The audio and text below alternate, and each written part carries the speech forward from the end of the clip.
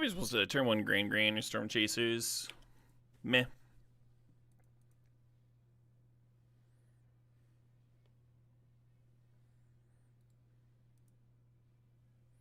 Got me.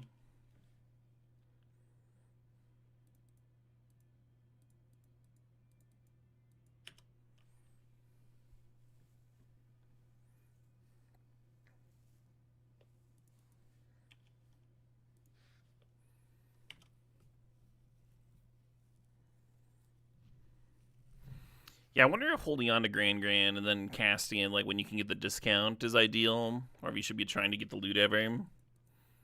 No idea.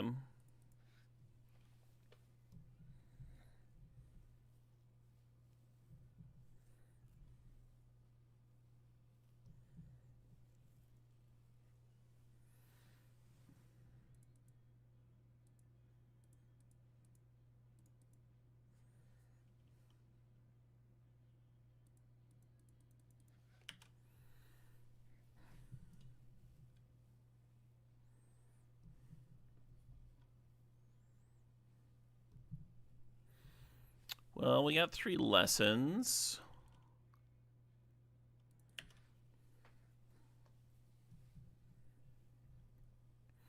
Yeah, I saw this was like the breakout deck from Worlds, and I was thinking, I wonder how like Quad and Null in the board would fare in the mirror.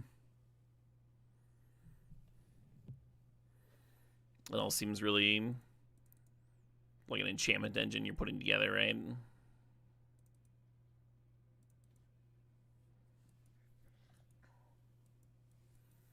Hmm.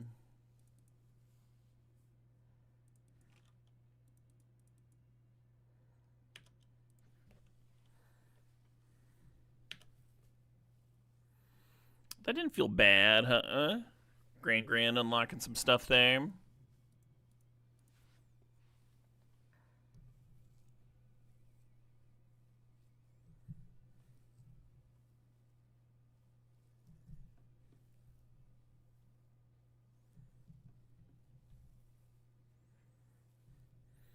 I wonder if Storm Chaser is supposed to rebuy Boomerang Basics.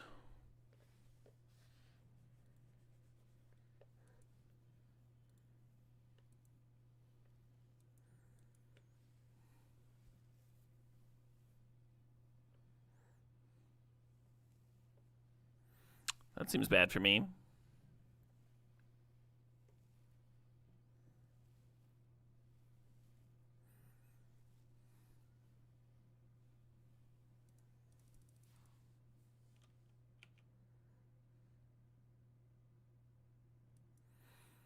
Playing out the Monument here instead of rebuying with Storm Chasers, because I'm going to attack and get that Grand trigger.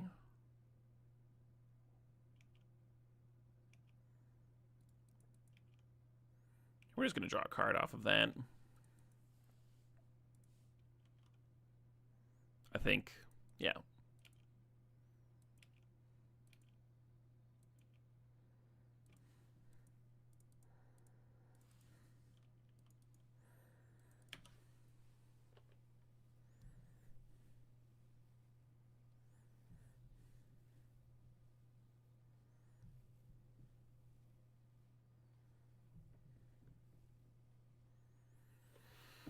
Boomerang Basics on Storm Chasers, sure.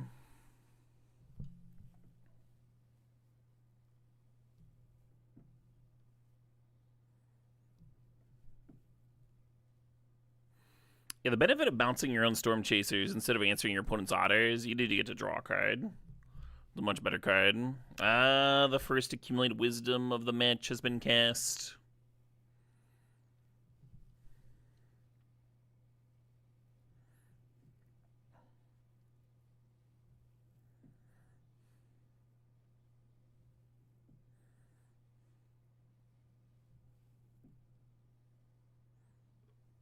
The second artist talent, They have 7 cards in hand. So many cards.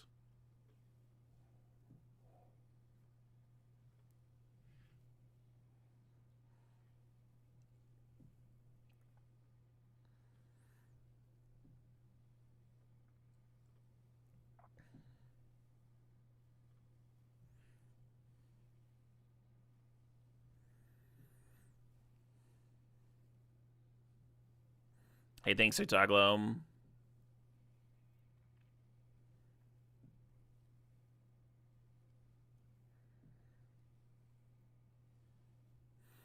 Makes sense to me. Yeah, first game with this deck, a little impressed with Grand Grand so far.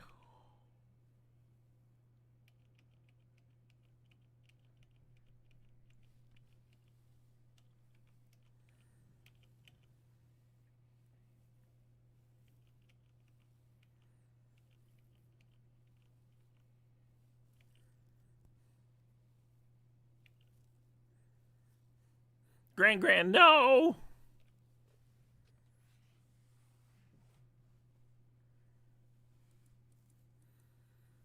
So there's like no chance this clears this otter token unless you like kick it. Feels like the waste of a turn. I'm kind of unsure what else I'm supposed to do here. We get Storm Chaser's Bank, Boomerang Basics, and then you bounce the otter token. Is that better? Is that a better use of a turn? Doesn't feel better.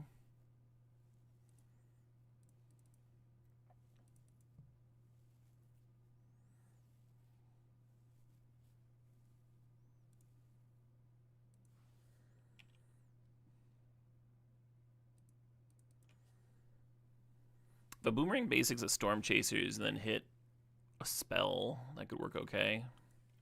I was going to do this.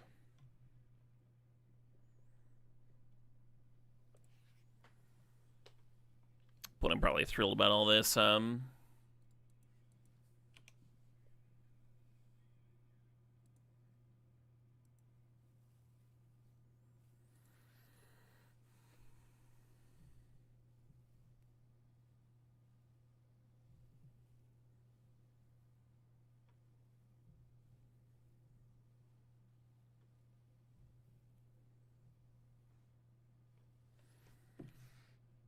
Yeah, we can just concede. I just have to, like, loot and then loot on my turn.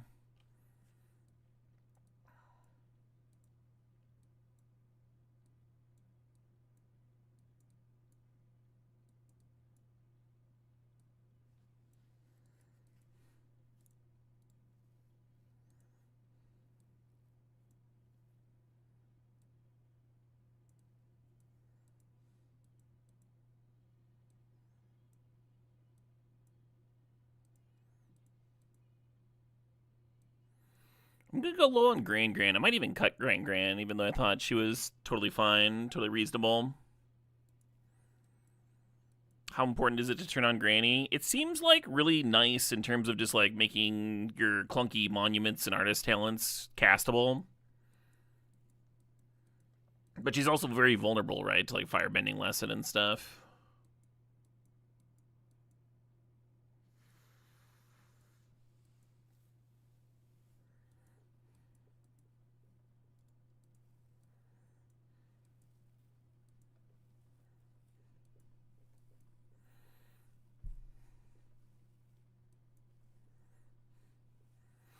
Yeah, I'm mostly using the same parties list from Worlds, but I'm trying out Quad and Null in the sideboard. Like, you can expect this version of the deck to be the most heavily played version, that, like, maybe Quad and Null is great. We'll see.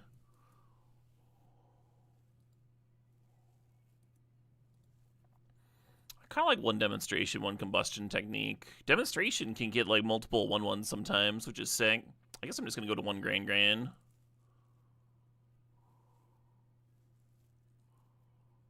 Can only cut so many lessons, right, and still have the deck work. I might have even done that. I might have cut too many lessons here.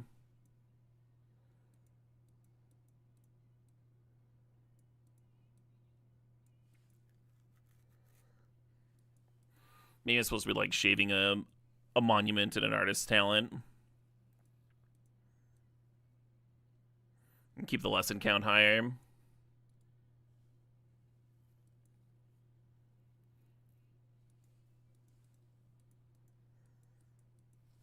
Is the game banner in the bottom right broken? Oh, for records? Yeah, I did something to fix it last time. I think I just might have refreshed it.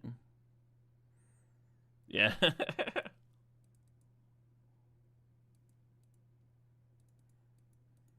Well, none of those lessons I wanted to test out, but a pretty good looking hand.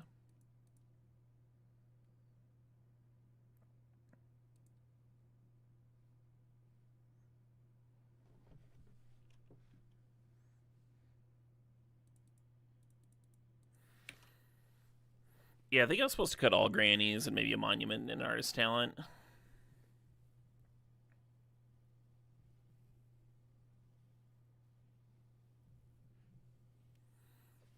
You hope I'm having the best day? I'm having a pretty good day.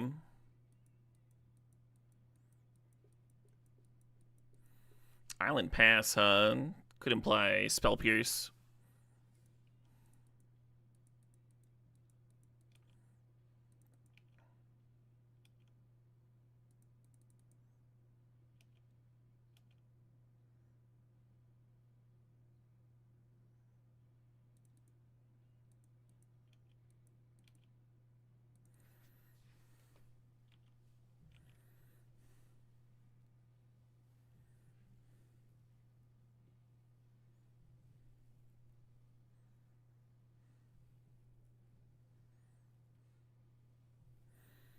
On the next turn, we can artist talent and Storm Chaser's talent, maybe.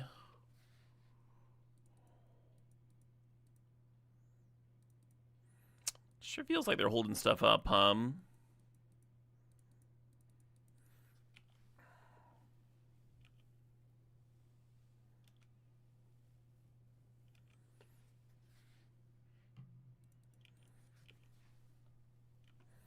of wonder what their hand looks like here. I'm just going to pass.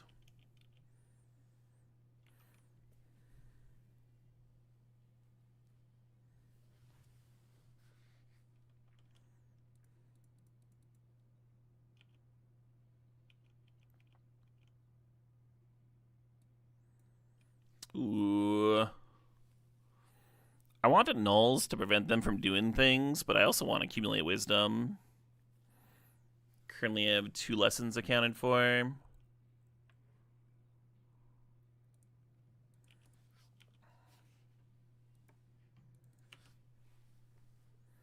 We'll see if I end up regretting that,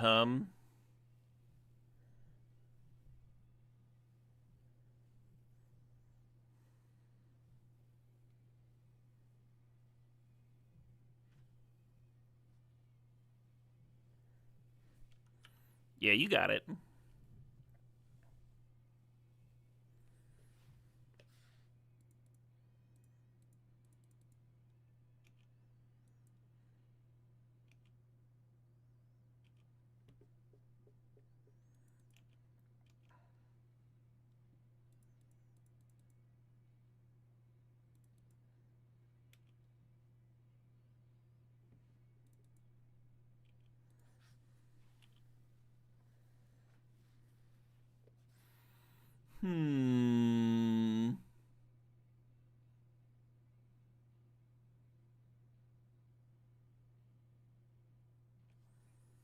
That's a little tricky, I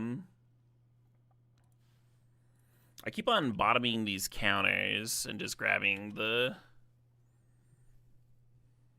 lessons.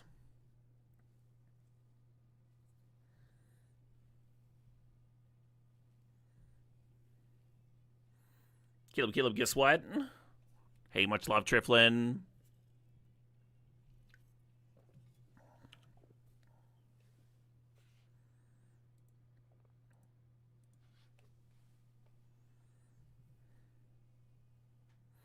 Yeah, I was wondering if Landon should be coming in.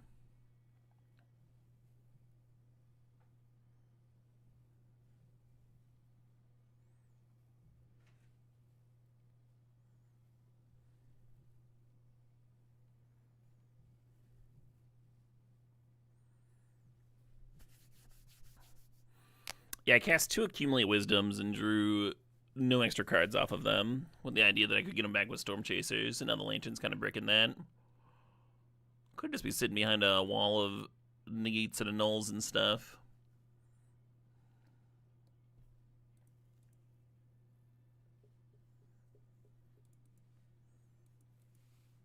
I'm gonna go ahead and make them pop their Lantern at least.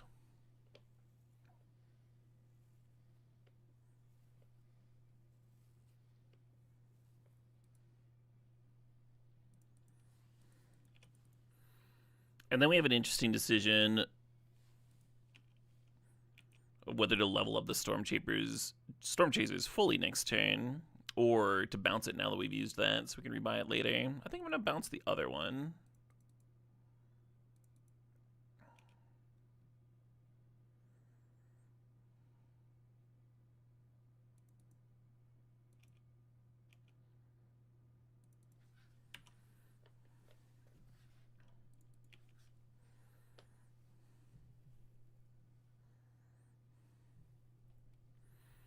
And then unless they do something super impressive, I kind of don't hate leveling up Storm Chasers. Maybe I do. Maybe I do hate that.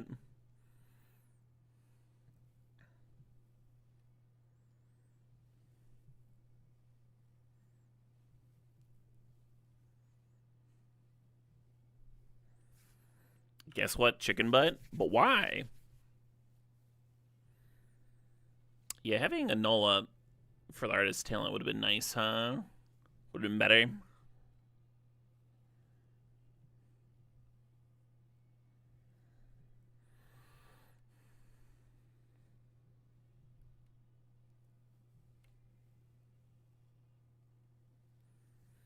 Yes, I guess the issue with activating the Storm Chasers up to 6, the Storm Chasers talent, I guess the issue with leveling it up to 6 is they just bounce it, right? Not very exciting.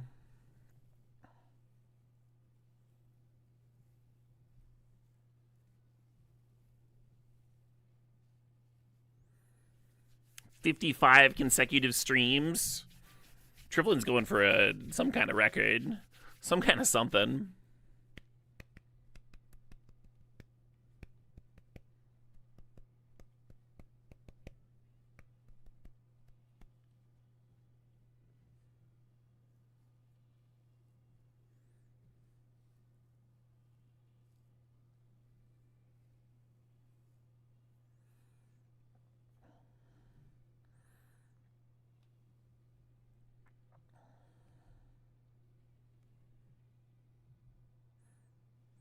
Abraid's interesting. Answers Monument and Soul Guide Lantern, but not Artist Talent.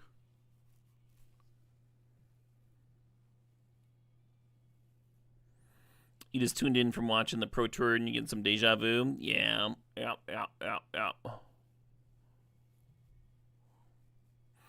Opponent's giving me a lesson in how to pilot this deck.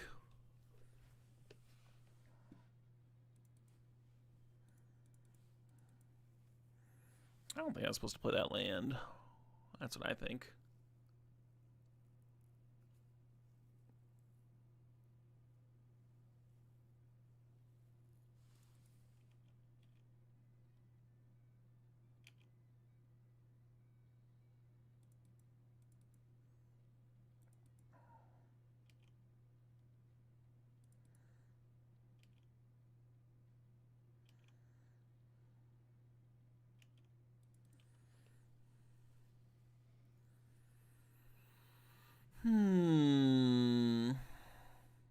Is there a way to come back here is the question.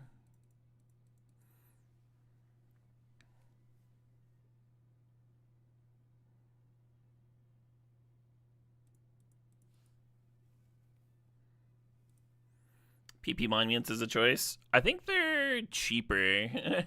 When I rented some, that's what the rental service gave me, as you can see.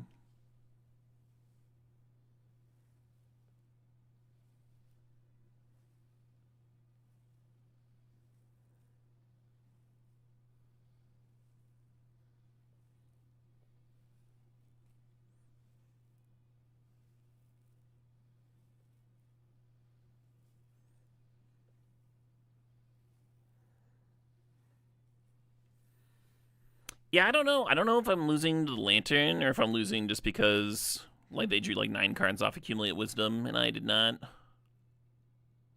Maybe they're related, huh?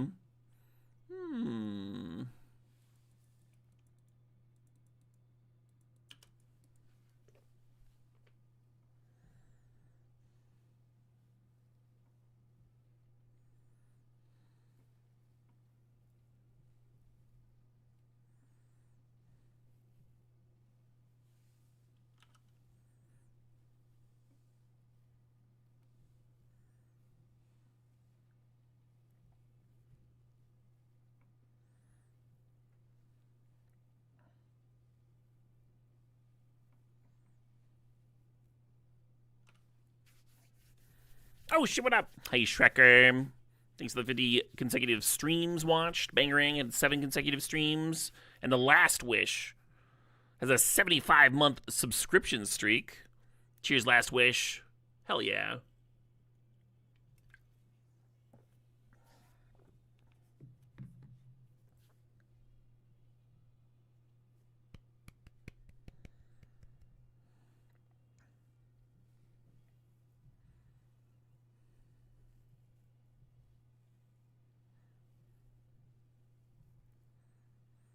Are they specifically firebending the one that they can't kill? I mean, it just doesn't matter. Yeah, they just play like one spell here, triple monument. Yeah, I'm just dead. Well, Fuddruckers. I'm gonna keep playing, because like, I'm in this event, might as well.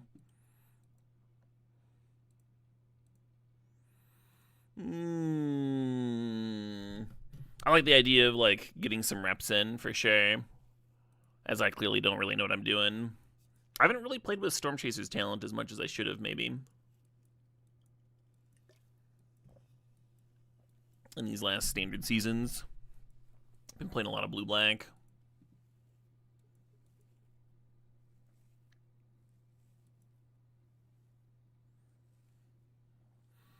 What should we do in between rounds? Half the match is in progress. 24-minute round time.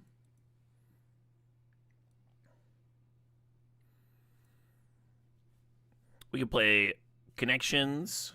We could play that food guessing game. Does anyone remember what that game's called? I mean, I'll just put in food guessing game. Stadium food.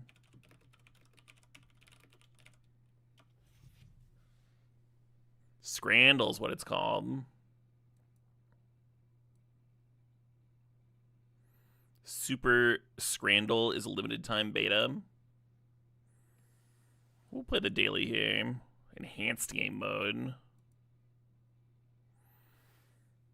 Alright.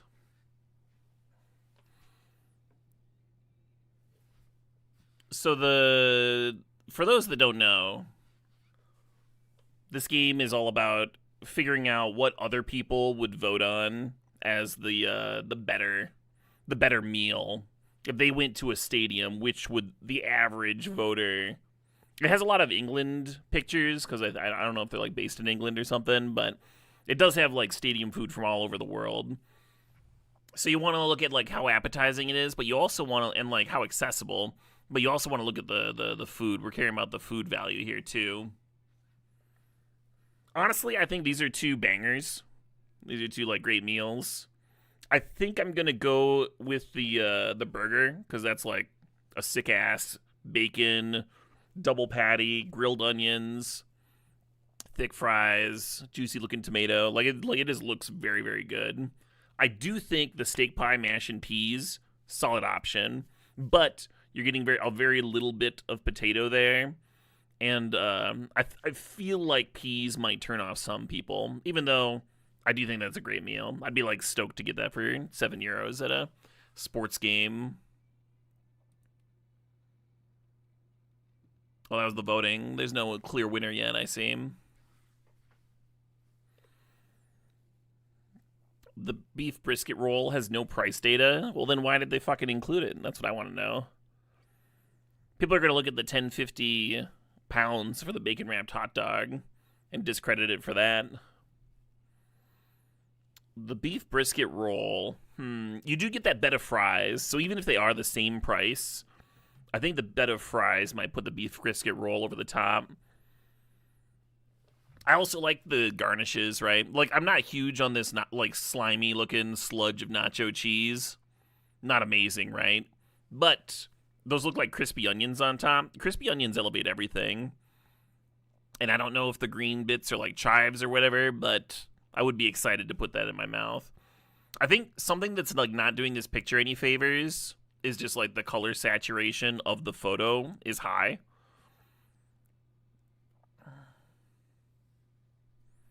Like this picture just like looks a bit better because the colors are more natural. You think this looks nasty? No, it's just a regular hot dog. Regular hot dog with some slimy onions. Look how close that was. Look at how close that was. Only a 10% difference. All right. This is an option where we get two bangers. Two bangers head to head. Both reasonably priced. 5 pounds, 7 pounds. Those are like in the same ballpark, if you'll pardon the expression. I think the chicken kadai pie and a vegetable samosa on a bun sounds awesome. The presentation is awkward. You're looking at it like it's like hard to see the bottom. Just like how the pie is being presented, right? BBQ hot dog, what? What do you mean? How is that unusual? You got like a big ass hot dog with barbecue sauce on it. That's all that means. That's all the barbecue means, is they put some sauce on it. Barbecue sauce. Oh shit, what up? Hey Artex, thanks for the sub. Thanks for 107 months. Hell of a mess on the right. That's alright though. It's alright to be messy. I think this one's gonna be quite close. You don't put barbecue sauce on your dogs? I mean, I don't typically either, but that wouldn't turn me off. Be like, yep, it's a hot dog. How many condiments would I like? I'd like all of them. I'd like all of them, please. Because there is no way to make a hot dog taste worse. It's just the lowest quality sausage. I think I'm going to have the tiebreaker go to the slightly cheaper option. I got.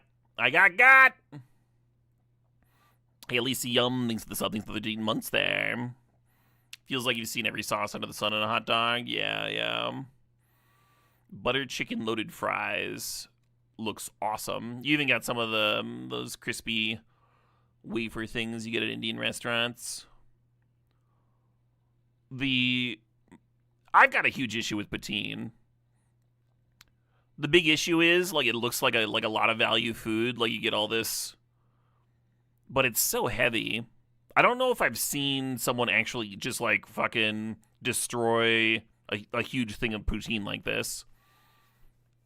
I've seen people like order poutine for the table, and everyone's like really excited, like, oh, that smells so good, this is gonna be amazing. They have like one fry, they're like, that's so good, and then like 2/3 of it gets thrown away, despite the fact that you've got a table of 6 people chewing on it.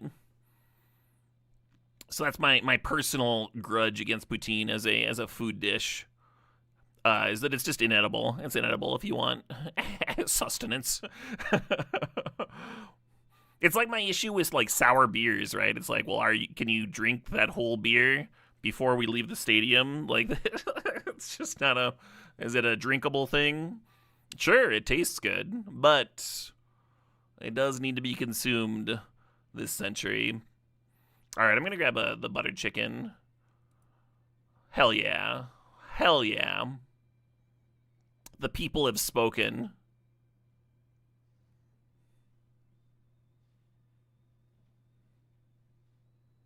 You split one with your dad on a cruise, but that was an endeavor. Right. Yeah, you have to work at it, right? Melancholy Night.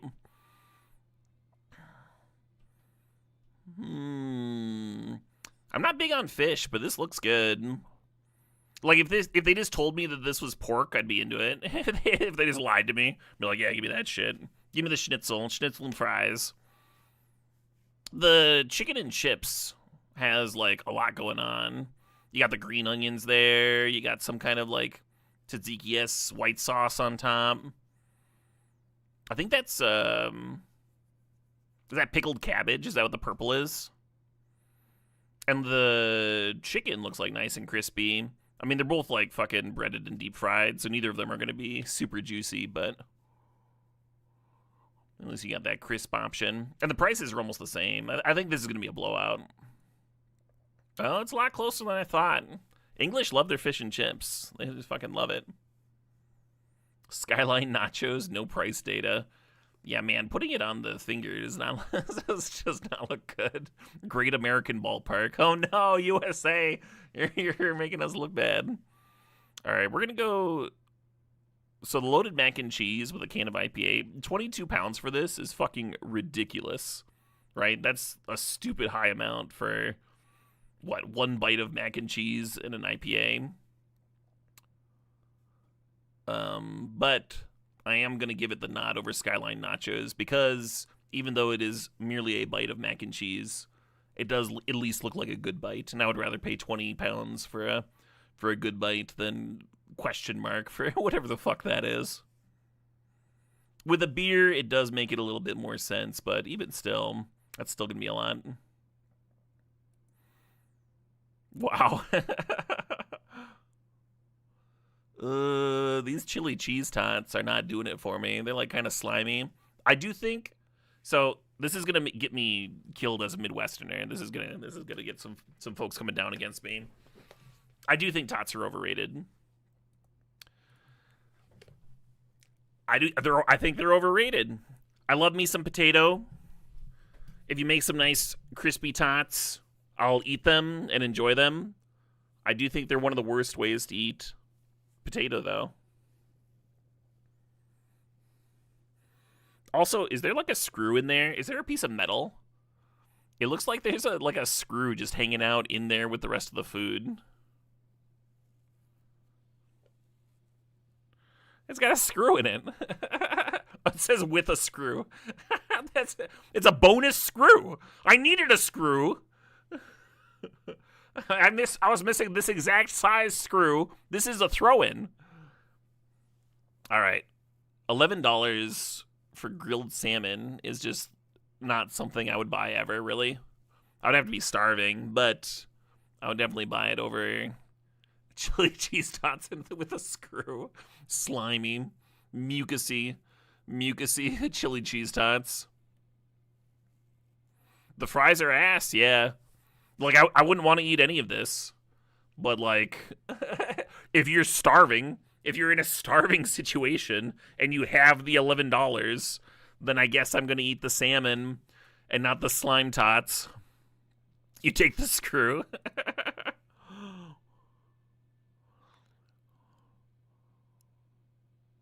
Huh.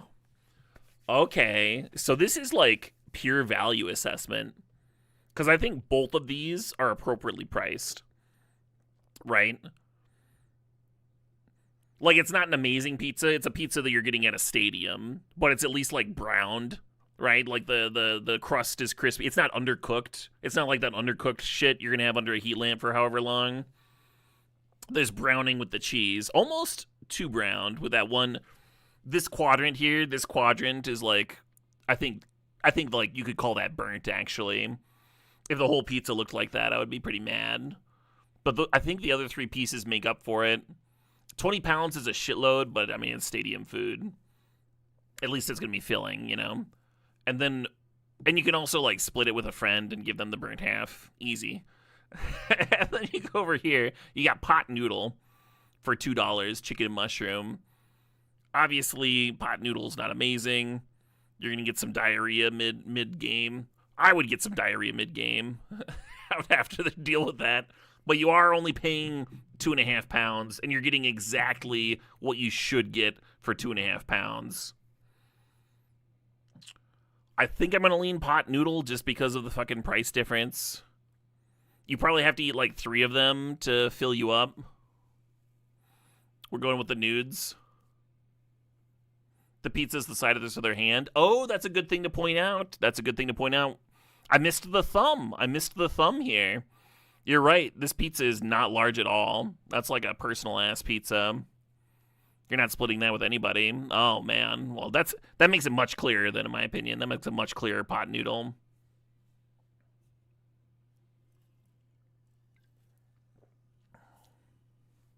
So I'm sure the kebab pie tastes much better than it looks. I think we're losing a lot on presentation. Like, we have an undershot instead of an overshot. So, like, you see the inside of the crust, but you can't, like, see. It looks like a very flaky crust, right? I think if they took the photo from, like, a top-down angle, it would look much, much better than this. And I bet it tastes awesome. Kebab pie just, like, sounds awesome. That said, for double the price, you're getting, like, an actual meal here. Like, crispy, huge-ass onion rings. More crispy onions on top of it. Huge slabs of bacon sliding around in there. The quote Deep South burger. I would go with this. Fill me up. Why is Deep South in quotes? Because it's from England, yeah. So the sausage on a stick looks actively good. It's like two and a half buckaroos. I'd probably need to eat like 10 of those, but that's the sort of thing that I would see and I would try it. And like, that's fucking amazing. And I'd go back to the same stand like 50 times, just like, fucking, I want another one of those. The cheesy chips in a sausage does not look appealing. Like when you hear cheesy chips, I don't think you think of like undercooked French fries with just like bagged cheese sprinkled on top without melting it, and then like a slimy giant sausage that looks like the kind of hot dogs you see in like a gas station conveyor belt, right? Just like rotating for years on end. It's got that like slimy consistency to it, Slim Jim ass sausage, right? So just because the sausage on the stick looks good, obviously you're getting better value, paying twice as much to get this like meal or whatever. I don't care. I don't care. Give me the thing that looks good, Oh, interesting. Interesting. So curry and rice with a can of beer for £5. That is good value. That looks really good. I would love that. If I could just like go across the street and get that right now, I'd be like, yeah, take my money, give me. I wish we had a price point for the pepperoni pizza, calzone, and garlic knots. Cause like that's huge, right? Like you could split that with somebody. You're like, I'll take the calzone, you take the rest. Why does it even have a plate, right? Yeah, the plate is embarrassing. You think the right costs $30 at a stadium? It might. What do you think is the appropriate price for that? What's the point where like you saw it, you'd be like, hell yeah, give me that. I think that looks like enough food for a piece of pizza that I'm like, if it's close to $20, I'm like, yeah, that actually makes sense. Like if they charged me like $18 for that, I'd be like, okay, deal. I will pay $18 or whatever this is.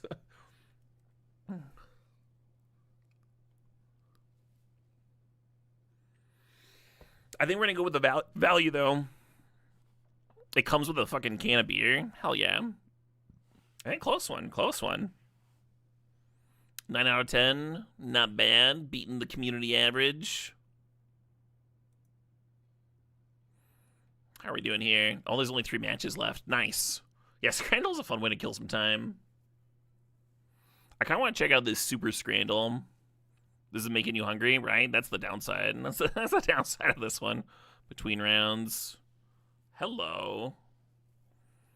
Pack of mint arrows. I don't know if they're any good or not. Are those any good?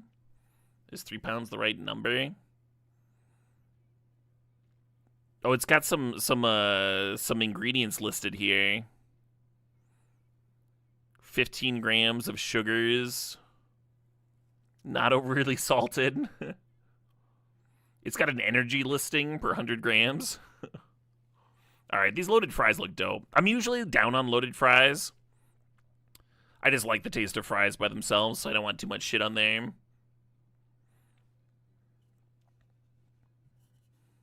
But they look really good. I like the green onions. You put green onions on chicken with some like good looking sauce. It's like, yeah, I'm sold. I'm in. Oh, we're guessing the percentage was Super Scrandle. Wow, that's hard. All right, I'm gonna give you 60%. 80%? What does that mean? Did I win? What are we guessing? Are we guessing the amount that one won by? Or are we guessing the actual percentage? That's the amount of points I'm betting. Percentage?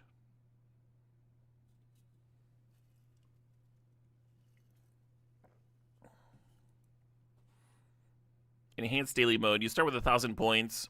Select the amount to wager on whatever scran you think is superior. I assume scran is some stupid European word for food. Correct guesses receive 100%, 50% of their wager. Incorrect guesses break that wager button. Oh, funny. Love that. Difficulty increases with correct guesses and decreases with incorrect guesses. Every 5th round is evil. Oh no! Pints are consumable lifelines with special effects. Start with different pints each day. You can choose to escape every 3rd round. If you run out of points, you lose. Oh, and you can go on infinitely. Cool. I don't know what evil means. How do we know what a pint is? Do we just have to click on it? Different abilities.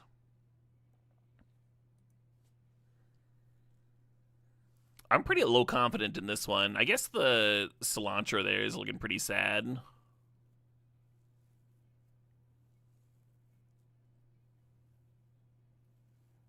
That burger, it's not a... Oh, I guess it does call it a burger, but it's just a chicken sandwich. It probably tastes fine. It looks sad for sure. I think it probably tastes better than it looks. Just like some kind of curry on a chicken with bread. Well, sausage is it's pretty good. It's very plain. I could see that turning some folks off, but at least it's like nicely browned and stuff. I'm gonna go with 40% here.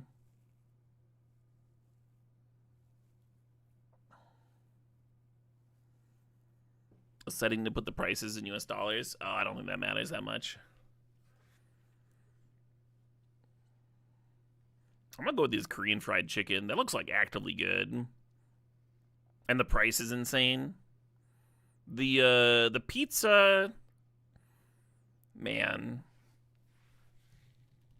So much European pizza looks so sad to me. I've had kind of bad experiences actually in Europe eating pizza as well. I think I've had good pizza like once in Spain. And some of the worst pizza I've seen in my life was in France. Like literal Paris, France. Not what you should be eating there.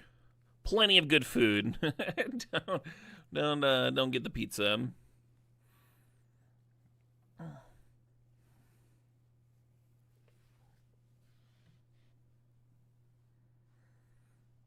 Your uncle gave you his magic cards, and if you're wondering if tournament illegal cards are still worth anything, they can be, for sure. You can look them up yourself, Blazer. You don't have to use my chat. You can just, like, literally Google any card. Price point. There's plenty of websites for that. Price it all out. Keep in mind that if you sell to a shop or if you sell online, you're not going to get that price. That's just what other stores are selling for. Just like if you're trying to sell a used bike, you wouldn't, like, sell it for whatever a shop is selling it for. Good luck! How confident am I here, though? Like, you're getting a booze here. You're getting one booze. I'll go 40% again. Wow, I should have gone way higher.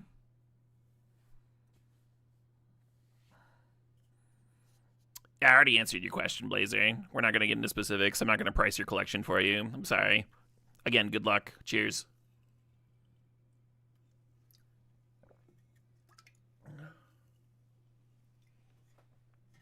What is that hot dog? I don't know.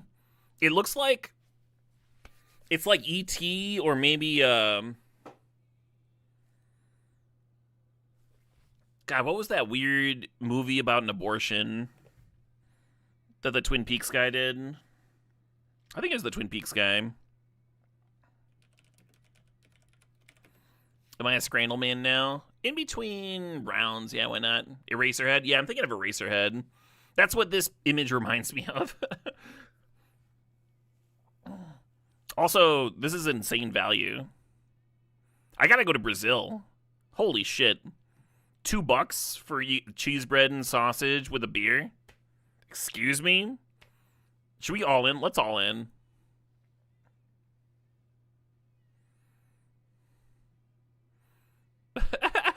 What? Oh, it's evil, I see.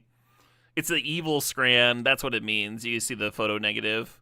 Let's see what a pint does. Pint of clarity. Reveal the rating. Reduce the current difficulty. Or automatically win this round using the lowest stake button available. Let's do that. Just fucking win. I win. Wow, glad I did that.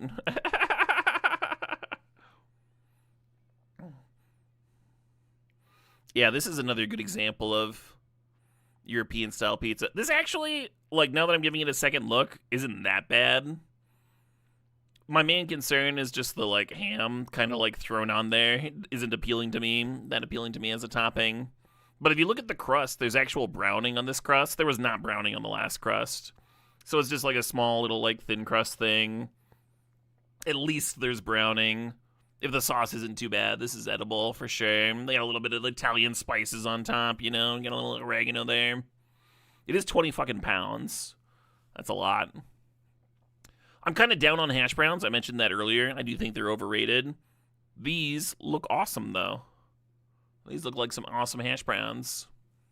Looks like there's some fucking meat in there. The cheese is like a nacho-y type cheese. I don't think it's like pure nacho cheese. I think there's like some meat stuff or something in there, like giving it a slightly darker tint.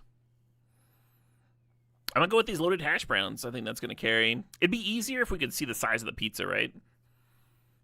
I'm gonna do a low confidence bet here. Spicy mayo, yeah, I think you're right, Skippers. I think that's more likely to be a spicy mayo. I'll do 40% again. I gotta keep betting higher. What am I doing?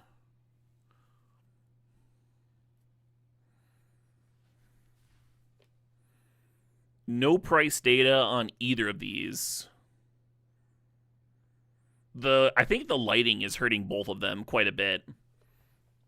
Because you got the, like the angle here, like has it right next to the green of the field. And I think that the lighting makes it look more green than it actually is.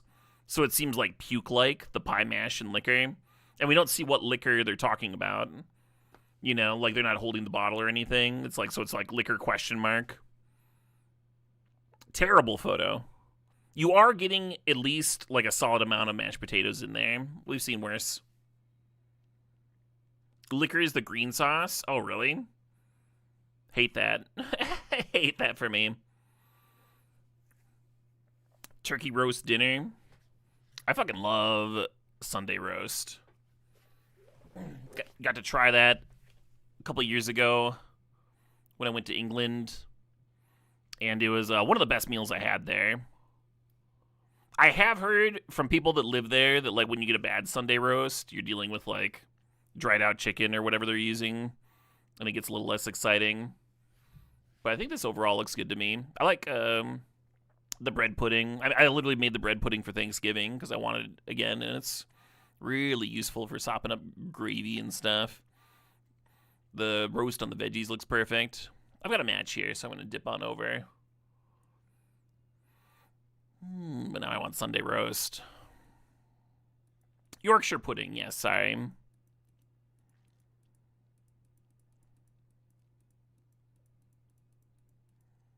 Sure. Mushy peas don't do well in scrandal. Yeah, I mean, that makes sense. You're wondering if there's chive-flavored vodka? That's an interesting question. I think you start getting into, like, something that people might want to use for, like, a Bloody Mary, right? If you start dealing with garlic, onion, spices, that kind of thing.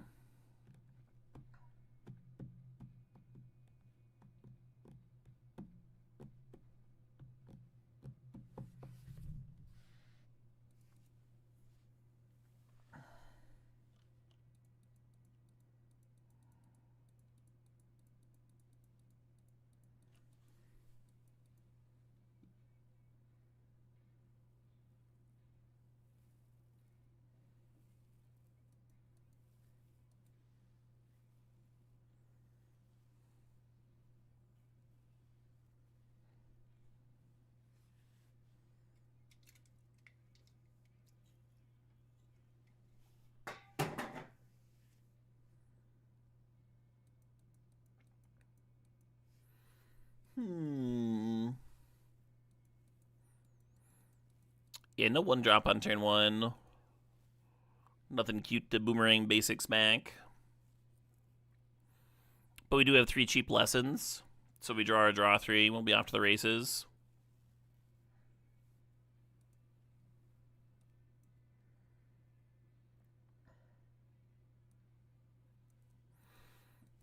I should go back to Scrandal until my opponent's back here.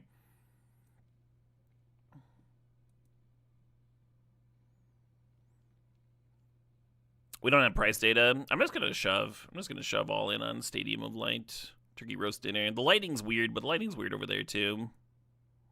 Oh no. Okay, phew. We doubled up, folks. We fucking doubled up. I think I might like Super Scrandal. Okay, now we got an opponent. Alright, your turn. Finally a good deal on pizza, right? I guess you gotta go to Korea to get a decent looking pizza.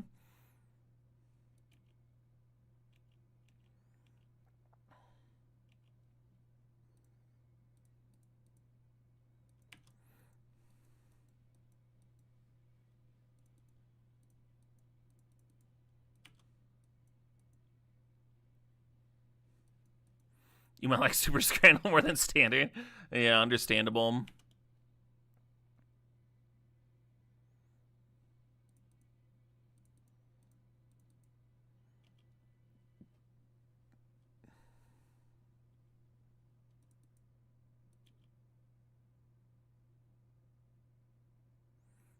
Grand.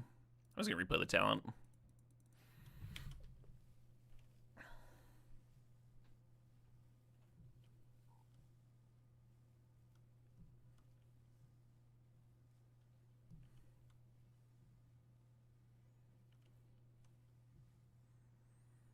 Storm Chasers. I mean, Storm Chasers has survived some shit, huh? But just because Blue Red's doing well doesn't mean it should get banned.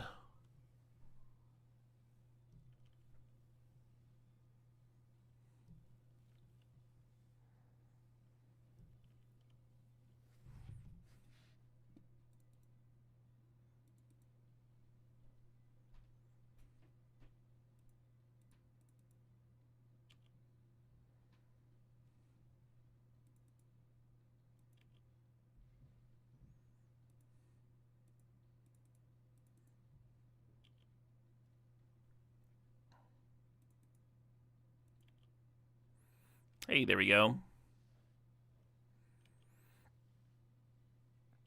Always ban the top deck. Always ban the top deck. Europe has some fine pizza, just not in stadiums. Yeah.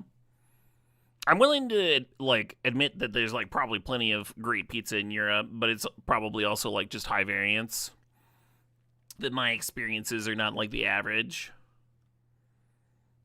You can certainly get terrible pizza in the States, too, but it seems, like, actively hard.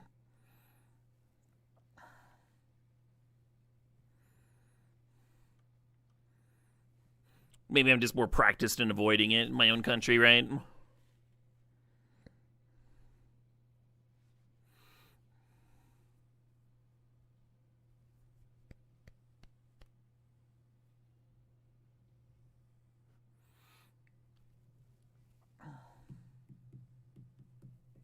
We've had plenty of bad pizza around the world. Yeah.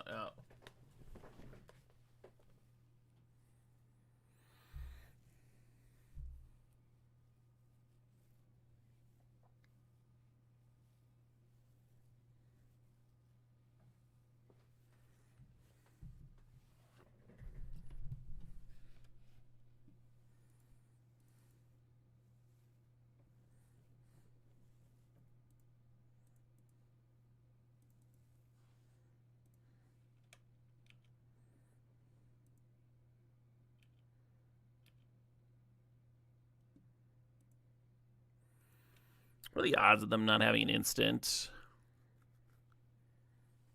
If I was them, I would have fucking already killed my Gran. So I'm just going to take a bet here. A little greedy bet.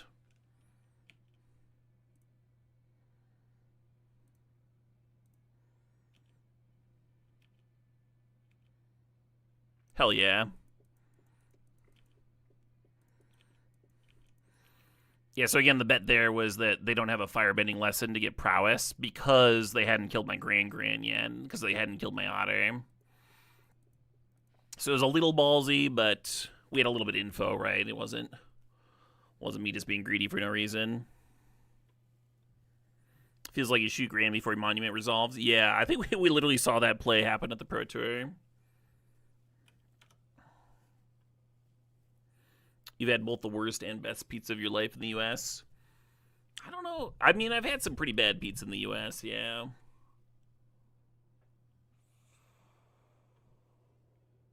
But it took me so long to find truly terrible pizza. And it was literally like the first pizza I had in France was terrible.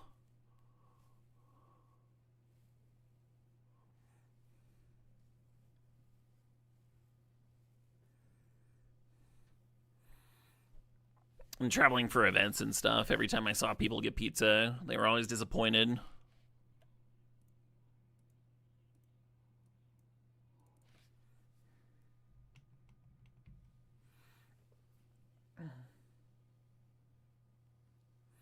Main deck of Braid, not bad. Hello.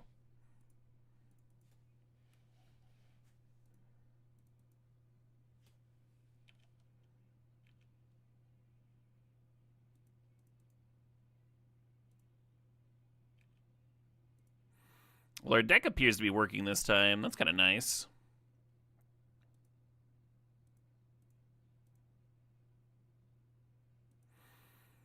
Let's actually use Combustion Technique.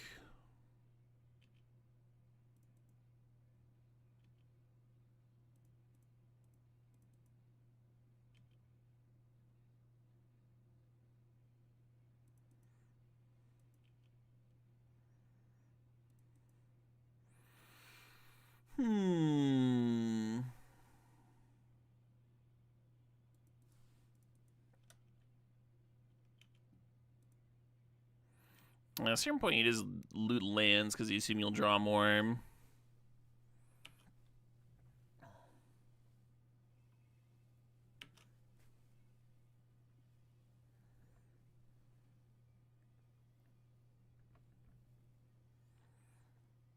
Yeah, and Sunstorm Recall is pretty fucked up. For sure.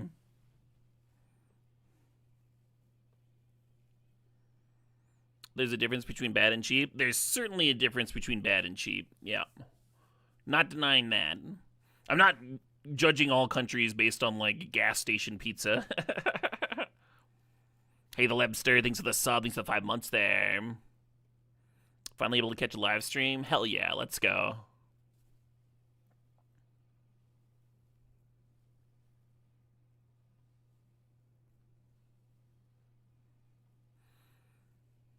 Bar pizza and bar pizza is fucking excellent, yeah.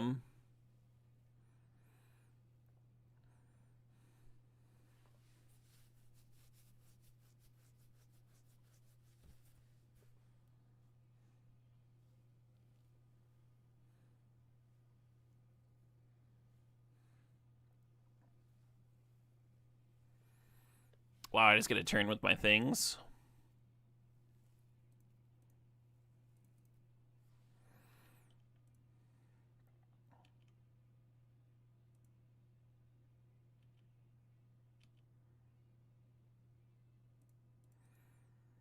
What point do you worry about decking, huh? That's what I want to know.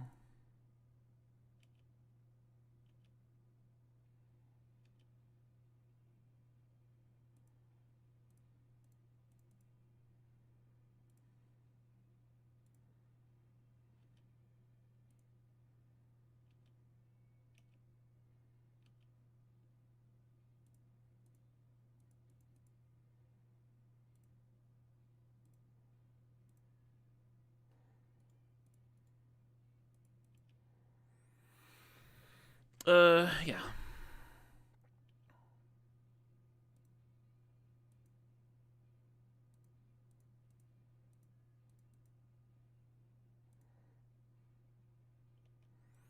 Magic Online freaking out a little bit.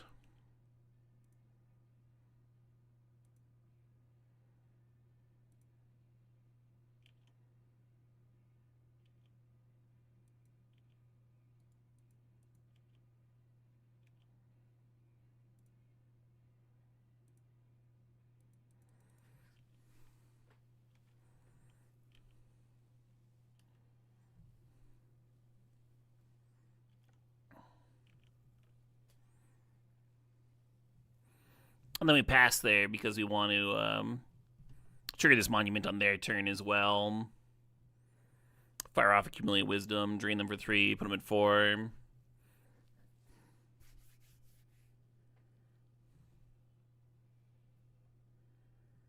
You get Drunk Munchies, so a bar with pizza's your jam. Nice.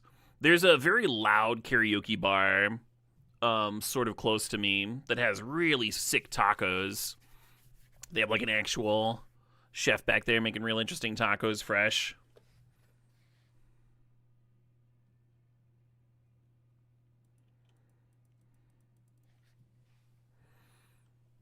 I pretty much only go there when I've got the bar munchies, because the karaoke is always excruciating, but the food is so good.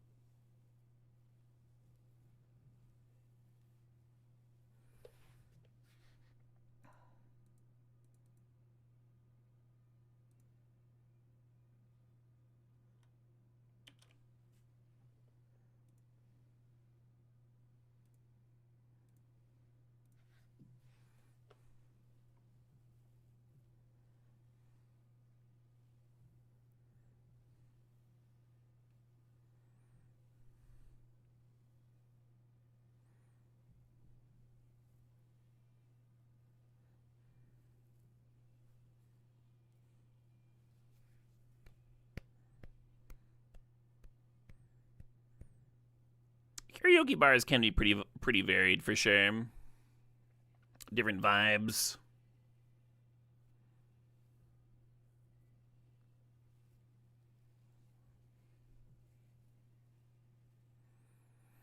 You want there to be enough people there that there's people singing along and having a good time, but you don't want so many people that you'll just never be able to get up there.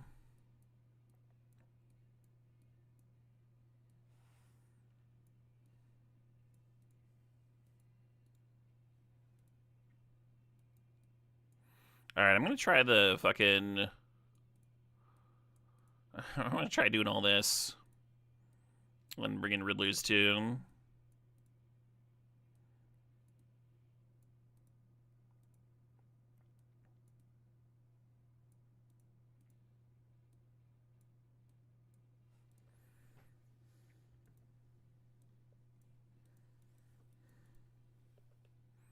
Maybe let's do 2 Riddlers.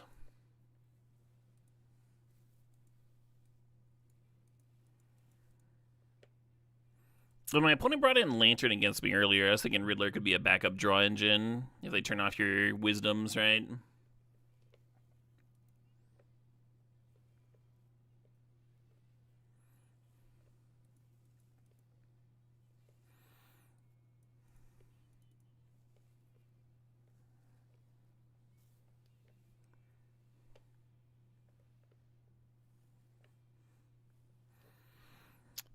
Yeah, just trying stuff. Obviously, without Grand, the deck's a lot more clunky. I'm gonna see if I can be like a bit more reactive and just like sit behind a pile of annuls and negates. It really didn't work out last time I tried it. It's possible that like no sideboarding at all is much better than this.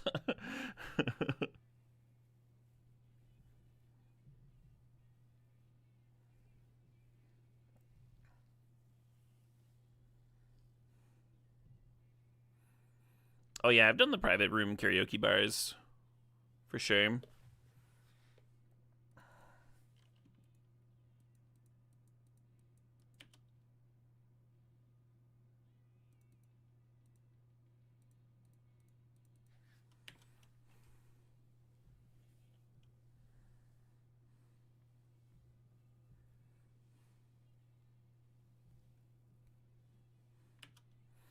Alright, let's tell it resolving.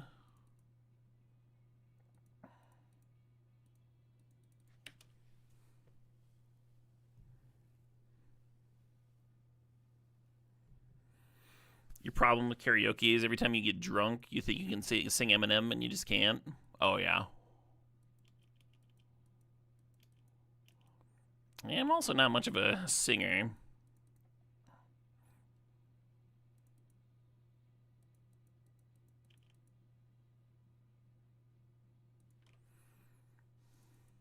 Oh, they mountain, huh?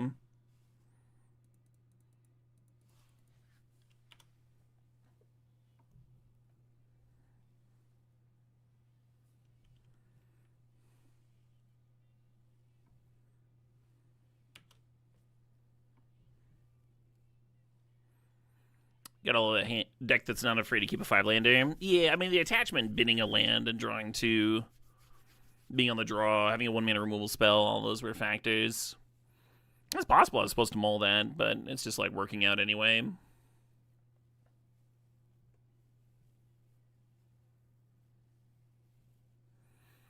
Two lessons in the bin.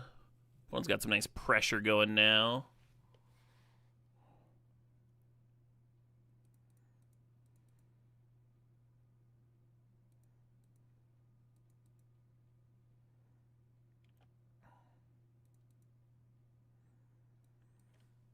Do we draw a card or make a treasure, huh?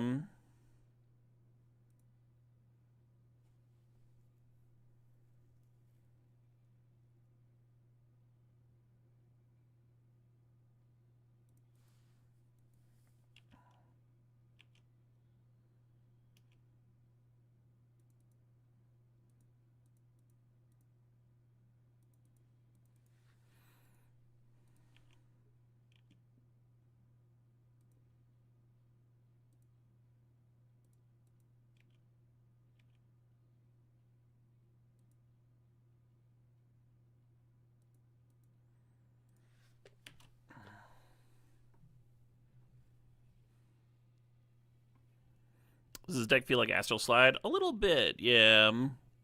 More explosive, more powerful, but a little bit. It does cycle. There's like infinite churn, right? You're using that unsummon on your own shit, which is very similar to sliding it out.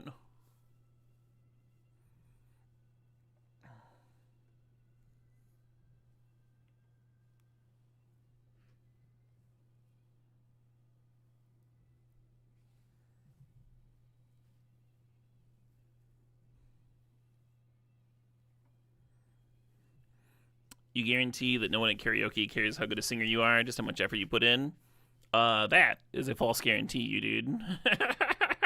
And I know this because I have gotten drunk enough to give it my 110% several times.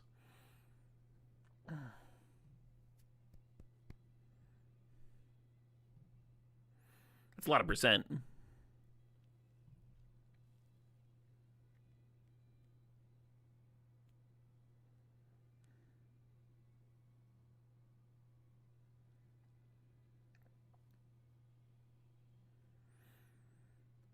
No, nobody ever asks you not to sing again, but if you're an astute reader of body language, you can get the gist.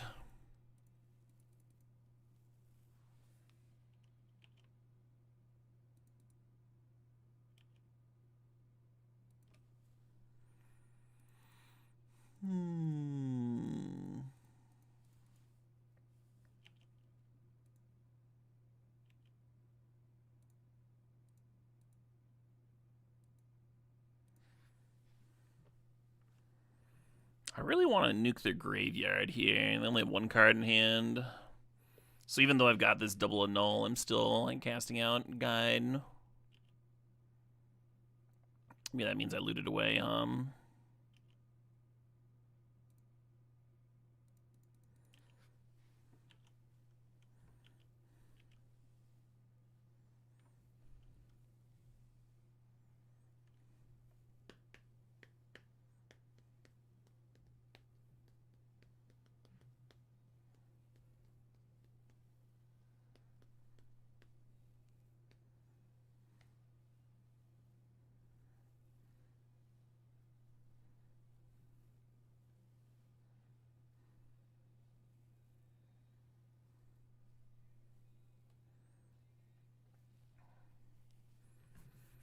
Alcohol destroys your ability to read body language. Oh, okay.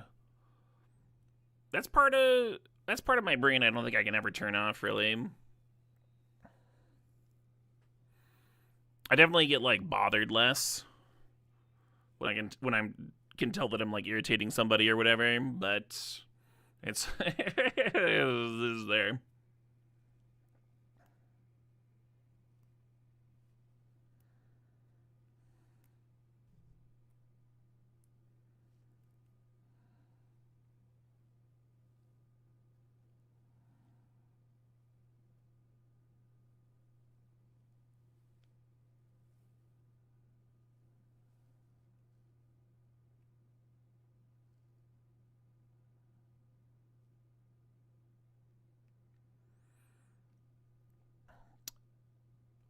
I think my brain's like a little like logical minded. I know when I was a kid, I was a little under socialized, and I was having a real tough time reading people,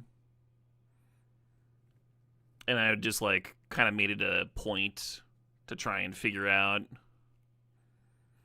what meant what. Staring at people all awkward, like they're in.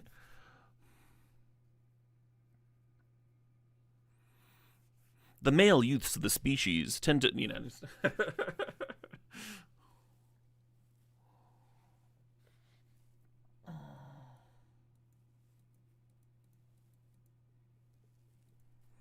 Do I have any go-tos for karaoke? I wish. No, I haven't done enough karaoke to have go-tos.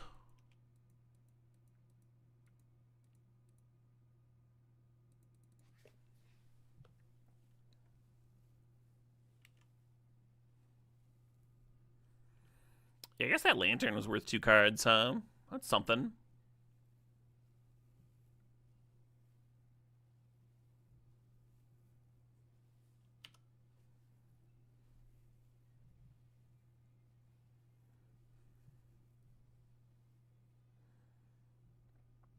Hey, and a null's finally going to line up against a monument to endurance. That's something, huh? That's something.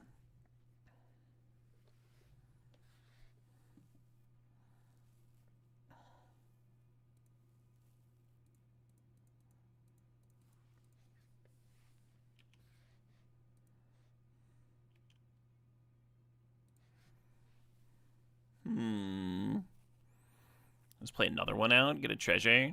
I think I dig that.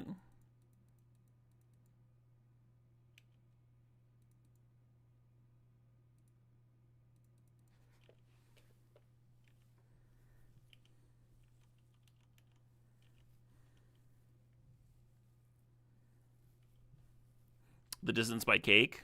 That one seems solid, huh? Like that could be, because it's like speak singing, so.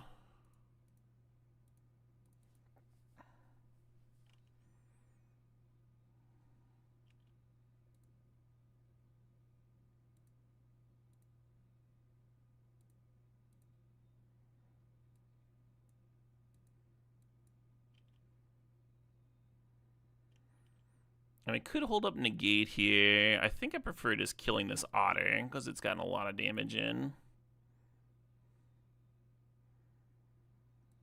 And then I gotta decide whether I want to start killing them or drawing cards. No, I'm good. I think we just draw. Oh. Why didn't I get monument triggers for my lesson? Oh, because I didn't loot, that's why. Well, I should have looted the negate. Silly me. That's alright. On our turn, we can Storm Chasers back a little something. And be after the races again.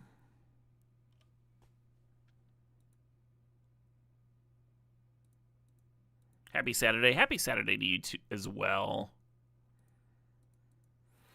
I mean, maybe you just play talent number 2, huh? Maybe you just do it.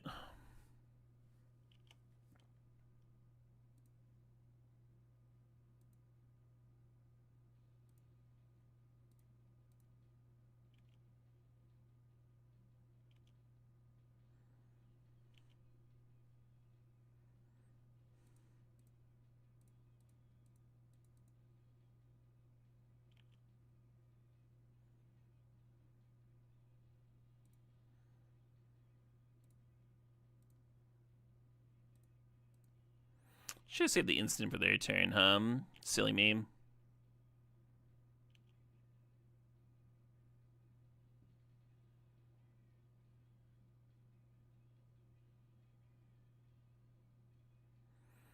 So if I loot now, I'm just making 2 treasures. Alright.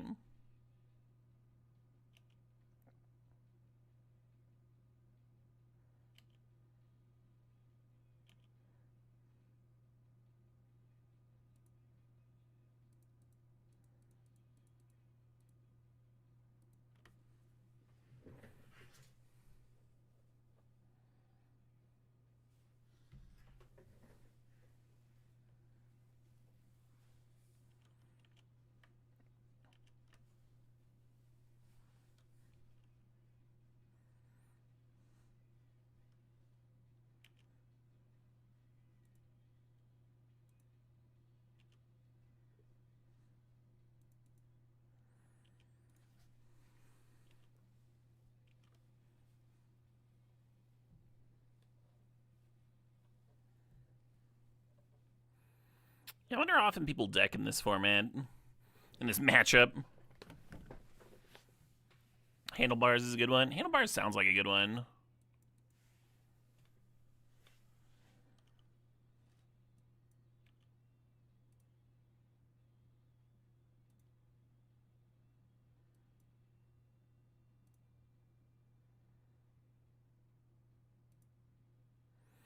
Get those draws in.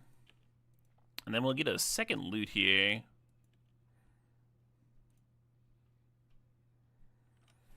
One's at 12. Do I need a treasure? I feel like I don't. Maybe that's wrong, huh? I am drawing 3 off the wisdom here.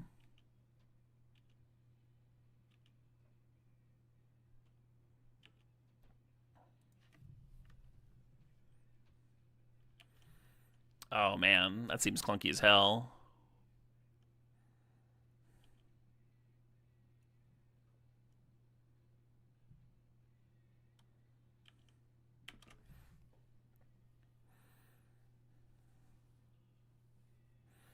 So they need to answer Monument, but if they do that, then I just like cast a spell on my turn and a spell on their turn, kill them with the other one.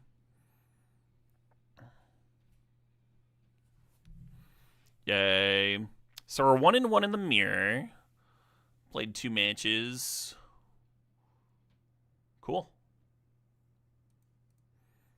10 matches in progress.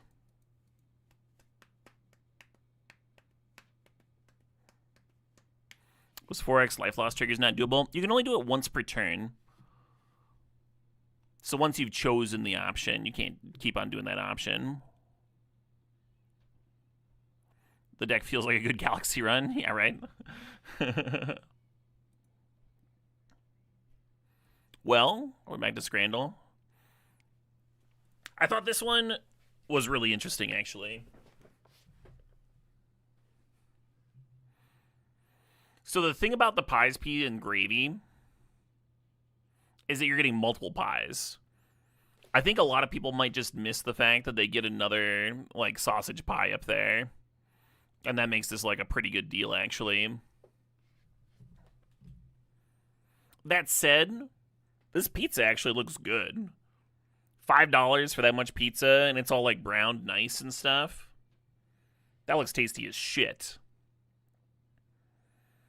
Since the pizza actually costs less than the pies, peas, and gravy with the sausage roll, it's got to take it, huh? How hard do you think we should go? Should we shove all?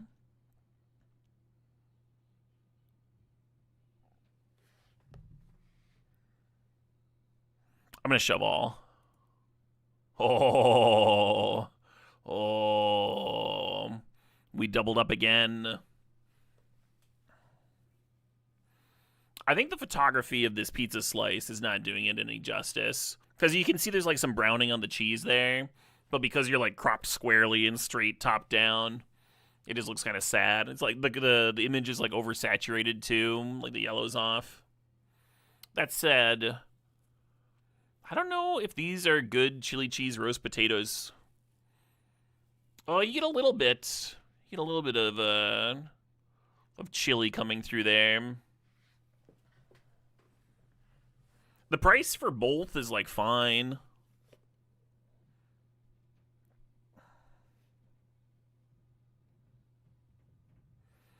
I guess I'll go with the chili cheese, but I'm gonna go low guess. Hell yeah. Oh no, it's an evil one. There's loaded chicken nachos for 14 pounds. I bet they're fucking dope too. You can see, so like the evil ones, like they invert the colors, right? You get the photo negative of it. In the nachos, though, you can see that there's like green onions and stuff in there. This is gonna be the kind of nachos that I like. $14. And then over here, you get a tomahawk platter with chimichurri, horseradish cream, smashed peewee potatoes. The last time I hit an evil one, I did use a lifelink. I do have 2 more pints left. I kind of want to do that. Oh, I can only use 1 each time. Nice. Let's do the reveal one of the rating of one of the items. 45%? Wow, that's a lot lower than I would have thought. All right, I'm going to shove all in on nachos with that information. Because I think this is low scoring.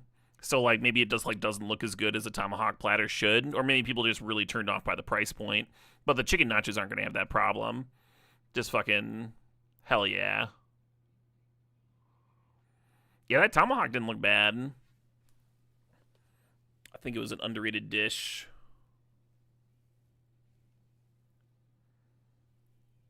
Oh, wow. So I started by looking at the steak and gravy pie.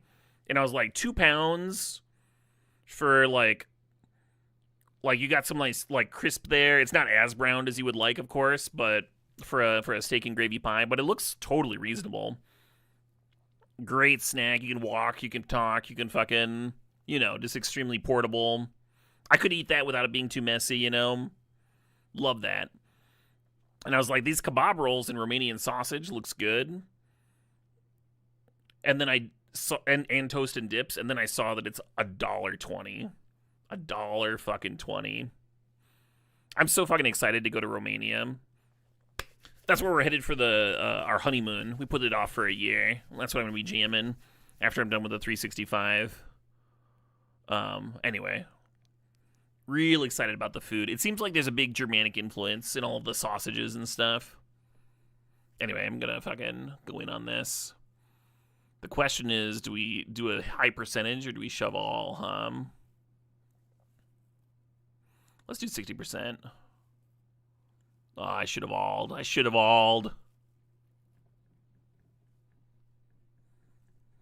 How are we doing here? 6 matches left.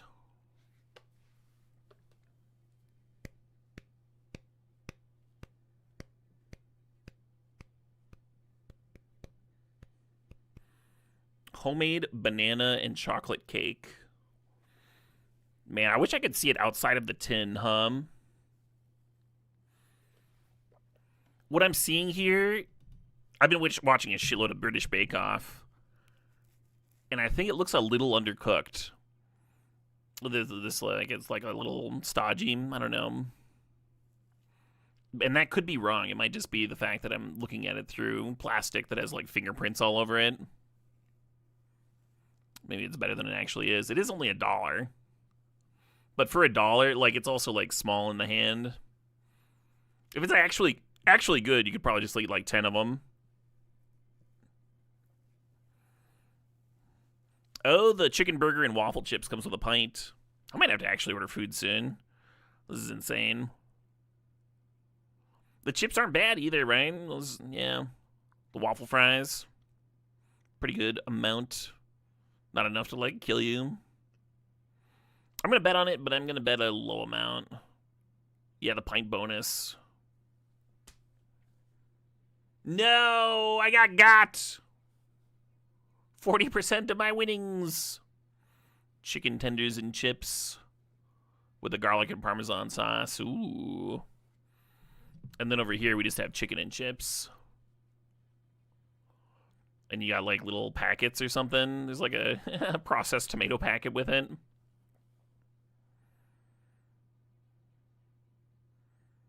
It's got to be the chicken tenders and chips, right? This has got to be. Let's shove. Hell yeah. Oh no. Oh no. Oh no. These are not good things. Well, the hot dog is cheaper, and it's not, like, burnt to shit. That's gotta be the saddest burger I've ever seen in my life. I'm gonna do a 20% on hot dog. Yeah, this isn't the evil round. Yeah, these are the normal colors for these things. 40%. Okay. 17%. Yeah, here we go. Oh, this is the evil round. The roast chicken with fries. And then over here we got cheesy chips for 6. There's an escape button. I just click that there, escape button. A good performance. I didn't know escape brought you out. I guess I should have read it better. Well, that's okay. We still got a B.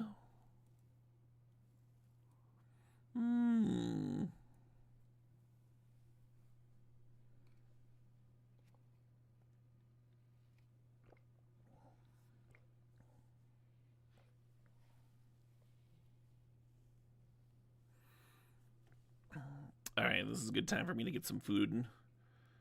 I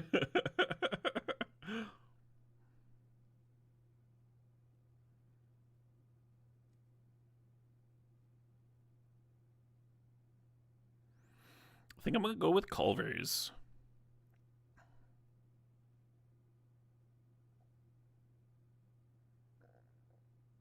Never disappointed with Culver's. And right now, for some reason, there's the intense fear of disappointment.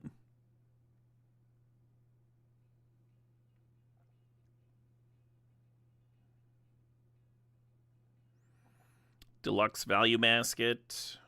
Single. American cheese. All the toppings. Add ketchup. Crinkle cut fries.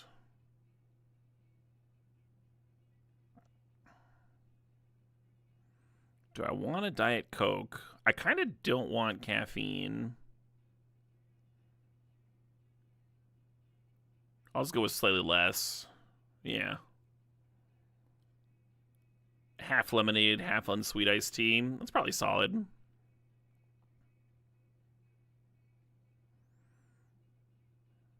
Add $20 to get a $9 off deal. I'm not doing that. I don't need that much food. All right. Come to me, my food.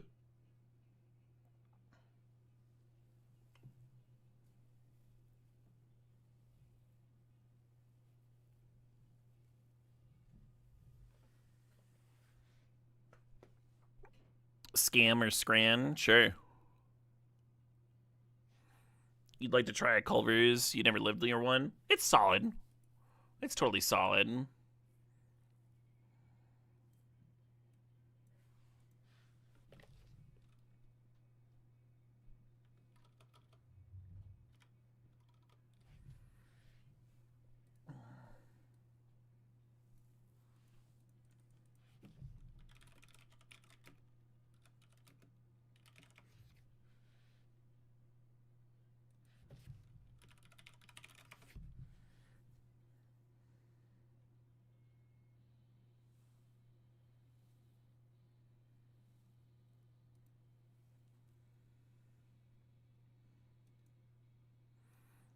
Have any of y'all ever played Connections?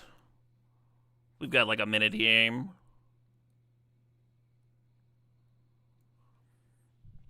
Basically, you're trying to find like 4 groups of 4 things. And the groupings can be very loose. Like you could put like cow and pot in the same group because they would both have like pie come after them.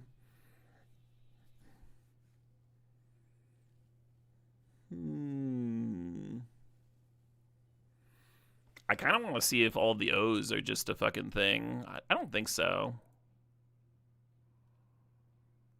Yeah, that seems bold.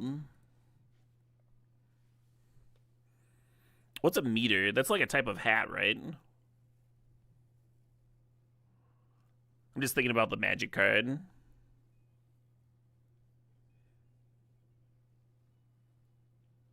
El Blanc is one, like El Capitan. That makes sense to me. El Capitan, El Paso, El Dorado. What's the last one? El Greco doesn't make sense to me. It is El Greco. I'm just unfamiliar.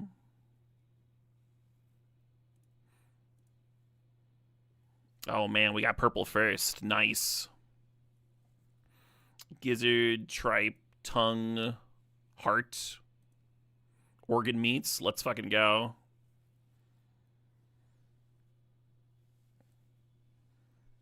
You think tongue, bolt, Mortise, and dovetail are all fasteners? I'm willing to try it. Oh no, you guessed tongue. Yeah. Barrel. Barrel, you could be like barreling through somebody. Barrel, tear, bolt, and then either hurdle or dovetail. It's probably, yeah, it's hurdle, barrel, tear. These are all like ways of just like fucking slamming through. And then bolt is also speedy, right? Like these are all dash things, synonyms. Yay. Woodworking joint terms. Did everybody know their woodworking joint terms? Meter is one. Let's move it up. Since we have the whole chat playing, let's fucking do a hard one.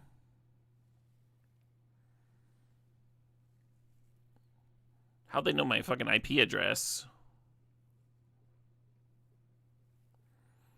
This is a hard one. Why do we just have... If it's hard, I feel like this is like a fake thing, right? This is just... Yeah. I knew it was too easy. Too easy for a hard one. What about pup, pep, pop? And then like cis or TNT?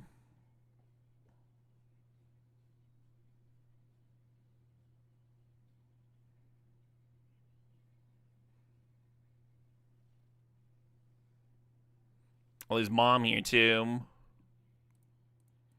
There's gonna be one that's just like 3-letter words that are related with this.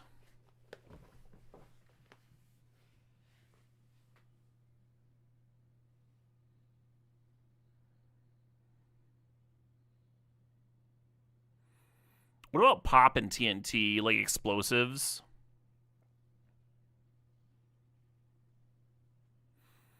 I don't know a few of these words.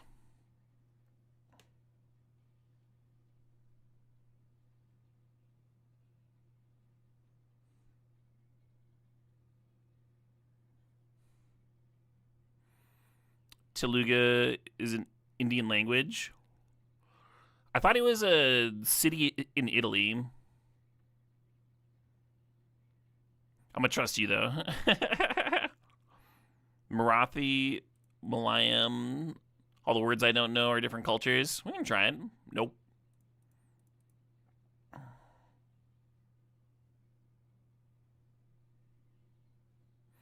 There's Odia over here. Odia is probably getting mixed in somehow in a way that folks aren't anticipating.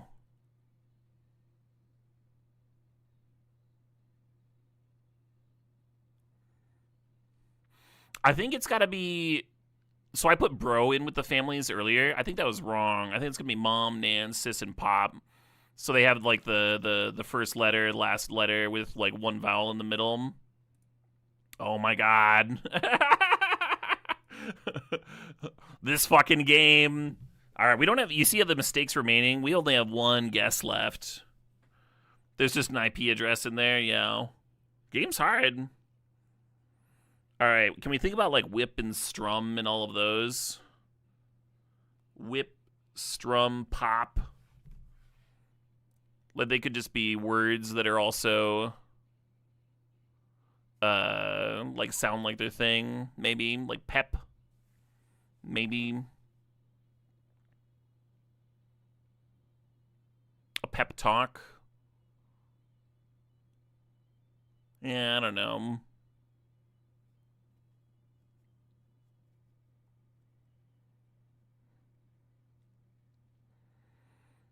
Oh, you're looking at the IP address and it's the same back and forth.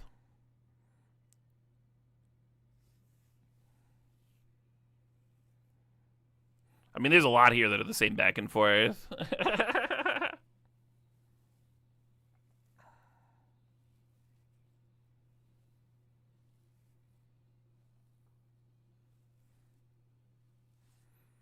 Pup. Why do you like pup over pep? For pop, strum, and whip.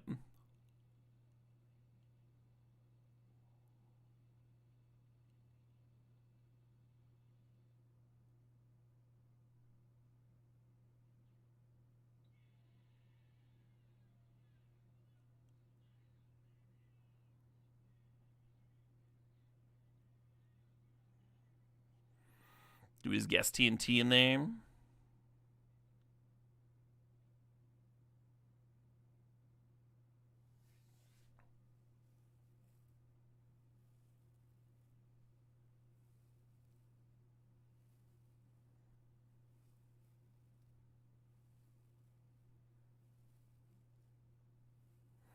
Are there 4 that aren't palindromes? Like palindromes that aren't right?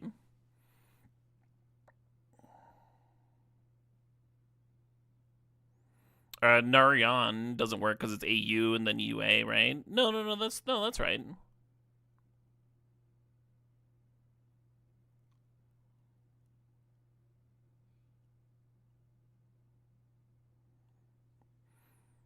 You would guess none. Why?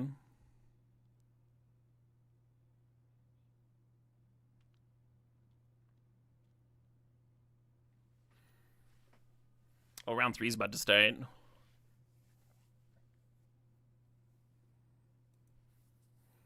Nan, mom, bro, and sis are all family. Yeah, there's like pop in here too. And fire it off. Oh shit. Well, we got a game to play. A different game to play. That does not look keepable. This does. Let's keep in a land, I guess.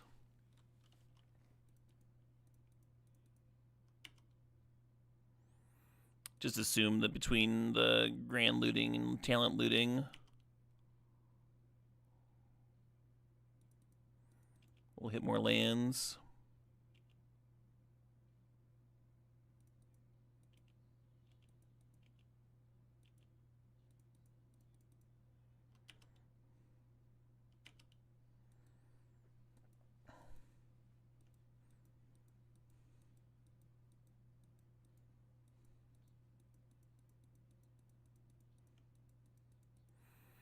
I think looting away demonstration makes sense in this spot. I'm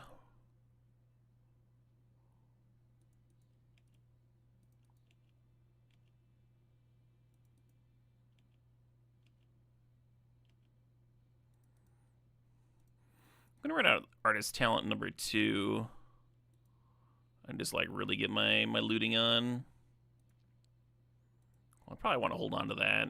So now I'm gonna embarrassingly play this and then no loots. When am I supposed to chill on it?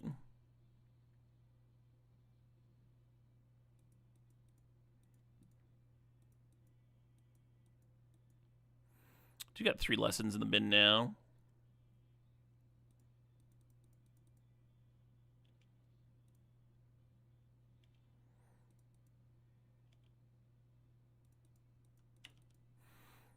Possibly should be holding on to that land. Then I would have something to loot away, right? No, I don't.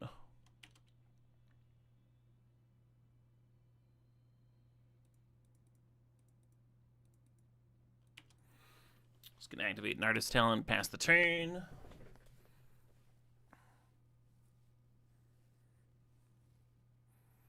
Opponent's got artist talent, monument put together. Okay, here we go.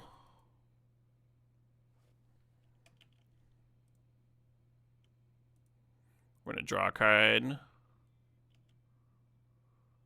Let's loot Grand, I guess.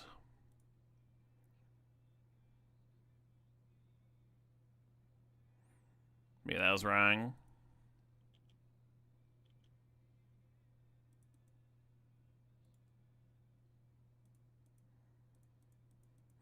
Just level up the other artist's talent. Everything will be super cheap. But we do need to find card draw. We're currently missing that. We haven't found an accumulate wisdom yet.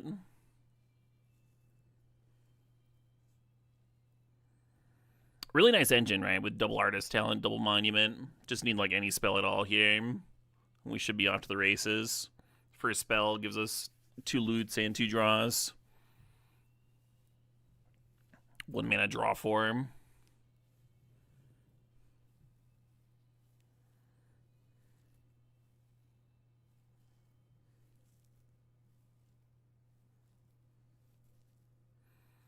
The Grand cometh. Yeah, they're popping off over there with the accumulate wisdom. The Grand discount. And they've got their card draw going, right? We're just missing that card draw element. Level 3 is pretty close to worthless, yeah. It helps you like firebending lessen a prowessed up dork, I guess. Doesn't really matter.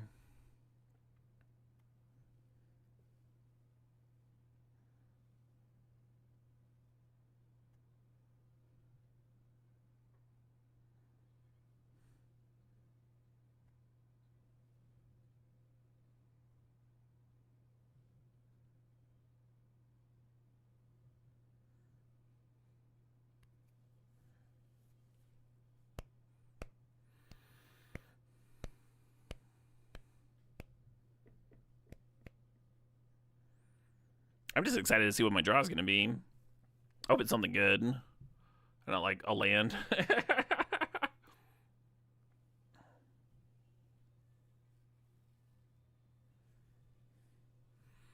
Bonus points if anyone can name this language without Google. Oh, English. You're typing in English workshops. I would now like my bonus points. Thank you. Hey, there we go.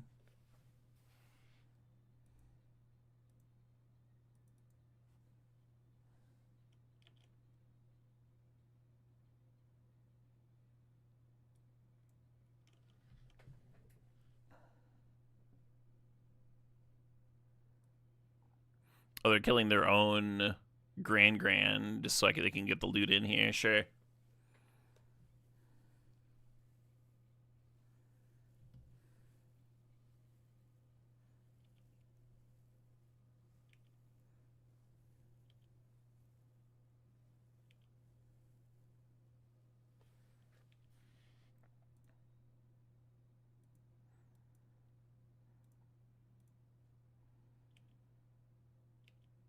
Oh, come on.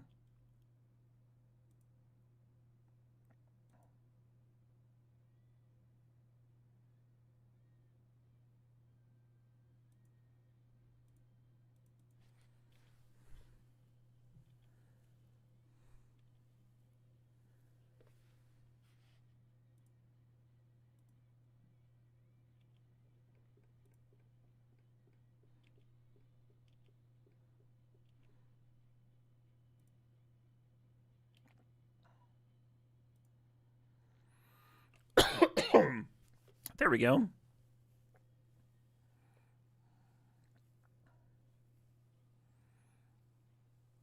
A little bit worried about dying. Maybe bouncing an otter token removes that chance. What happens if you boomerang basics a treasure token? Is that fine? Oh, I could bounce monument and then get another, potentially get another monument trigger.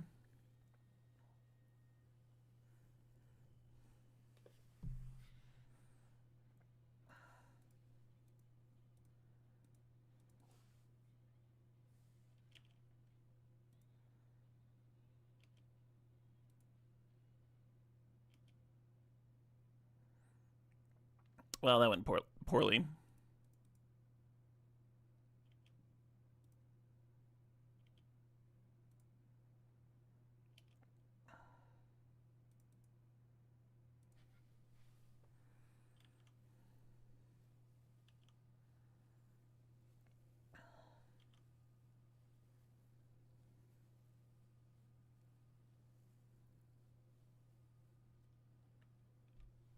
That's super neat, workshops.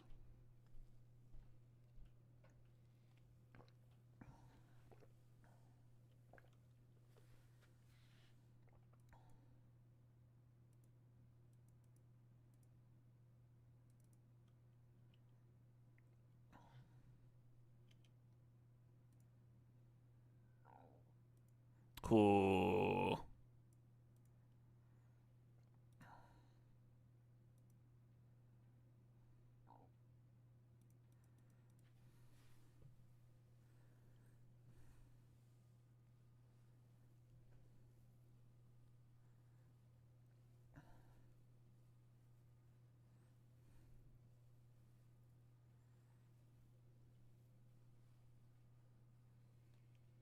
Ace up Simply Cole.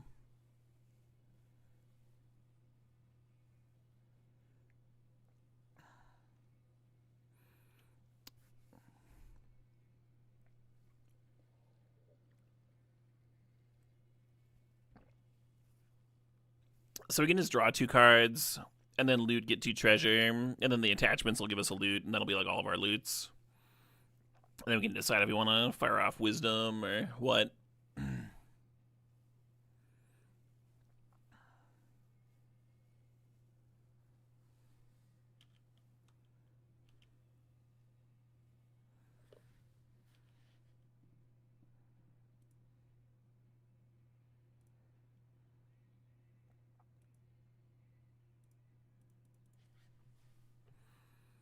And we're just going to be Grand here.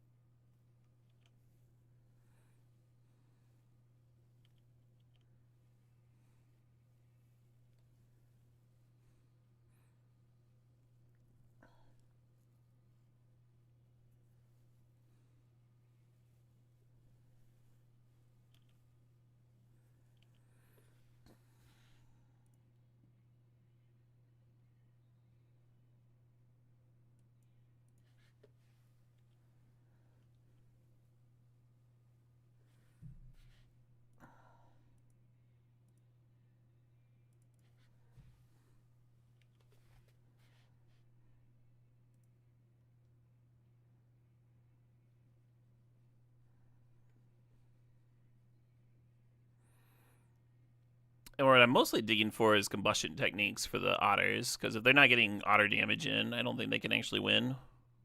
Hey, there's one.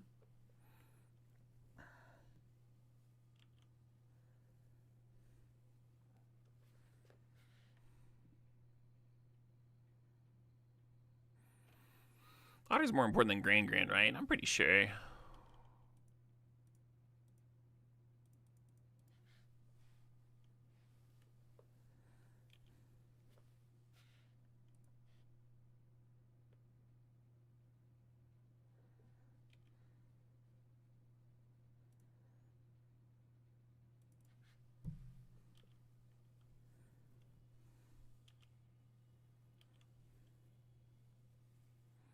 You wish you bought the talents before the spike? Yeah, me too. I almost did. I was literally like looking at a blue-red tempo deck. I guess I was a mite lazy about getting it all together.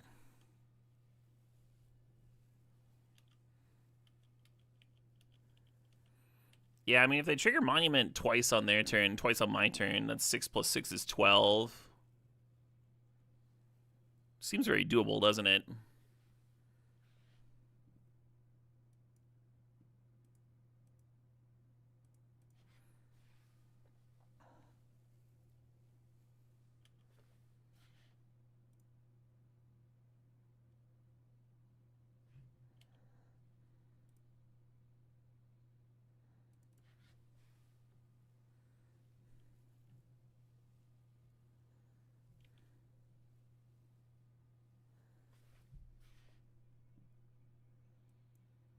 Kind of close to decking.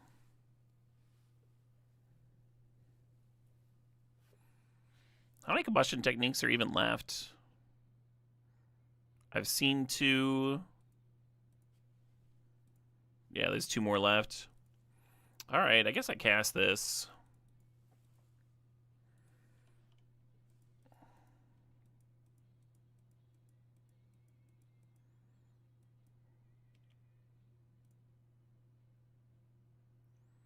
Nice.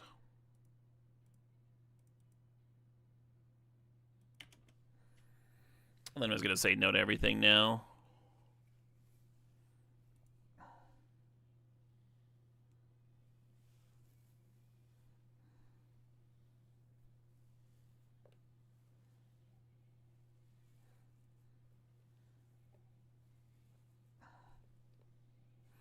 Hell yeah, Pillage is king. Glad you enjoying the tunes.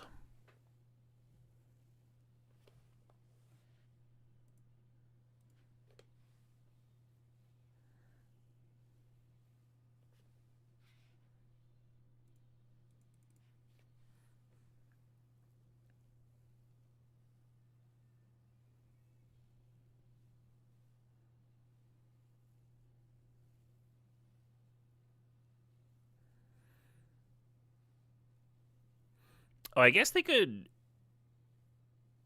triple drain here and then triple drain on my turn. That's just 9 plus 9, right? Could just kill me anyway. Maybe Grand Grand was the scary one.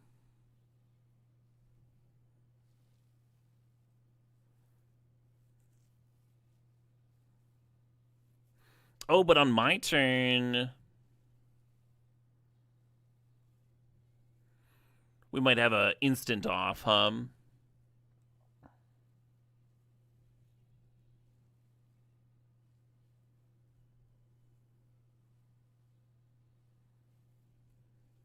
because they're only at 3 and I have 2 monuments in play.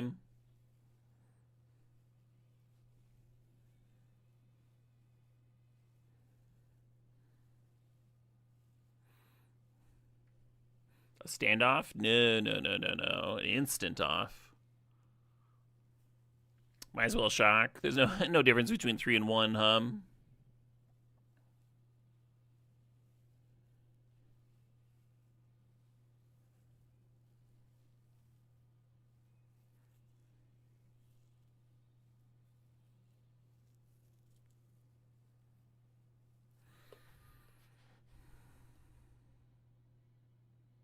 So you have to choose. You have to choose when it goes on the stack, right?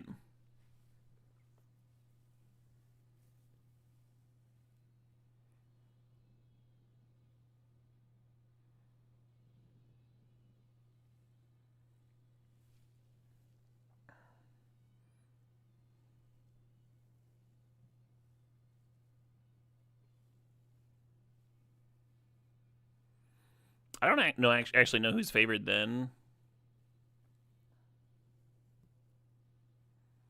Oh, they're boomeranging basics on a monument, which is a line I saw in an earlier game to like then replay it and get another trigger.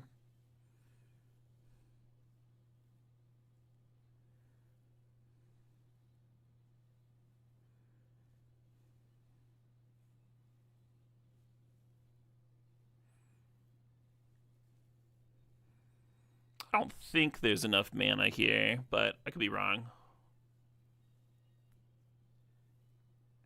To bounce another monument and replay it.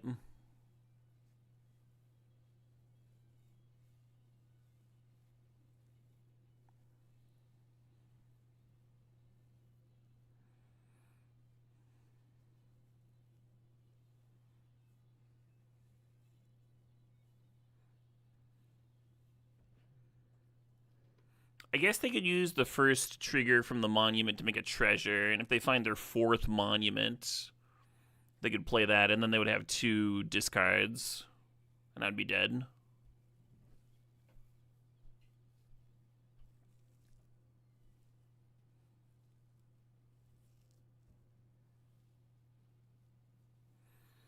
I think Archer's artist's talent is not what they wanted to be doing.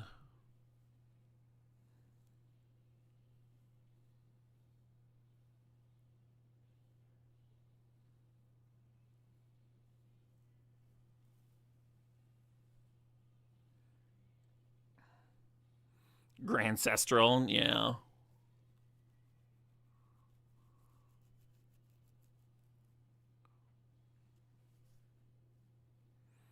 The Piss Monuments, yep. Thank you to Mana Traders for sponsoring the stream. Giving me the free rental there. It does mean that I am using the Piss Monuments, but, you know, otherwise I wouldn't be able to play this here event.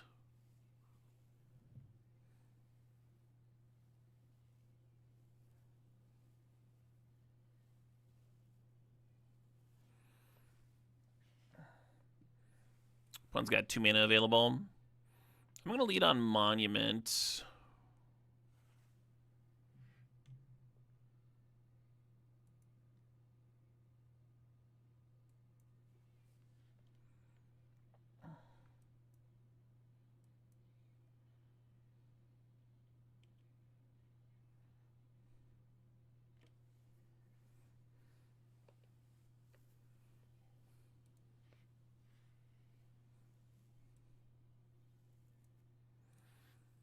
They got 1 mana. And I've got all these instants. I think I could just cast a card, force them to cast something with their last mana, and then I respond to whatever that is.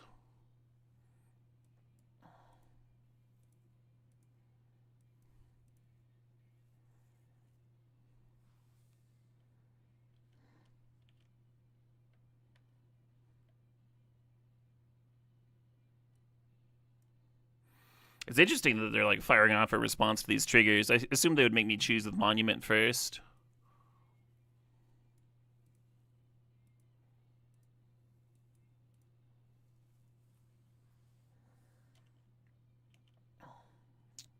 But now they're out of mana.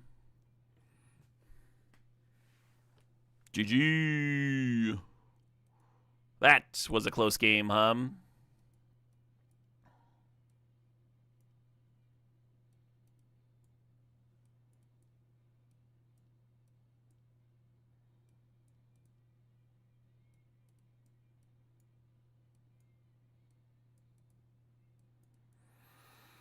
All right, before I was bringing in Riddlers, I'm going to try leaving them out this time.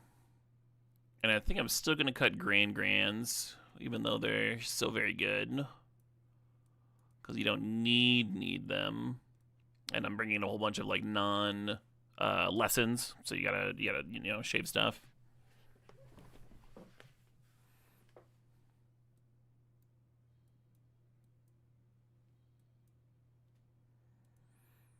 Something like this. Yeah, earlier I was messing around with bringing in Riddlers and more negates. I'm just going to try this out.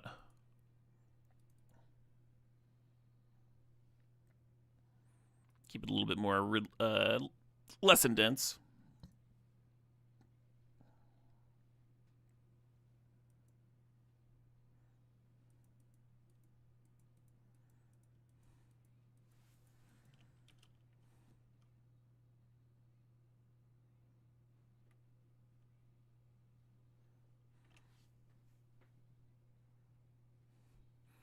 Was my plan with the 3rd Monument to not do any looting until it was in play? It depends on if the opponent was going to do anything. It certainly like force them to do something. Another way to force them to act is to like unsummon one of their things. But if you do that, they're like 100% going to act. And I figure if I put Monument on the stack, well, maybe they decide to get tricky or something. Who knows?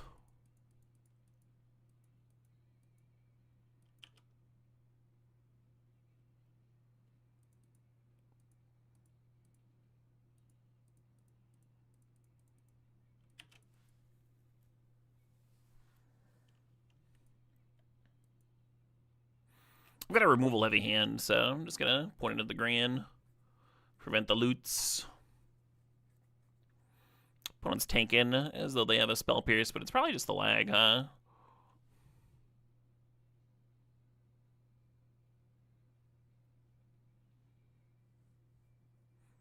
Yeah, it's so much mana though, Mark. So much going on. Yeah, the Boomerang would be fucking stupid if it was instant.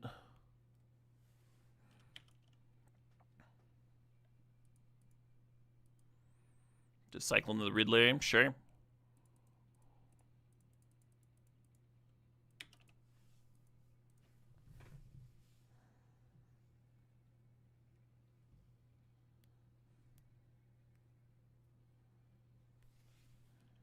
Yeah, you got it.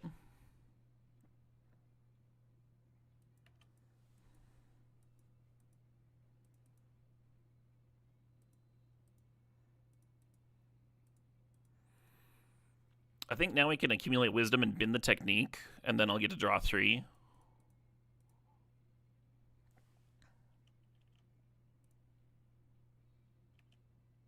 Shoomp. And then that just drew us another wisdom, and my opponent stalled on 2 lands, and that all just feels very good, doesn't it?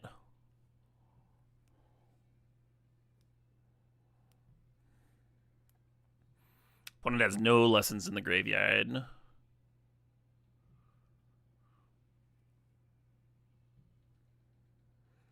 You think the opponent jumped the gun? Yeah, possibly, Jimmy. I think they should have, at the very least, made me like put some triggers on the stack with my monuments. Made me choose some modes.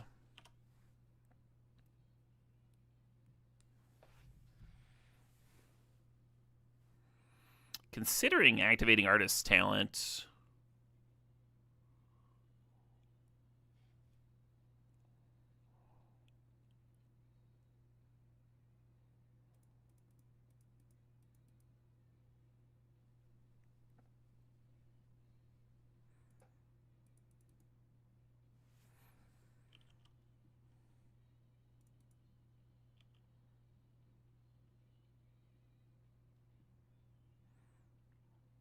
And then the lines I like are boomeranging the artist's talent or just like running out lantern. I'm just gonna play this lantern.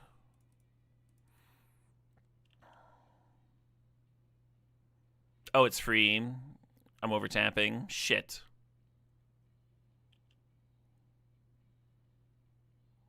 Silly me. I could have played passage tapped.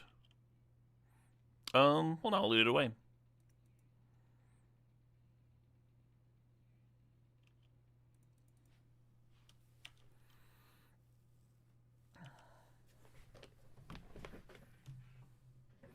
Do but do but do but do but do.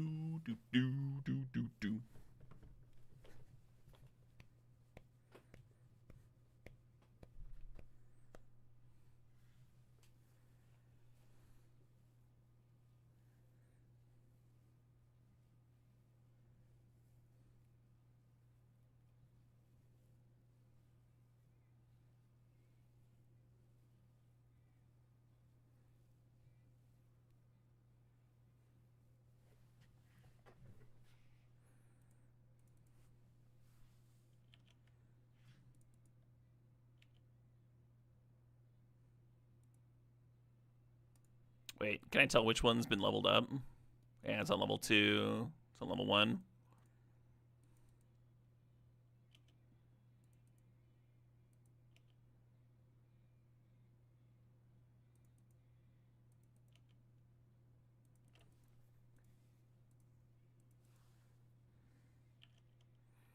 And yeah, when you're drawing this many cards, you can kind of just assume that you'll hit more lands.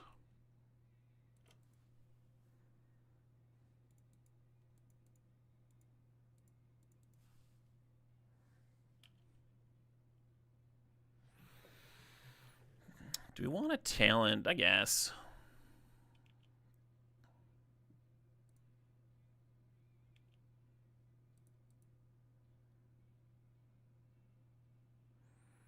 This passage being on red has been kind of irritating.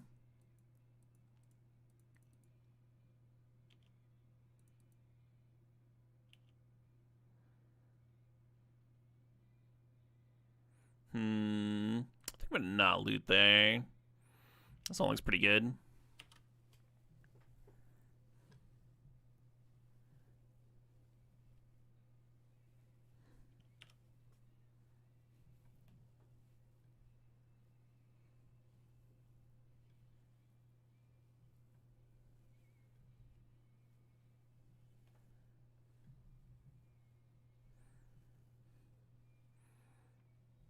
Looting away a wisdom's gotta feel bad.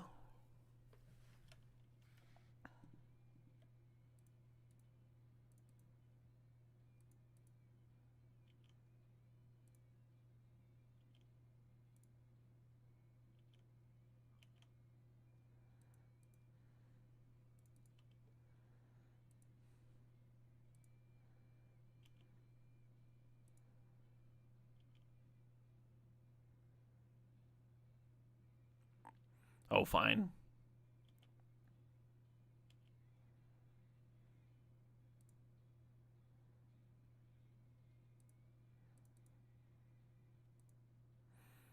I think I'm gonna not loot. There's a little bit of a danger. I'm at 19 cards, huh? I wonder if there's a sideboard plan where you just like board in to mill in the mirror and just like assume you only have to mill like 20 cards.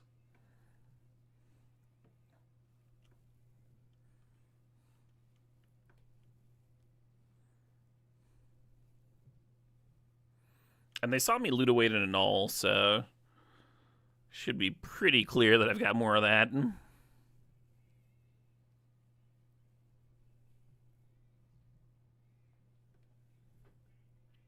Hey, we got that Doomwake raid. Welcome, Doomwakers. Hope you had a good stream. I saw you were doing some Worlds coverage earlier. We're jamming basically. We're jamming one of the top 8 decks, but I upped the sideboard to quad and null to see if that would be good in the mirror. We're in the standard challenge thing, just jamming some games, taking it real easy. We're in round 3. We're 1-1, so I think we have to win out to top 8. I've only played mirrors so far.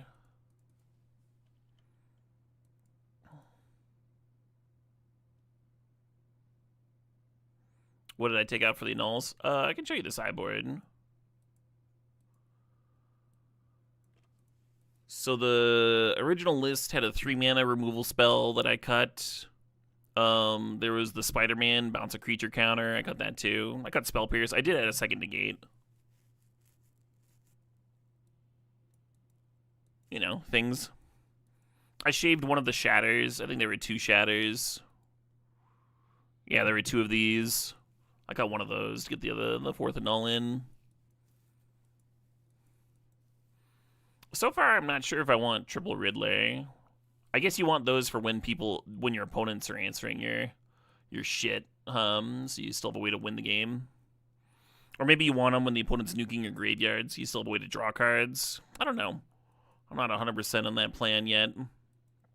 A null seems right for this meta. It seems pretty good. I don't know if you want 4, but it was what I felt like testing out. It's certainly good here, right? Where like you need to resolve this core allotment of cards to win the game.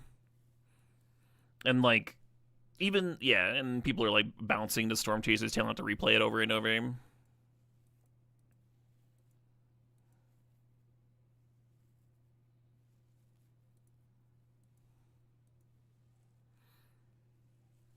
All right. So we've been playing a few different games in between rounds to kill time. We did a bunch of Scrandal.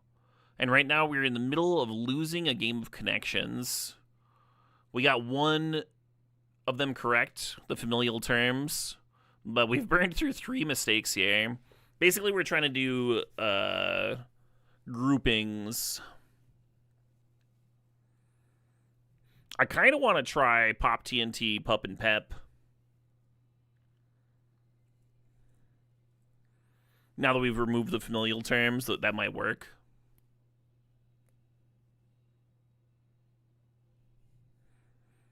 Force Soul Guide might have been right. Yeah, maybe.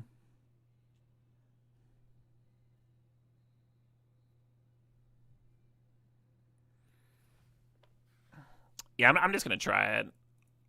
We'll see if it's wrong or not. No, it was wrong.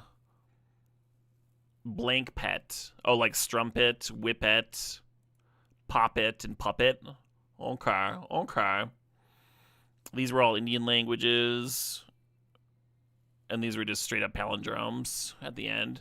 This was a hard one because there were so many palindromes. All the familiar, like 3/4 of the familial terms, half of the pet category. You almost had to like solve the other ones first before you had the palindromes as the last one. Anyway, we did one at the start, and like we just breezed through it because having the whole chat together is a huge advantage. So we're gonna do another hard one. Oh, we got the same one. Well, I assume we'll be able to get that. Is it just like only gonna give me this one again? Huh. Awkward. And I've seen this daily one. At least I got a new one. Archive, top right. This one?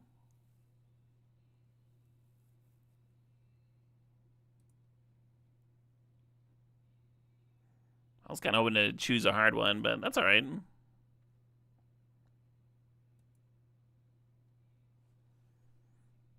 Like I was... Oh, we literally did this one. I thought. Because we had Meter and Gizzard. Yeah, and we had L for El Capitan. Unlock the archive. Oh, I don't want to do that. I don't want to do any of this. All right, back to Scrandle. Scrandle! You're trying to choose which side is better value for stadium food. And they have pictures of stadium food from all over the world. Super Scrandle, you get an amount to bet each time. And then if you have a losing bet, that like removes the percentage. You get 3 pints to help you out. And then every 5th round, there's an evil round where you get a color inverted mode. So the value matters, and then like how appetizing the food looks matters. So I think steak, peas, pies, and gravy with a pint, $3, excellent value. You know, that's like actually pretty good. Even though it like doesn't look that appetizing, that's good value for the food. The issue is this chicken in a box looks awesome, right? Like I would be stoked to get this at a stadium for $6. I'm going to answer it with a medium amount of confidence here. We'll go 40%. Oh, man. I should have gone way higher.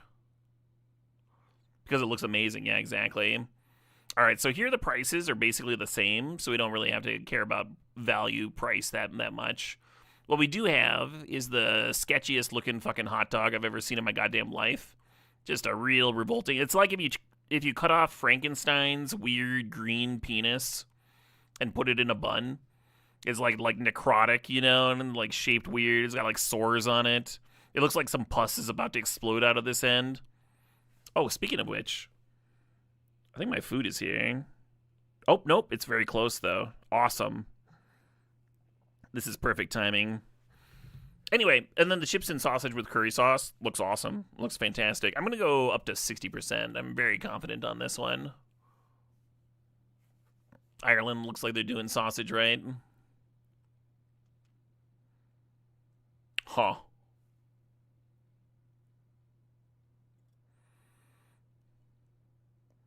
This one's interesting because the rotisserie chicken and chips does look dope, but it's also expensive, right? There's like $13 there.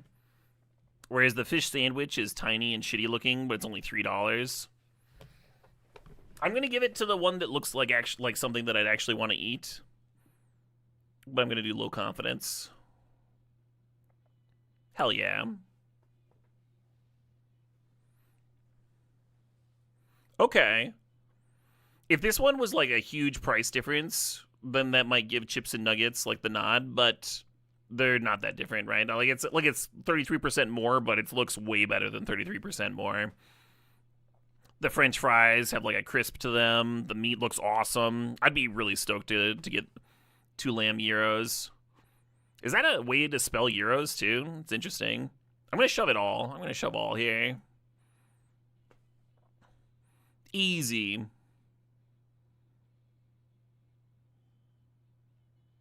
Oh, is this an evil one? Because one's fuzzed out? Huh. It's just got question mark. Well, obviously, this is fucking spaghetti and meatballs in a bread bowl. It's just a tiny bread bowl, so it's like more of a bread shoot. I don't know what the question marks are about. It's like pretty clear. And it also looks kind of tasty. I don't know if $10 is the right price. Oh, my food's outside. I'll be right back. I'll let y'all make some decisions.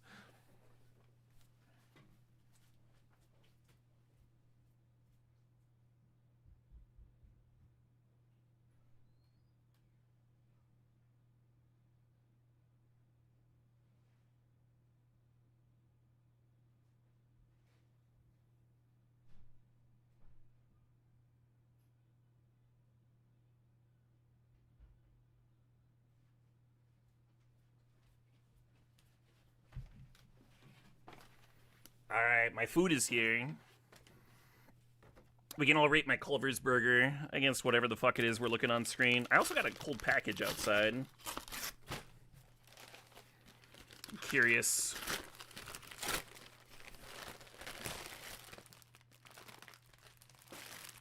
Oh, this is a shitload of socks. Winter socks. Merino wool socks.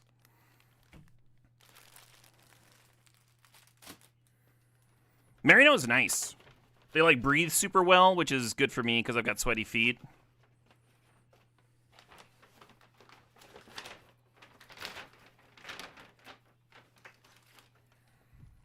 All right. I got a beverage. I got a burger.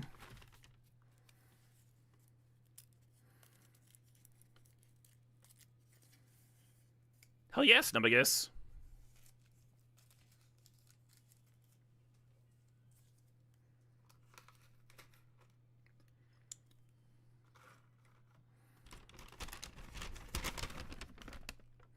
Oh, they double strawed me. They put a straw in here and one in the larger bag.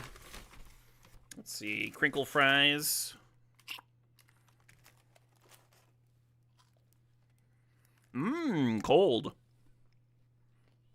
Did we ever decide on if I should be using a lifeline?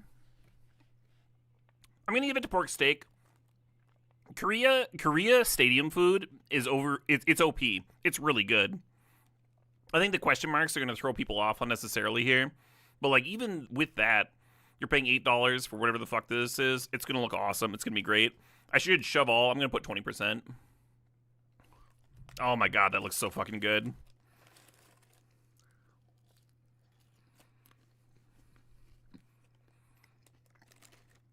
Yeah, in the dark, bet on Korean stadium food for sure. For sure.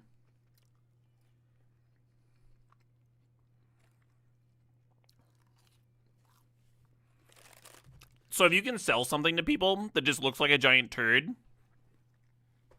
it's gonna taste amazing.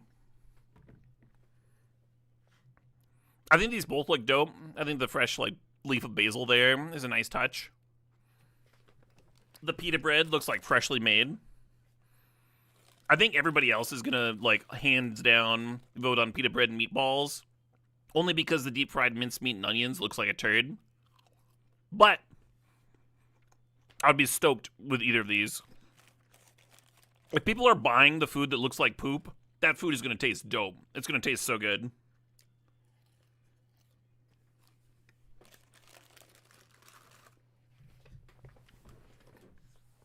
Are we betting on which item people think looks better? Yes, but there's also the price point to consider. So sometimes food that looks better loses because it's like overpriced. I agree. The pita does look incredible. It's like very obviously freshly made, which just adds so much, right? And it's got that nice browning. Like the browning is perfect. It's like not quite burnt too. I'm gonna shove.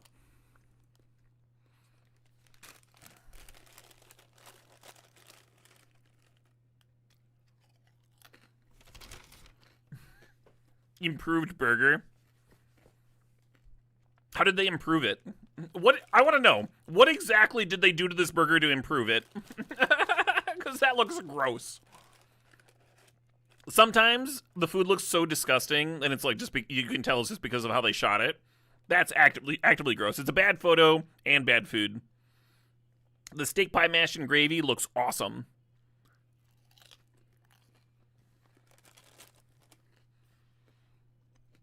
I'm gonna hard shove again. Let's get a good bankroll going.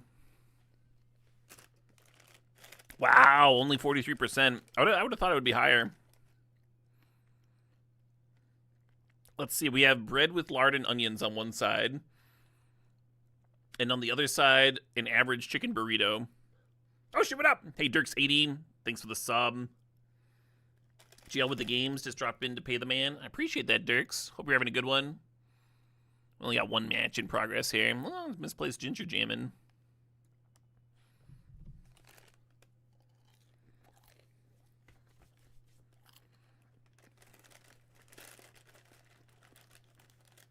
Yeah, bread with lard and onions looks like something that your Well, here in Wisconsin anyway, it looks like something that your drunk uncle would like make some Thanksgiving or Christmas, some football game, and be like, "Oh, I've got to have this every season now." The fact that it's only $1 does make this kind of close. You're comparing like $1 of value to $8. I think people are still gonna be turned off though, because it doesn't really look like much, and that's like a big looking chicken burrito, right? Shove.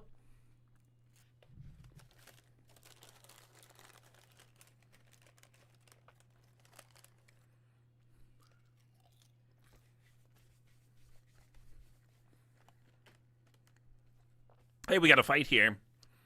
So the cheeseburger and fries, the bun looks pretty good. The fries don't look like the literal worst.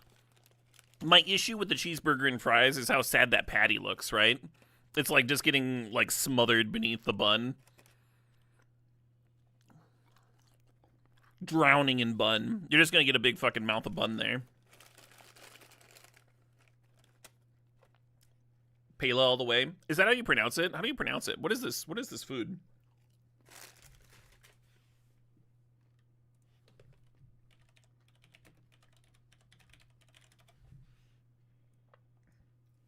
Paella. Oh, okay. I think I've heard paella before, but just like never seen it spelt out. And it comes with a beer. This is good value, $4. Do we shove? Do we fucking all in shove? Chat seems really confident. I think we could get got here. Do non-Americans, how do non-Americans judge a burger, right? Right? People do like burgers. I'm gonna give it a 60%er. Oh, should have shoved. Should have shoved. Oh, we got an evil one now.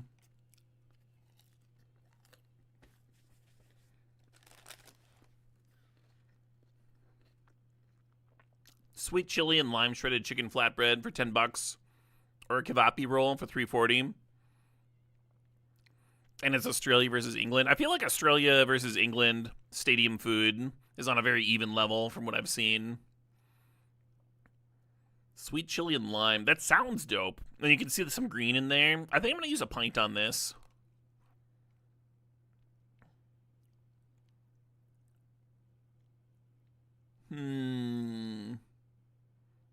Pint of victory, pint of time, pint of clarity. Let's do a pint of victory. Why not? Oh, wow. That looks awesome. Holy shit. That would have not been close, so we could have seen the pictures.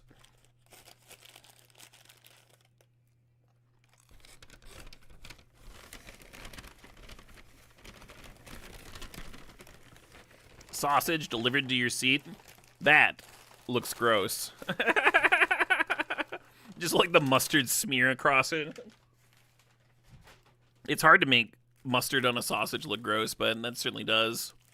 That Korean BBQ cauliflower wings has to be dope, right? It's like a little mushy, because like the barbecue sauce with the cauliflower is like mushing it up. I wouldn't be like stoked about this, but I'd eat it. I'm gonna shove.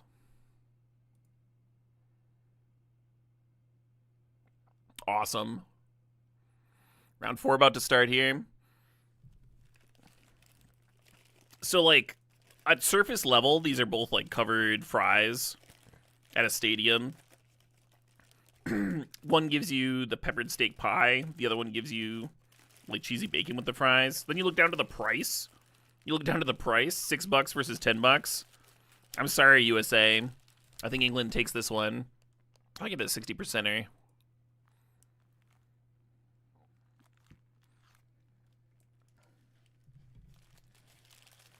And then we got my Culver's burger to rate here.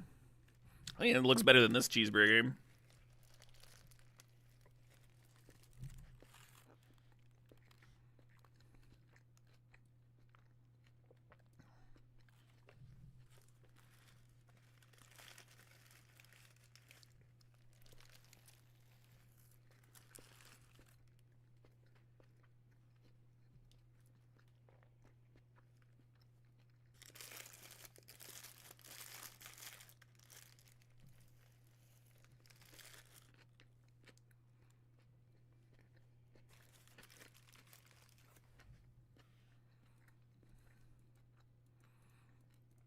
My issue with this hand is we're just not doing anything for a bit. There might be matchups where this hand's acceptable. I'm just not that familiar with the deck. I'm gonna mull.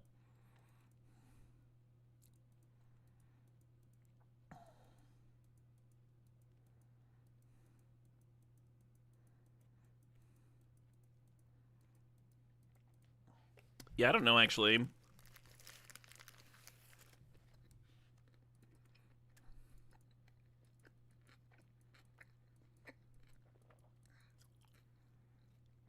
Any interesting things in Worlds? I haven't combed through the Worlds deck list. There might have been an interesting deck in there, too. We're not doing that at all.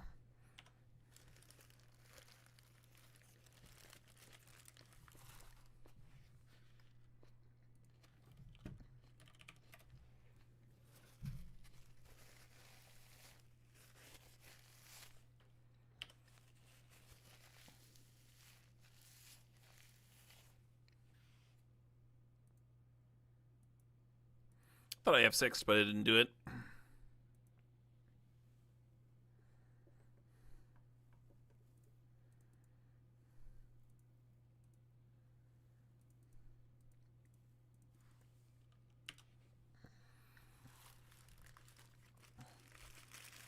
There's versions out there playing the counter. Maybe I should have just passed and played the abandoned attachments.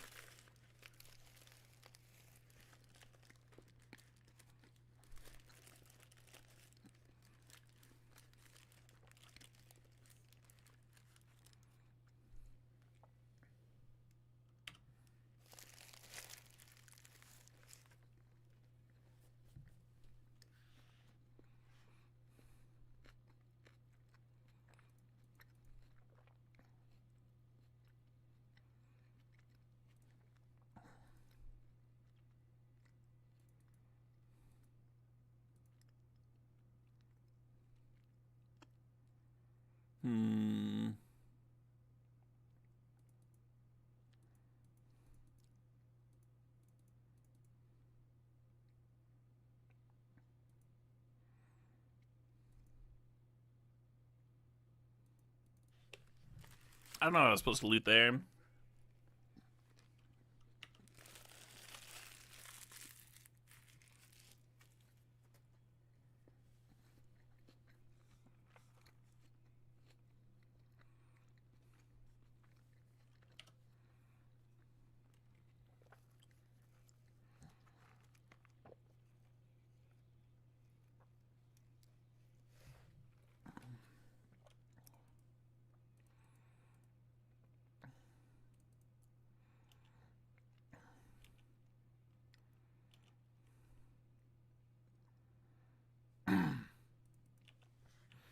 So by wisdom here, I get one more damage of prowess in. I think I'm just going to pass.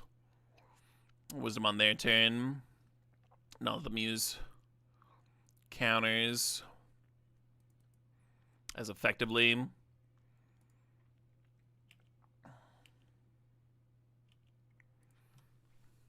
Ooh, sup, Gran. Is anything in a good spot to counter this deck? I assume, so if you're going to play this version, you're a little weak to Graveyard Hate, because that makes the Accumulate Wisdoms not a draw engine. You're also a little weak to a bunch of Disenchants.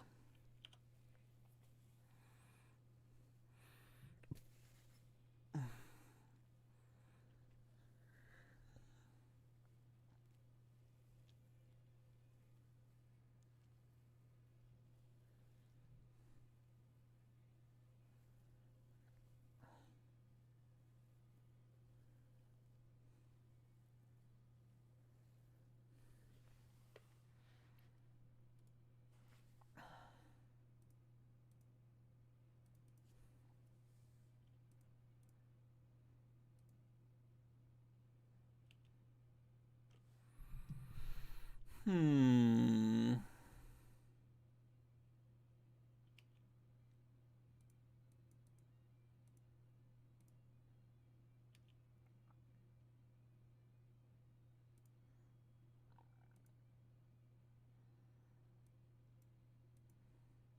think I just want to draw a card.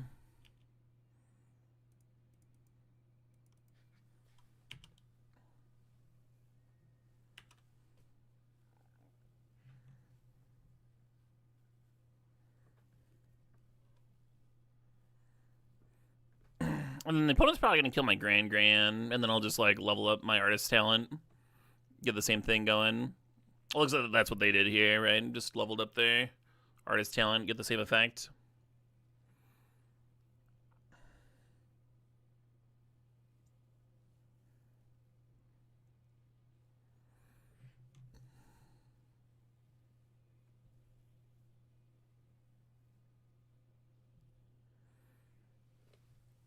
What's the song that's playing? It's a track by Fair Schwans. Uruk-hai.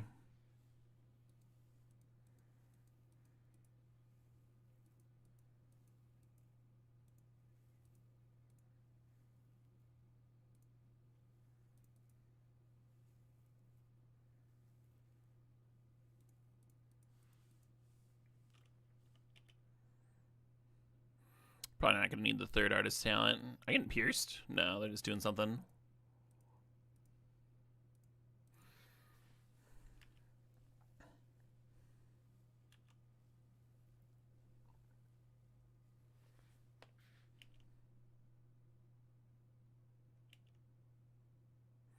You think Accumulate Wisdom might get banned? They tend to not ban the absolutely nutty cards immediately.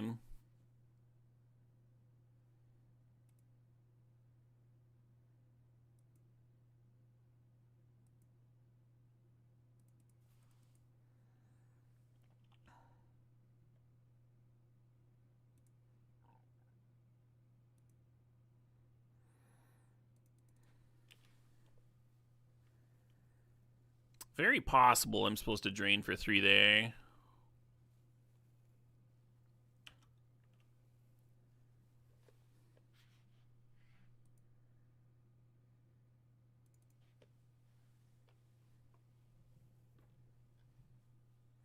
Should be pretty trivial to kill me from here, actually. I'm fine to scoop in. We're a little too low on life.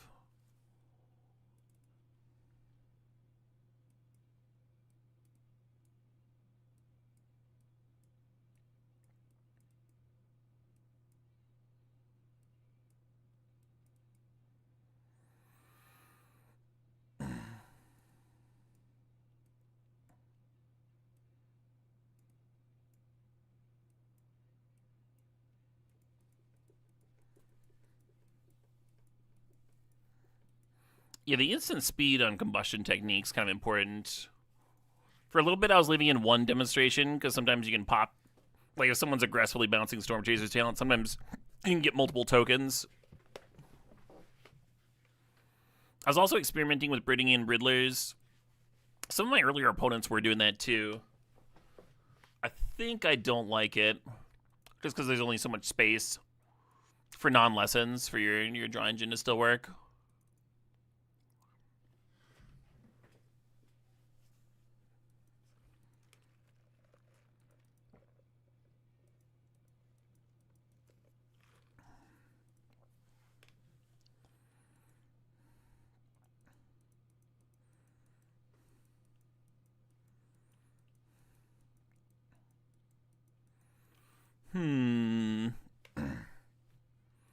Is there a world I'm slamming artist talent onto?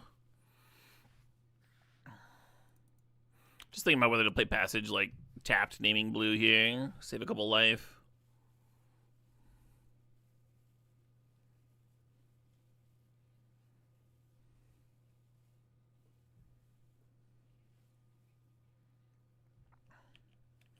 Seth was bringing in Riddler. Seth was also not playing quad and null, right?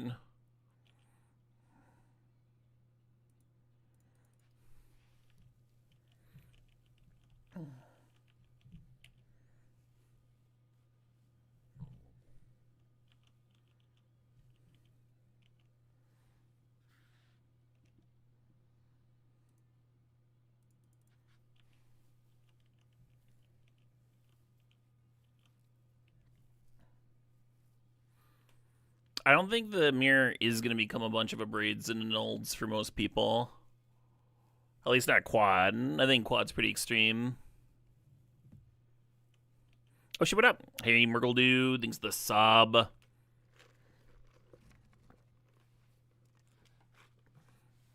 Well, at least we can talent through Spell Pierce.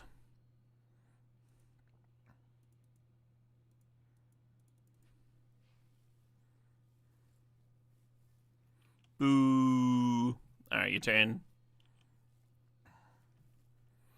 They have 3 lessons in the bin, too, which I kind of hate. Grand. Sure.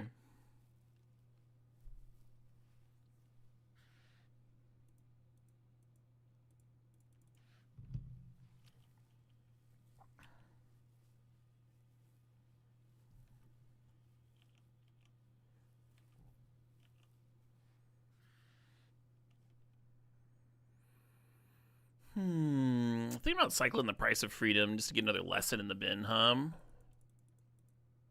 It's not great, but...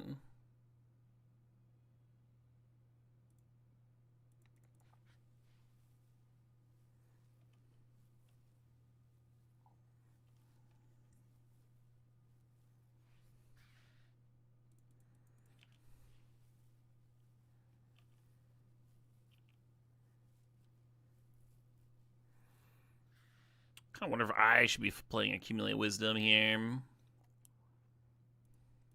Probably.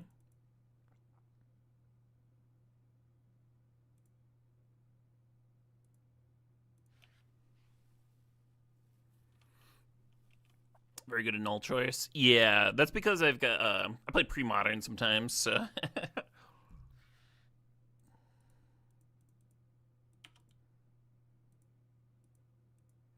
I've been quenched. Man, I was considering playing around that.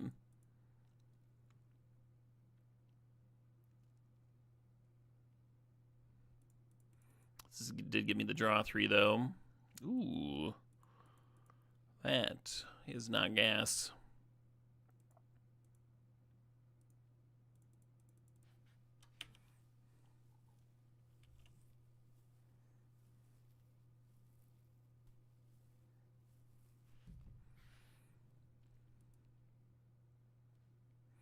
We've literally only played 4 Izzet Mirrors. Which is why I wanted to try out the quad and null sideboard plan. 6 rounds total. I guess even if I lose this round, I'm still supposed to keep playing. Because I could get 9th through 16th. I don't think I could get 5th through 8th, but I think 4 and 2 could get 16th or whatever.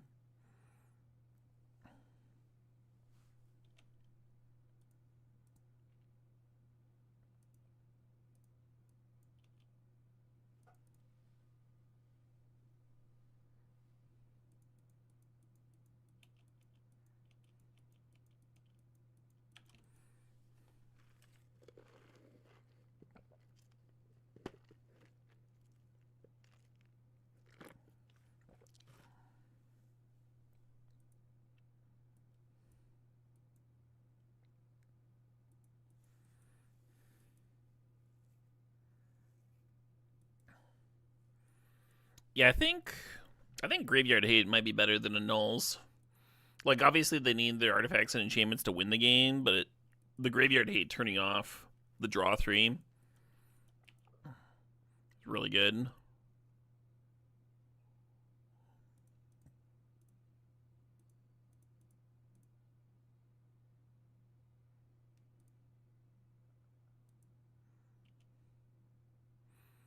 I think I'm just going to get annulled or quenched here again, but we'll see.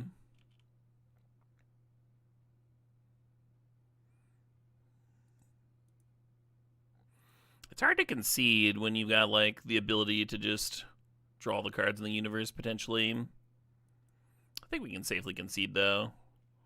Well, fucking 4 lands here staring at me. Staring at me like, you serious? You serious, bro?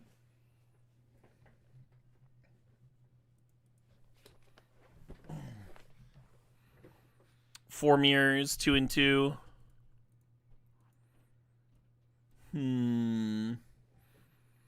Yes, I agree that Storm Chaser's talent probably should go. It has been, like, as you said, just like showing up in everything and just getting like bounced over and over and stuff.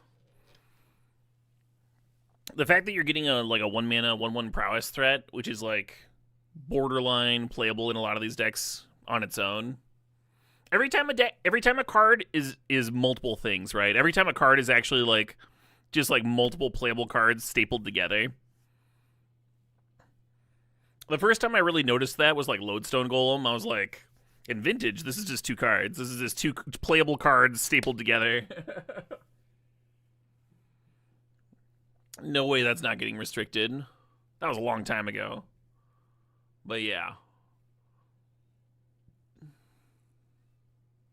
It's just so efficient.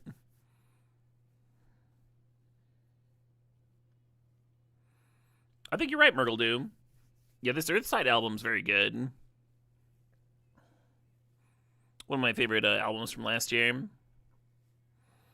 Didn't they ban a bunch of things to make Standard more balanced? They very specifically banned a bunch of blue-red cards. But then they printed Ancestral Recall. And so blue-red's still the best thing.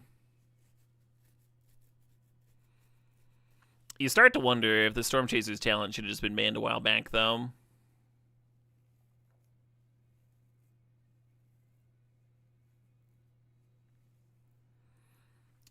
Yeah, right. They banned this town because it was enabler, and then Boomerang Basics does something like very similar. Just super versatile cantrips.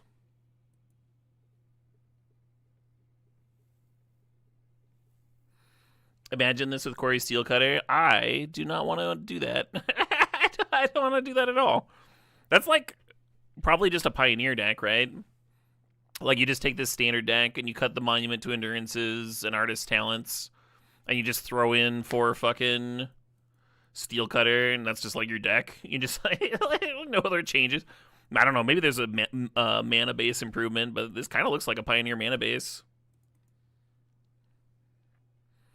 Pioneer gets Treasure Cruise. Sure. Is Treasure Cruise even better than Accumulate Wisdom?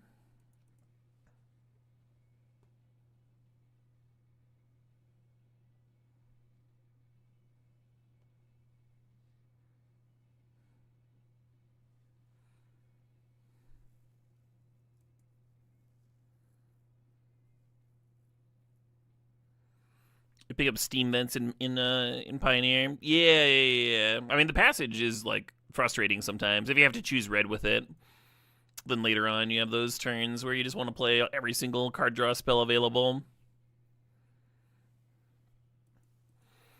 I was playing Abandoned Attachments in Pauper. Kind of fun. Discard your Sneaky Snacker, draw 2 cards, Snacker goes into play. Showing up in a lot of different decks. The hybrid casting cost, like, doesn't really matter for the individual deck that's playing it in Pauper. Like, there's not very many blue-red decks where like that's just like an easier card to play. But it does mean that like every deck that would want to play Sneaky Snacker can. Like every deck that wants to play this card can just jam it. You think this deck will last until February? Is that the end of the RC season? Like right after the RC, they just ban it? The crushing weight of monumental talent. Love it. That's perfect.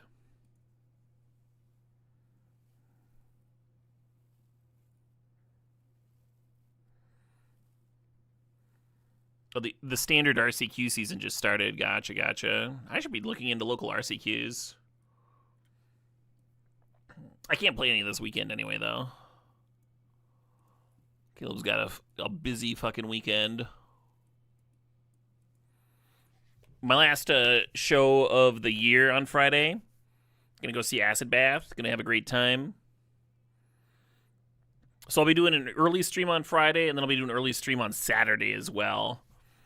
I have a buddy that's doing some birthday cubing. So I want to get my stream in, cut out, go get some cube on. How's it going? It's going well. Reads comics. Going well.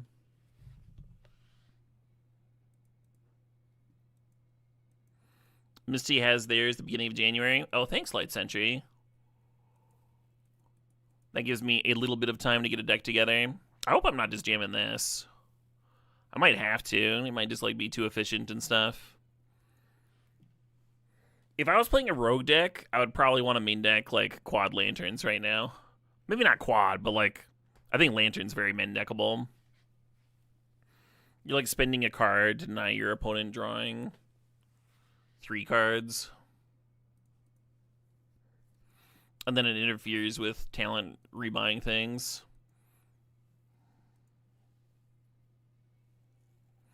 The Dimir mid-range players at Worlds would have rolled if they knew how to draft. Is that true? Do you have the stats from, like, the... I'm sure we do. Maybe Karsten's done that already. I saw someone put stats together for... Oh, I'm thinking of Poppergeddon.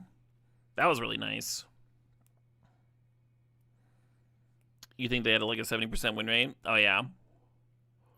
I don't know if I would want to play Dimir mid-range into this. Oh, one nice thing, one pleasant thing about playing Dimir mid-range against this specifically is that this version of Blue-Red doesn't have a pile of Torch the Towers, so your stupid 4/3 Flash Cat doesn't just get exiled immediately. That's kind of nice. Only 2 people brought Dimir mid-range. Okay, okay. So those are just like the best players with Dimir mid-range in the room that are going to play it even when other folks would want to play something else. But we've got the head-to-heads here. Thanks for the link. Appreciate it. Dimir mid-range did really well. Went 4-1 against Izzet Lessons. That's pretty good. What version of Izzet, though, huh? What version of Izzet Lessons? 0-2 to Otters. Sure. Oh, I see. We have Lessons and Looting as separate categories. Jeskai Control. Yeah, Dimir mid-range, like, across formats, has, like, always been a control beater. Is what I enjoy about it. You're like, flash threats, bit of discard, bit of counters. Perfect.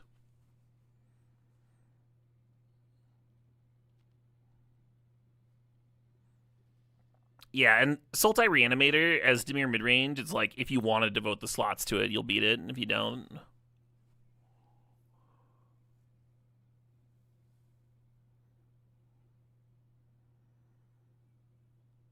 Izzet Lessons just fucking tore up Otters, huh?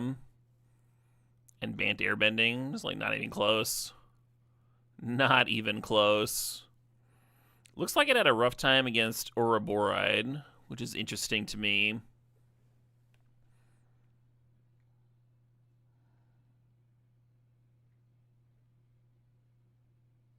Bant Airbending doesn't look very good. Have you seen it pop off? It does look very impressive when it does pop off.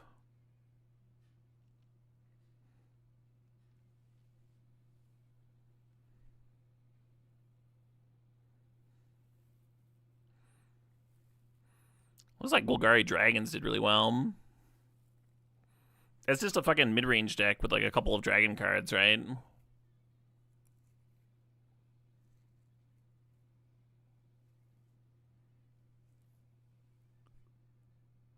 That's Ben's Brew. What? Golgari?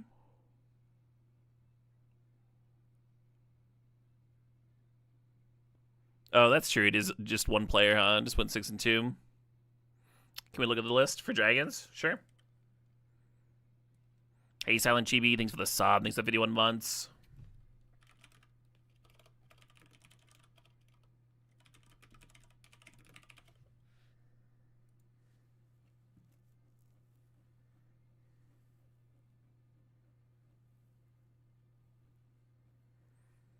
I said that very confidently, like I was just going to have the list immediately.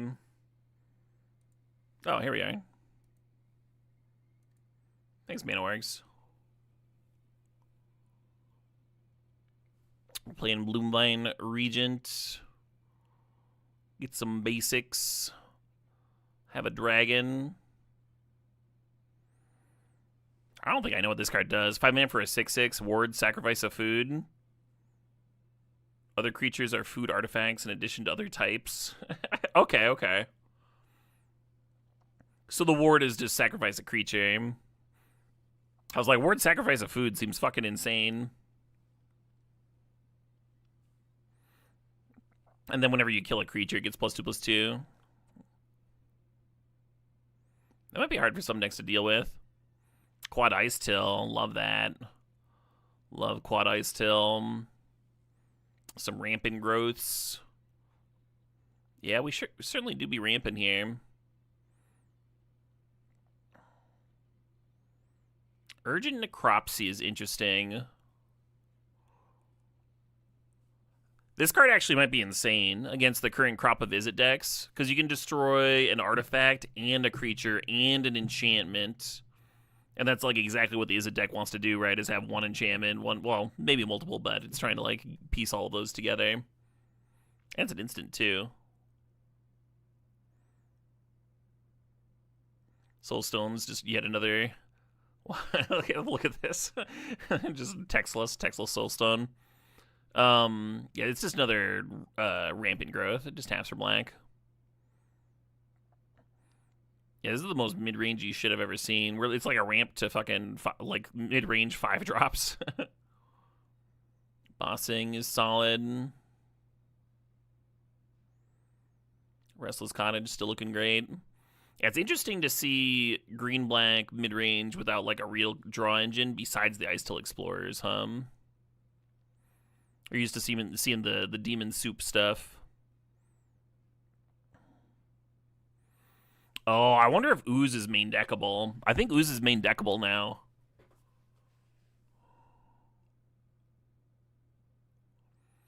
Day of Black Sun, pretty good against Pile of Tokens.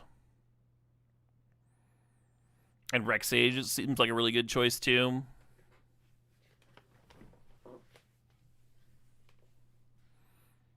Torpor Orb is for the Airbending deck. Yeah, they can't really beat it. And this is exactly the sort of deck that would struggle at beating that deck. So I guess the sideboard cards make sense. The meta is probably going to shift around and to the point where you like don't face that deck enough to need the Torpor Orbs. Because the Airbending deck seems to struggle with Izzet. So you can probably just like free up some sideboard slots. But I think they made a lot of sense for this tournament. I really like the idea of main decking Oozes.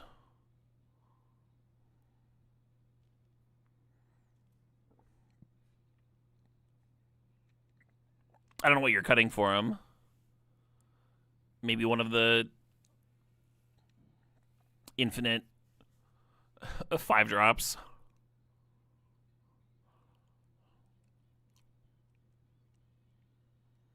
Cool. Orzhov Demons. Looks pretty normal.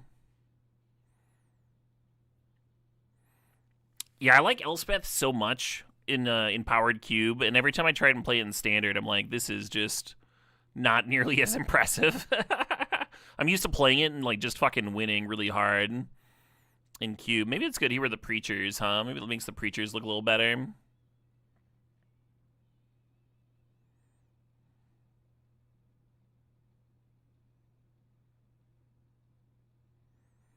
This is just otters. Firebender Ascension. This deck looks sweet. I assume it didn't do very well. But it certainly looks sweet.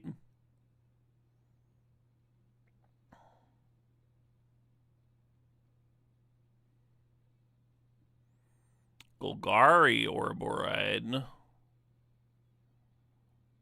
Okay, I guess. Mid-range things with some ramp spells. Legend of Roku. I saw Spike trying that card out in Modern. Didn't watch too long. I never have as much time to watch Twitch as I'd like. Oh wow, Quad Legend of Kurrakam.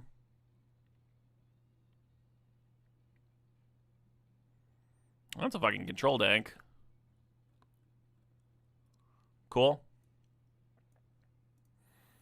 How are we doing? 7 matches in progress. I'm gonna take a quick bathroom break. Be back in a minute.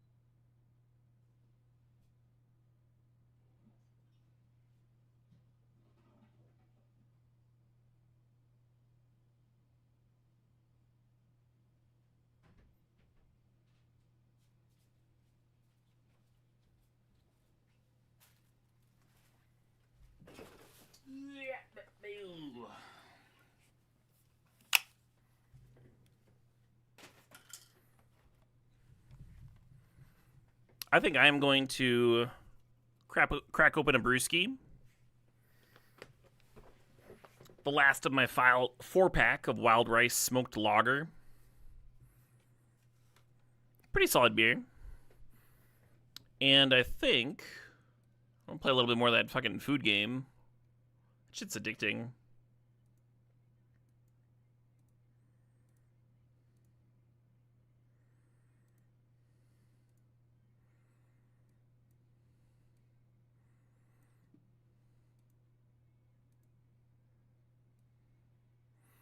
Am I liking these mirror matches? They're like, I don't know. They're like kind of fun. It feels like there's a lot of just like, if one person fires off the draw 3 and the other person doesn't get there in time, then it's a non-game. If both players are at full speed, then whoever starts draining first gets to win. There's interesting decisions. There's good back and forths and stuff. But overall, I'm not like thrilled.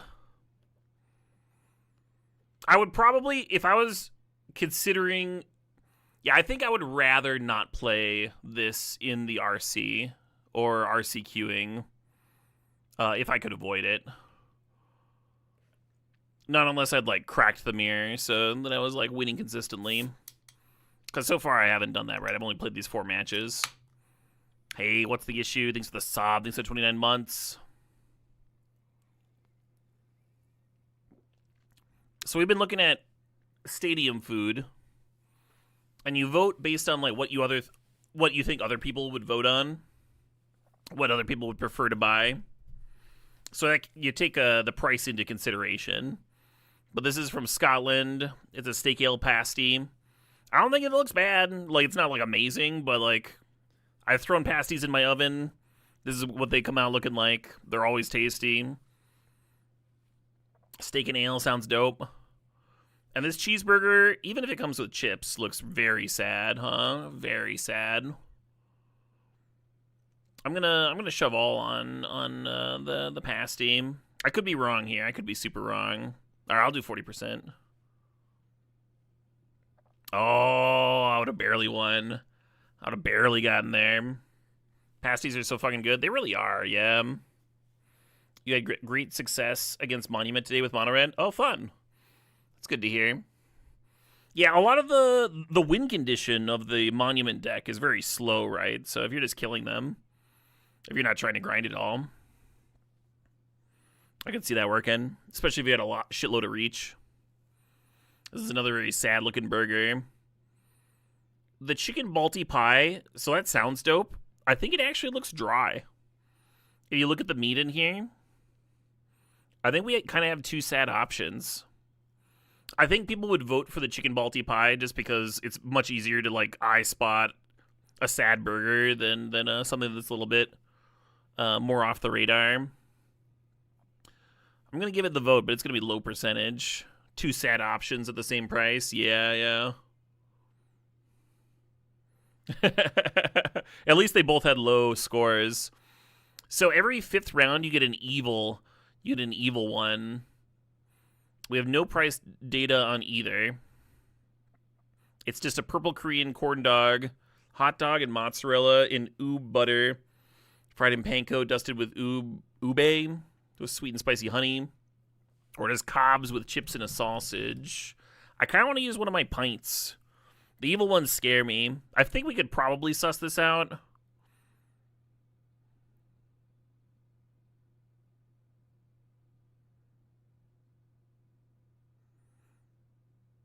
I'm going to go with the Korean corn dog, but super low. Oh, it doesn't look good at all. Oh, but we still got there. So the bacon cheeseburger actually doesn't look that bad. Like, the patty's not that sad, right? It's greasy, but, you know, you're getting a bacon cheeseburger at a stadium. I'd like the bacon to be crispier than that. Here in the States, we get used to crispy bacon. We tend to cook our pork a little bit more than it needs to. Because back in the 90s, like, we had to. There was just a really good chance of getting disease and stuff if you didn't, like, overcook the shit out of your pork. And now we have better regulations, so we don't have that risk of disease, but there's just that, like, cultural tradition of overcooking your pork.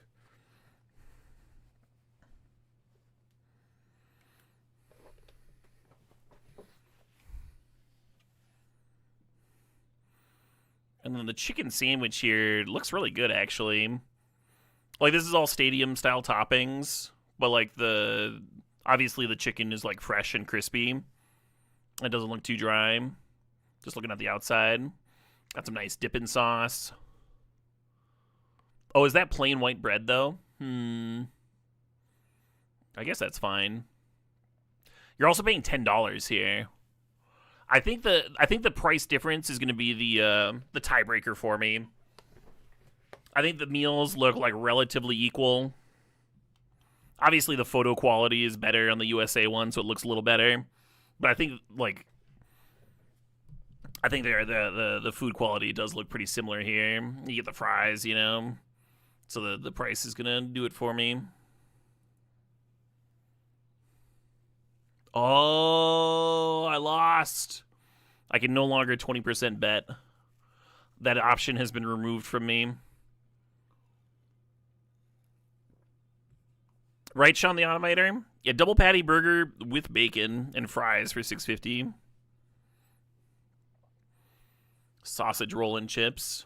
Those fries look well seasoned. Those are some good ass fries. If the fries look that good, I bet the sausage roll is also good. And it's cheaper than the cauliflower wings. And the cauliflower wings have this like sad like celery sticks next to it. It's like not that many. But you see the thumb there? The thumb is like the size of one cauliflower wing, and you get like five thumbs of cauliflower. No thank you. And it's double the price. I'm going to shove here. I'm just going to shove. Wow, 40% is a little lower than I would have expected, but we still very confidently clear the... Oh, no. Oh, no. What is this slider dog? Hot dog, mac and cheese, crispy onions, Fruit Loops. There's no way, right? There's no way. What else do we have? A sour herring on a roll. Fried herring also available. God, I was so confident, and then I looked over here, and I decided I did not want to put that in my mouth ever. What's the price difference? Oh, it's half as much as the Fruit Loops. Half as much? Half as much as the Fruit Loops hot dog? All right, I'm going to shove again. Yeah, there we go. There you go. Hey, got a reasonable slice of pie here. No wonder here in the U.S. That's a solid price for a slice of pizza at a stadium too. $4.50. Chicken strips and chips. So $6.50 isn't like a terrible price for some chicken strips and French fries, but they do look like fucking cafeteria ass dry as shit chicken strips, right? Like, those would be tough to chew through and not tasty. Not worth the calories, as they say. The question is, do we shove again? Oh, we gotta shove. We have like 200,000 points. We gotta shove. All in, baby. Oh, that was within 4%. 4%? All right, we got chicken tikka masala. This is an evil one, you know. They've inverted the colors. Or you've seen the negative version. Chicken tikka masala in England. England does Indian food very well. So like $10 for chicken tikka masala at a stadium in England. Great price. Love it. Just like in the dark, I'm good.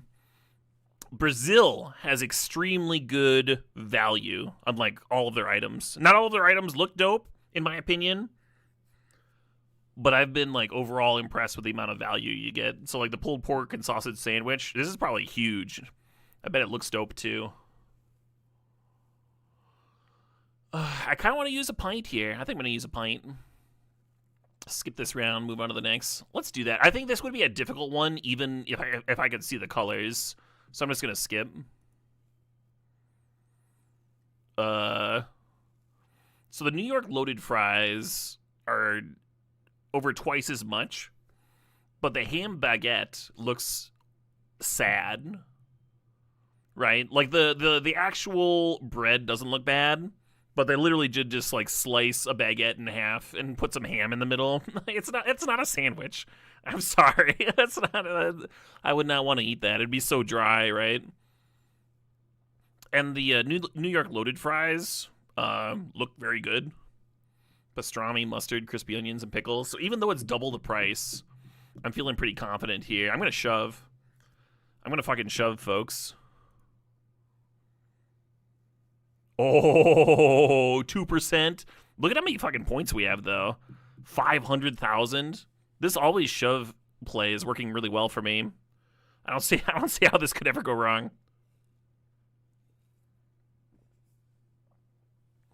Looks like we have a hard one. Chicken skewers on salad wrapped in naan and sweet chili sauce.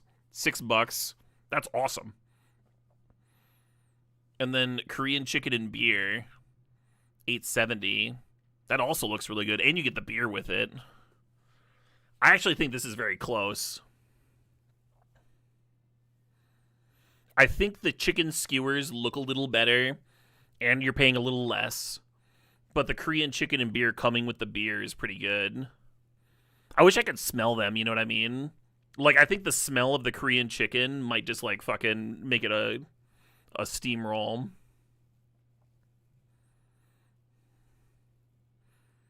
I think I'm going to bet, but I'm going to do a little 40%er here.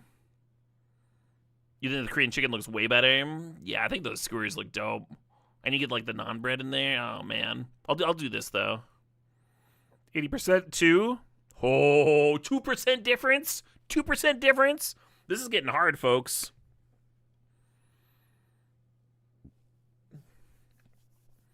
Kielbasa sausage. Is that related to a kielbasa sausage? Zapiekanka. Actually, I want to look up how to pronounce that.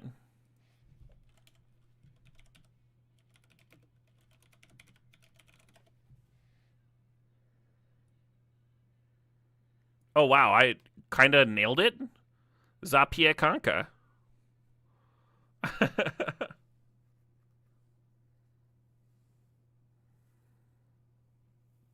Zapiekanka. Zapiekanka. Anyway. AI looking sausage. It's got a bunch of like weird tentacles and stuff. So my issue with this is like mushroom paste and tomato sauce doesn't seem amazing. They're like identical prices too. I would rather have the one on the left. This just like seems kind of slimy to me. I don't love the idea of mushroom paste. Maybe some people that's like, oh, that's gonna be good. I'm gonna vote on the sausage, but it's gonna be another low confidence bet here.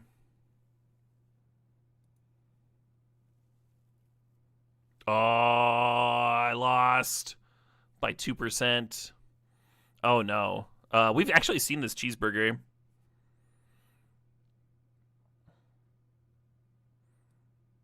Hey Murgle, thanks for the donation. In case you feel like listening to some tunes from Mexico City, much love. I do. I'll pause this track. I like Huckin, but I listen to that track all the time. Oh, KEXP live recording, cool. They always do really good work. Sometimes it sounds better than the album. Yeah, so this hot dog on the right looks actually scary. Like, if I would have to be very hungry to put this in my mouth. And the price is basically the same. The cheeseburger looks sad, but it doesn't look, like, scary, you know?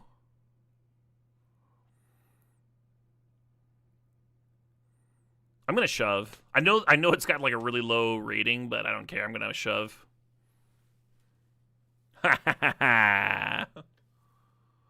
Okay. The bagels come with salt beef or salmon. Even though they've inverted the colors, those bagels look awesome. And then the other one is pie chips and gravy. Those look really good too. Oh, I can only 60% or all, huh? I can only 60% or all in now.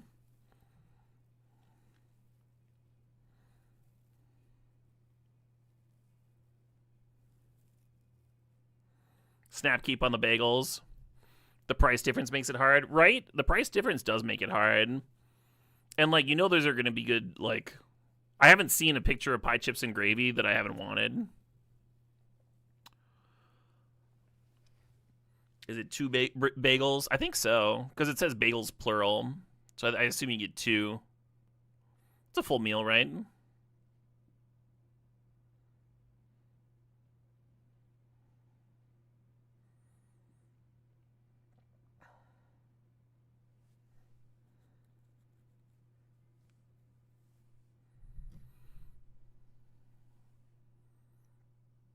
People don't weigh the price that much on Scrandal. Not as much, but it's a good tiebreaker. And people do take it into consideration. All right, I'm going to 60% on bagels. Let's go. 78% versus 79%. No, that was so close. Ah, that was so close. All right, we can have a cup of pickled pork or a hot dog with loaded fries and a beer. So the thing that you need to consider is that this is $32 and the pickled pork is $1. Someone said that like the price doesn't matter that much. In this case, the price matters that much. People are going to be turned off by this being $32. They just are. I'm sorry. And this being only $1 is going to tip it over, even though it looks like kind of gross. Yeah. Oh, we've seen this one before, I think. No, wait, no, we haven't. It was just a similarly colorful dog. No pricing data on either. We can only all-in shove.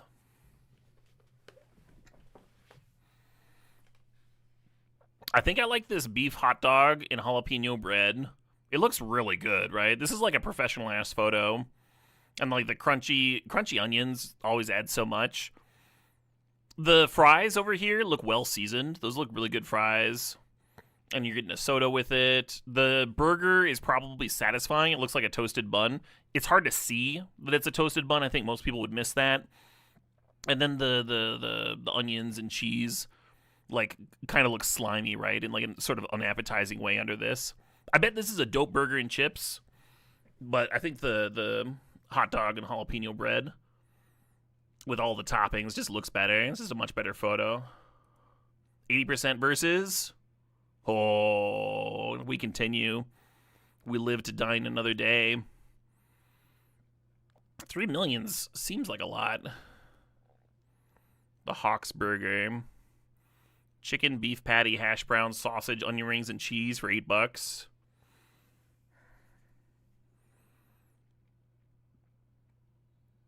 I feel like that's a lot of food for $8. And then we got a butter chicken curry over here. We're getting into like the really hard difficulty 104%. So they're going to be within like a few percentage of each other.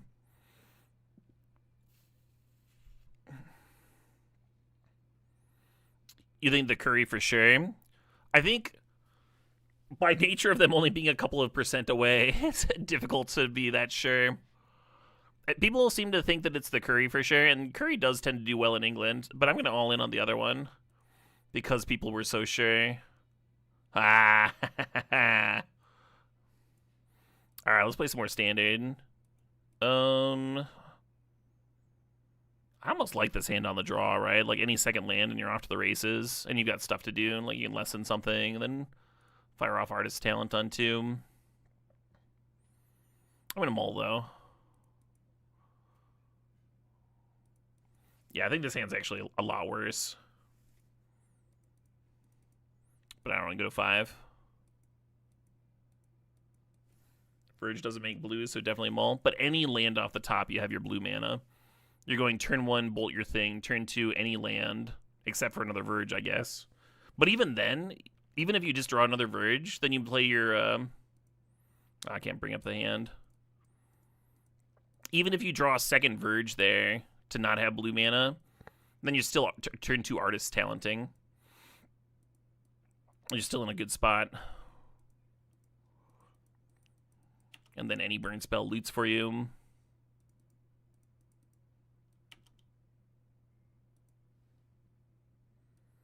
Oh, I believe you, Murgledew. I believe you. That was a pleasant little tune.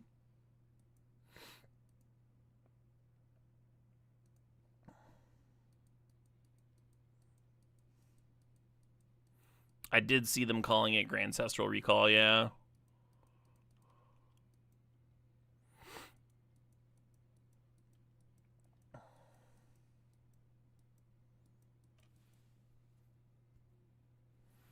Oh, the Tiger Seal has Vigilance, nice.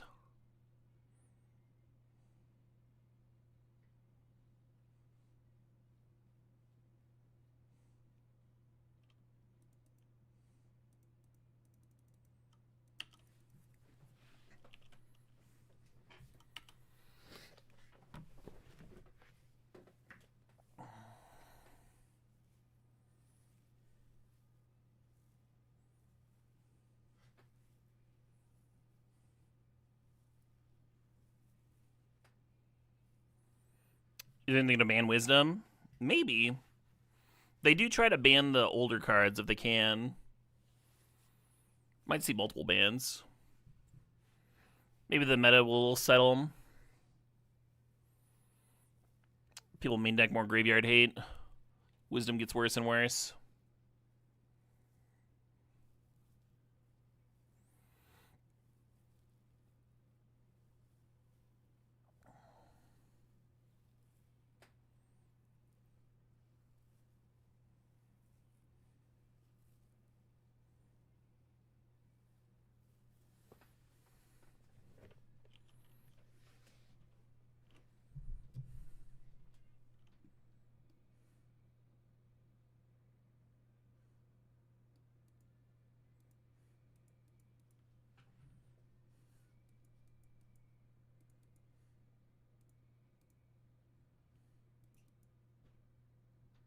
Oh, I'm targeting the wrong one. I meant to bounce the otter token and then combustion technique the seal.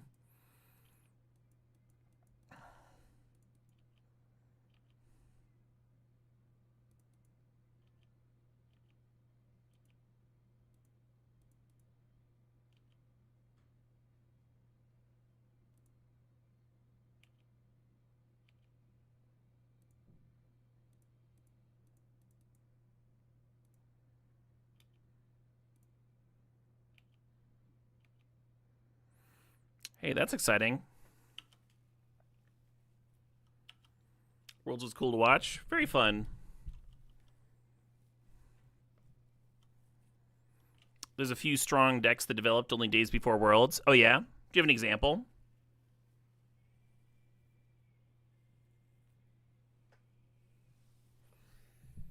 Ah, here we are. I was looking for another wrist brace.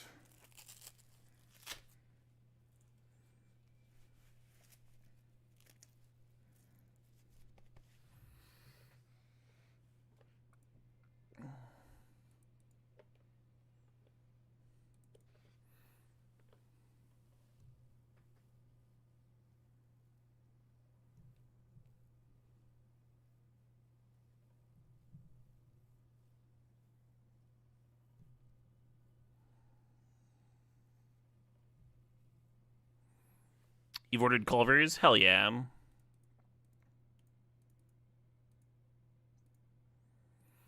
I don't think I loot.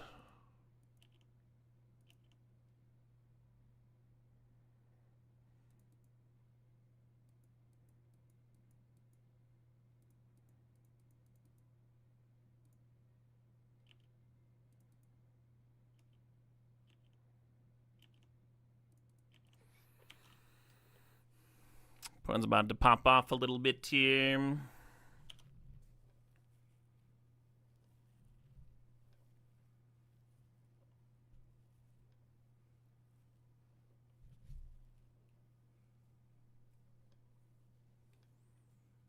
Is it splash? What's is it splash? Oh, just like splash blinking your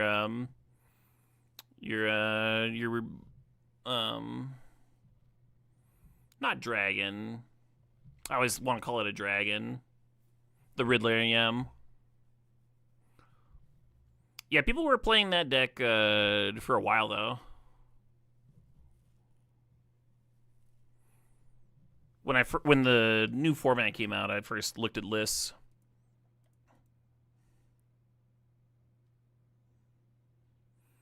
So if I play Grand, then my things are cheap, but not good enough.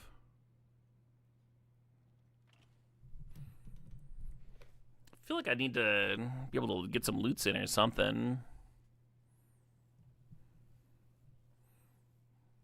Mostly need that accumulated wisdom, huh? Get a big burst of cards here. I might just be fucking dead.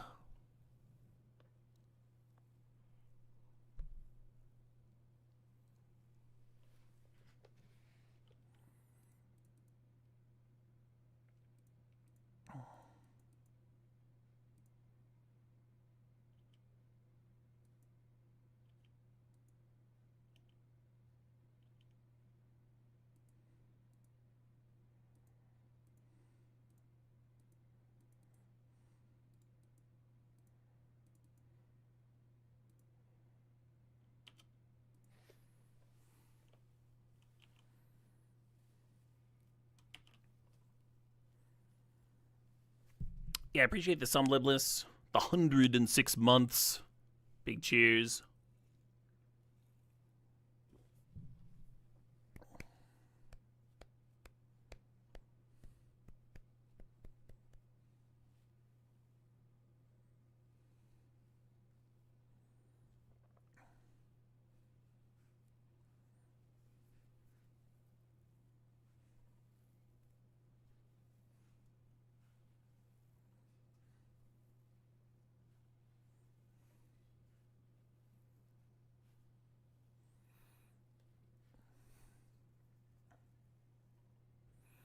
Okay, and that'll untap the seal. Yeah, we're just dead.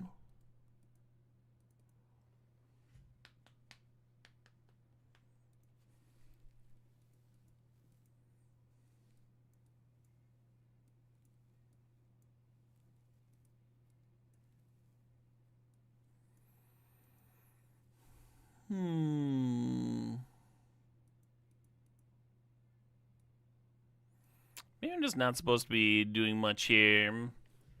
So they want to be able to answer their things, huh? So they want to kill their things.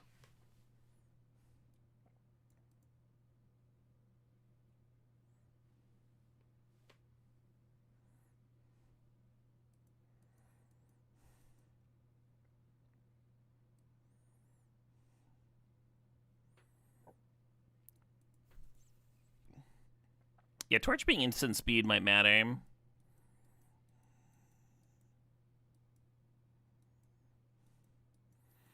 Annuls are not supposed to come in to counter just talent. They had talent and then also the 3-mana enchantment, which makes it tempting. I was bringing them in the mirror where the opponents have Monument and talent and Storm Chaser's talent. I'm less sure if they've only got 4 talent and then like 2 of the 3-mana enchantment, right? I could be wrong, but I'm not going to mess with it here.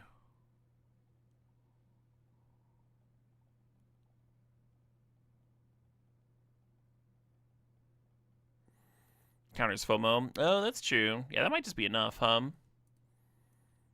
I'll try a couple.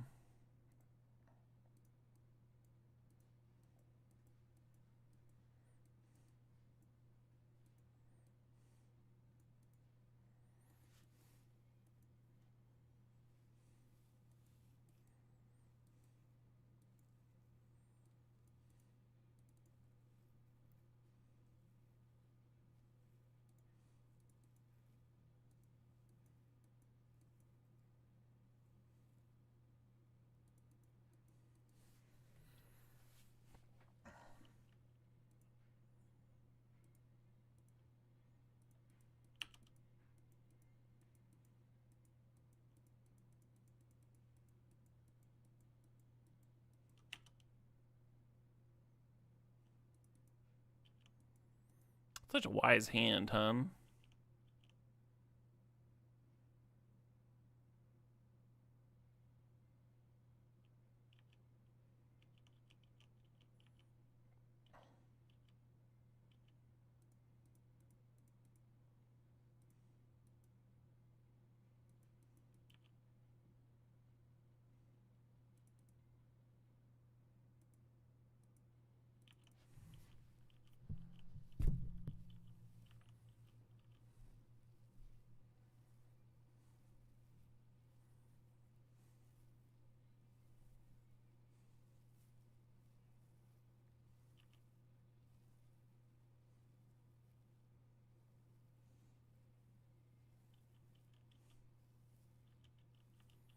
One thing about this matchup is like it feels like the spell pierces never really go bad too.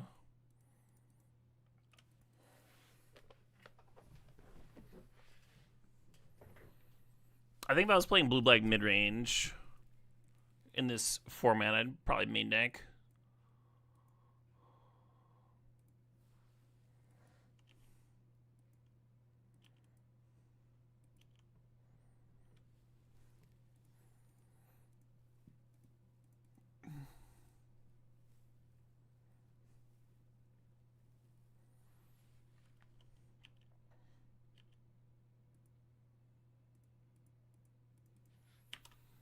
Now we have 3 lessons in the graveyard for our remaining wisdom here.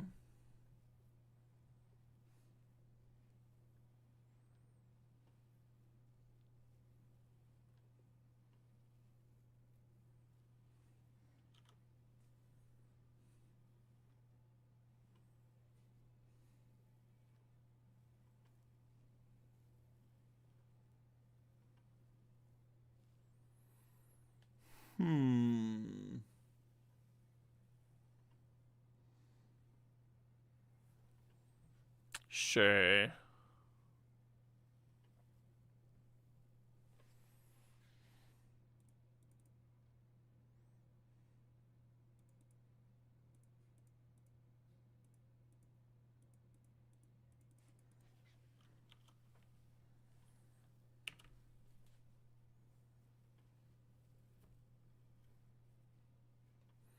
Just slamming. Just wham bam, thank you, mamming.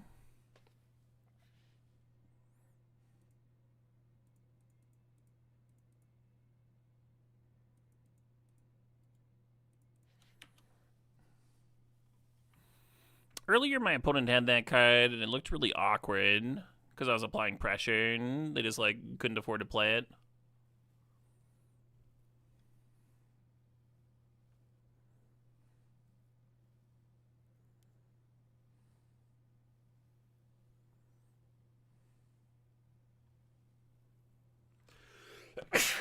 Excuse me.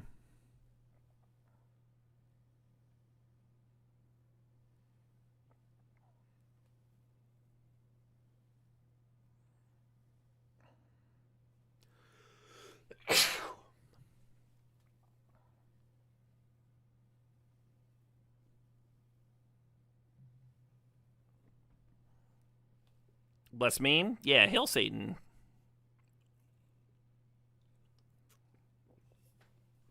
Yeah, having a null for that siege there. I mean, I probably would have countered the FOMO.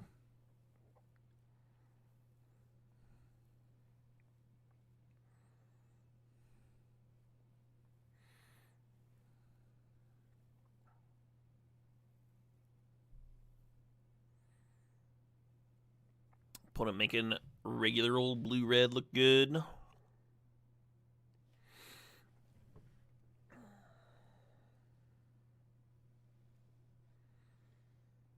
Seem pretty dead.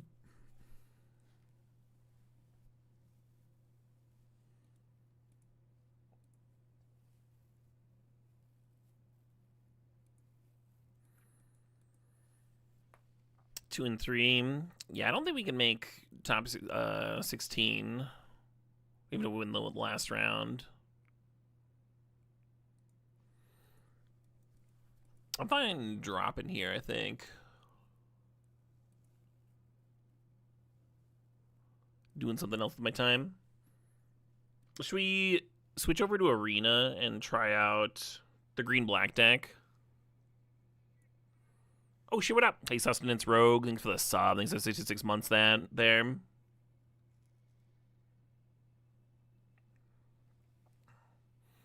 We could play a 6th mirror. We could, yeah.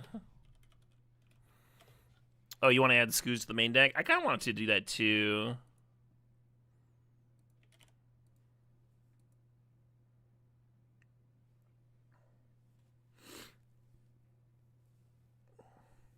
Finish Scrandle until I lose first. Would that give you the satisfaction? We were very close to losing. Here, I'm gonna jam and add while I switch over the extensions and everything.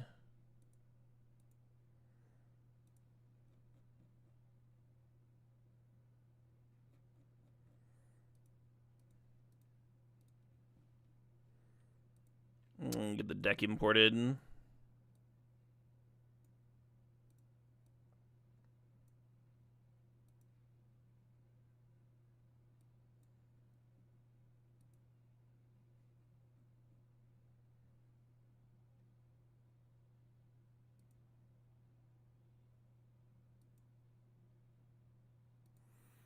Spicy a standard deck list.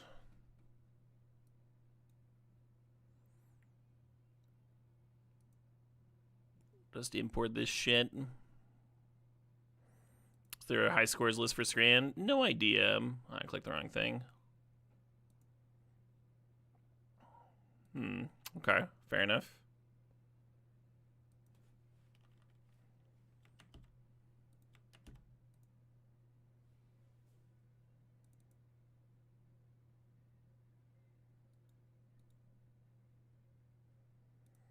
Oh, it straight up just didn't save it. Is anything useful? Oops.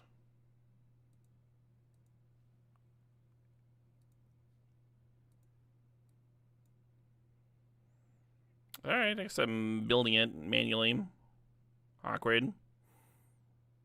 Hey, Blitzkrieg, thanks for the sub. Appreciate you.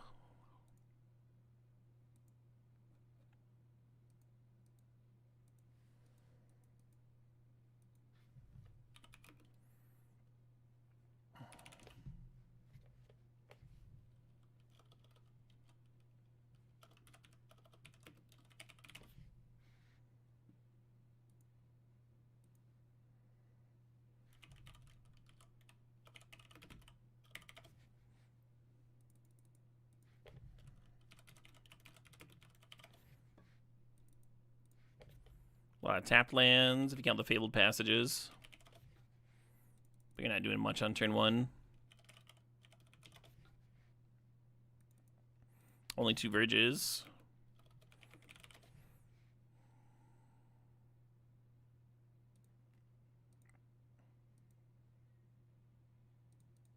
Ugh.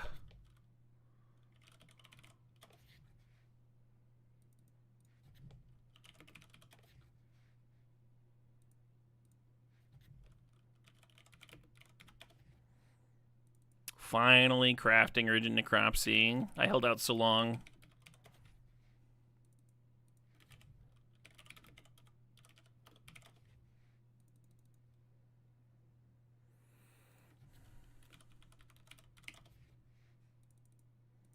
Three Bloomvine Regent, the perfect number.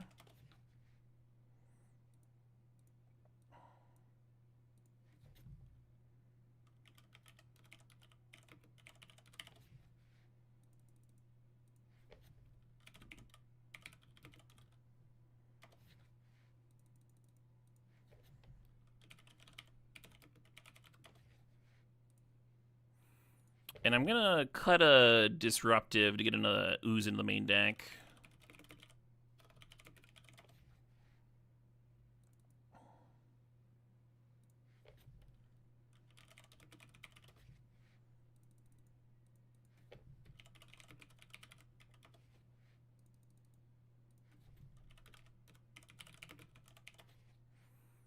Just gonna do 2 for now.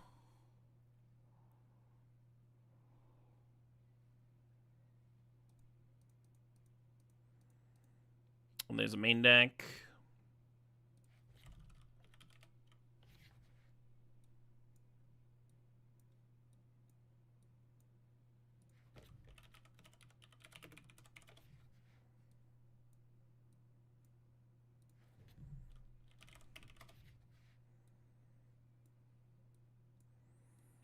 I almost want like a draw engine in the sideboard.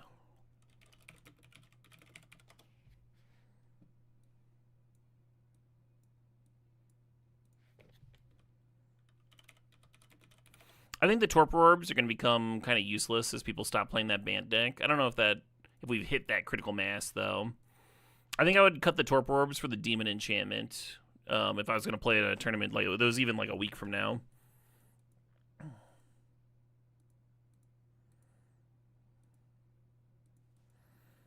All right, we had a quick request before we get into games to get to the end of our Scrandle run. And I guess we are pretty far, and we only have shoves left, so it's not going to last very long. But we have 6 million points here. Wait, this is free? Sugar crumble pastry free? You can't beat that. You can't beat that. It looks pretty good too.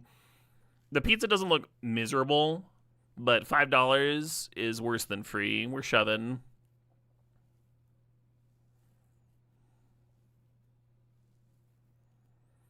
Oh, we must be on Ebol. Looks kind of good. Let's use a pint. Reveal the rating of one of the current items. 93% feels really high. All right. Whoo. Oh, no. So this is like a very sad chili chicken wrap, right? It's extremely sad, but the hot dog doesn't look like food to me. It really looks like I don't know, some kind of like deceased sea creature that's just sweating. If it was the same price, I think it would be a grand slam. But the chili chicken wrap being $9 for 3 little pieces of chicken is a little egregious. 14.5 versus 9.7. Aw, yeah. Always vote on not gross. We got a dirty dog here that looks awesome. I'd prefer the dirty dog. They're about the same price. I think the chicken curry is going to win, though. I would get the dirty dog between the two options. I like a chicken curry, but I think people are going to vote here. 52.2 and 48. Nice. 42 million. We have 42 million points. We gotta fucking finish this up. The sharing box: brisket pies, salt and pepper chicken, chips, pulled pork nachos, matzo bites, 2 cobbed corns, salad, sauces, all for $20. Yeah, I would share this box. This looks good as shit. You got 2 little pies in there. And then over here we got barbecue bacon loaded fries. $5 is not a bad price for that. I'm gonna go with the sharing box. It's probably wrong. Like, it's probably like just barely enough that people would go for the fries. They're good ass fries, right? No wrong answers here. Oh, I went to 0. No. All right. Your journey has ended in failure. You have been turned into Scran. Tricked by the sharing box. Okay. I didn't know if it would give me a high score based on like the number of points I had. I guess not. You gotta tap out at some point. All right. Well, let's play some games with this. So a little bit different than Stark's, just like main decking a couple loses. The only real shift. -1 Stormbrood and -1 Overlord. Just squeeze those in.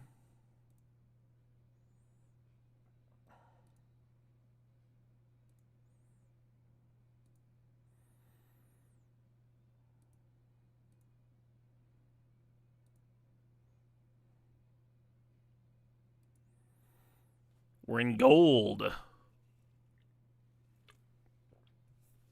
The fries look good. They did look good. Yeah, it was a stage. It was a stage where they were always going to be hard ones, right? It was always going to be close. Sure. Did we get any Is It Lesson games in? That's been the stream until now. So we've had like 3.5 hours of, well, mostly Scrandle, but there's some Is It Lessons going on too.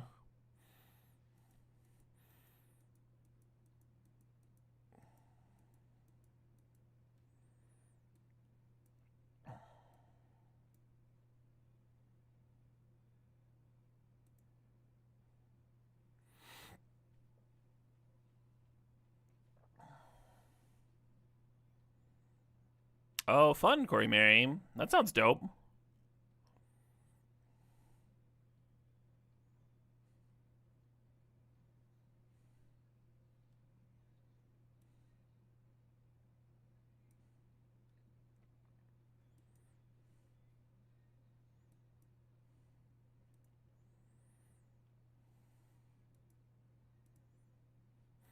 I probably shouldn't have done that, because if they tried to shock the use, I could have exiled the Gran and then exiled it.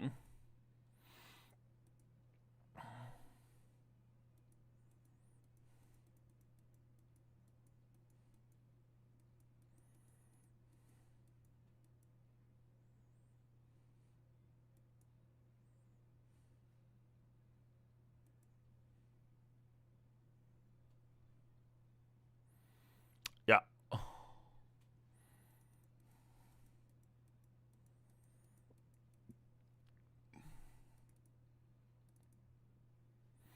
Do we think Yugra is good against them? I like they have Black Sun versus tokens. I don't like it versus most of their deck.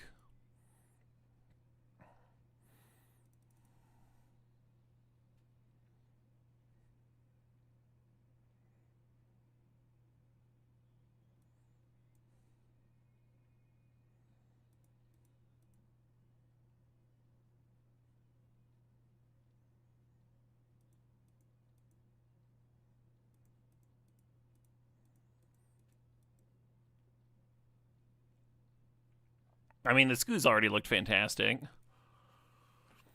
Game 1.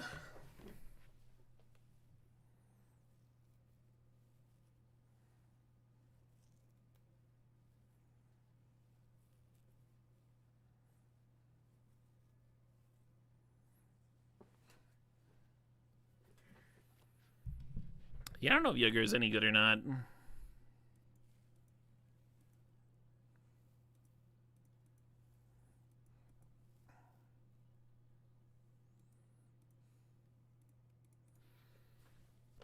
Be a little bit less rampy.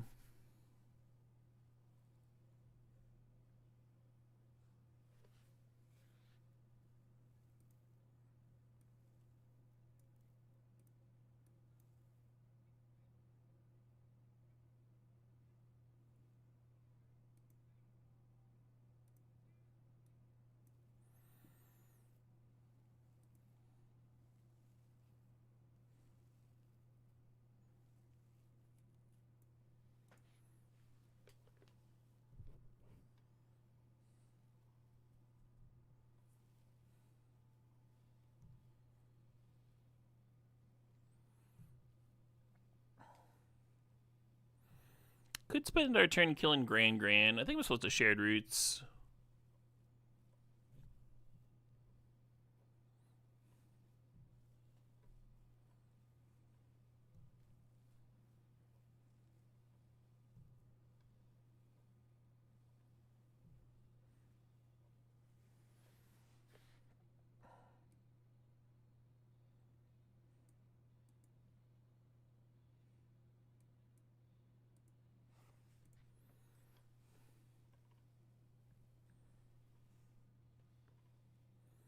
You kept on wondering why nobody was running out of second Grand. Yeah. Spicy little legend.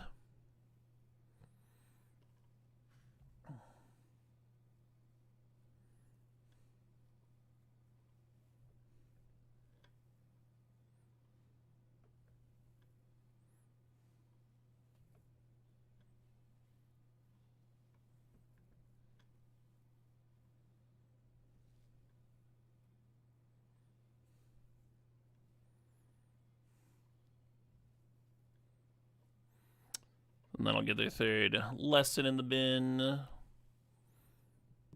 they're already Grand recalling. Ooh's looking a lot better on the play than the draw in that regard,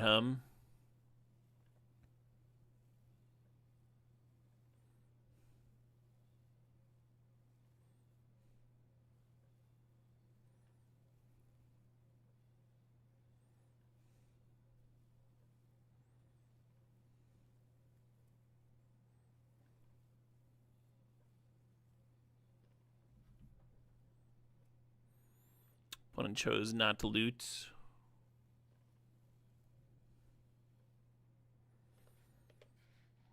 Let's start off with the duress, see what's going on over there.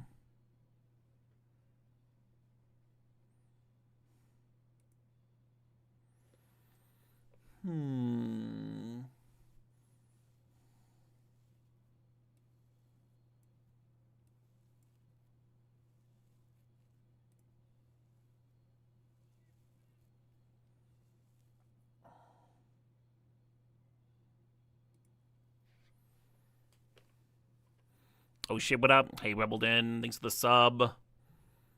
You're no expert, but maybe recalls a little too good for standard. Yeah, probably a little too good. Damn.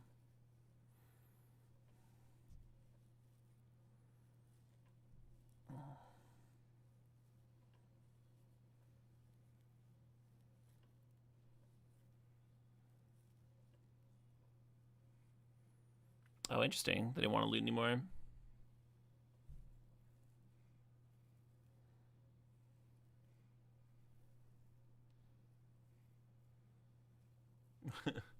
Bye, Wisdom.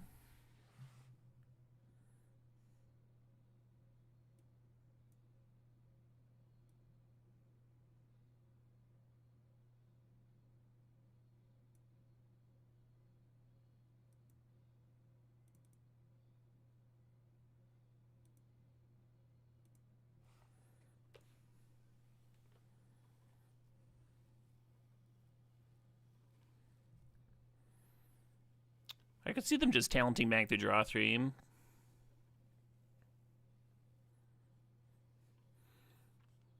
Yeah, thanks again for the 77 bubbled in. That's a hell of a sub compilation. Hell of a grouping there. Actually, hold on. I was going to Ice Till Explorer and kind of pop off there. What if I just attack and drain? Oh, because they got 4 lessons. We can't prevent them. We can't prevent the draw. All right, well, I'll just do this.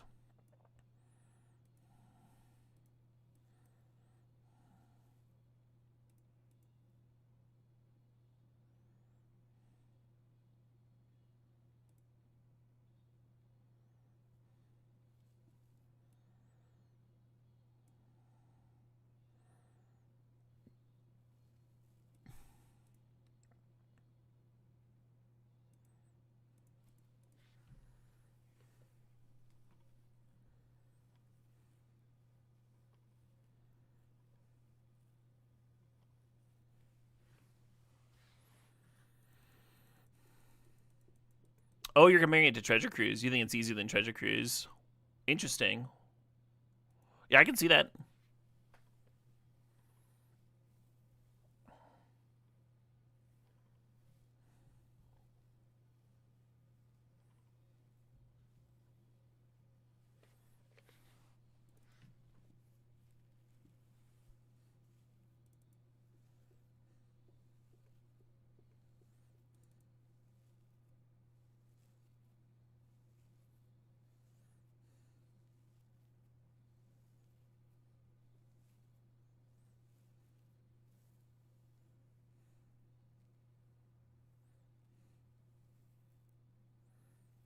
Sure.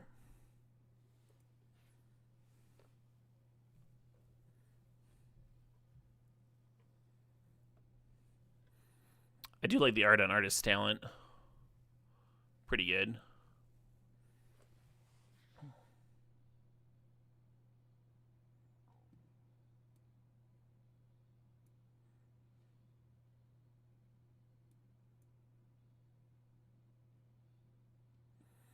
It's all coming together.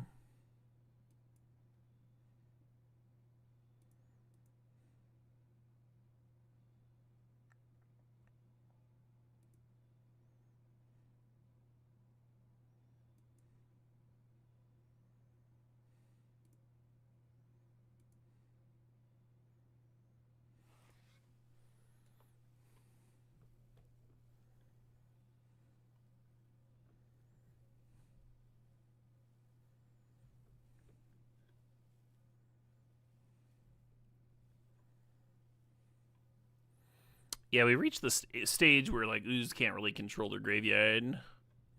And take too much mana, too many turns.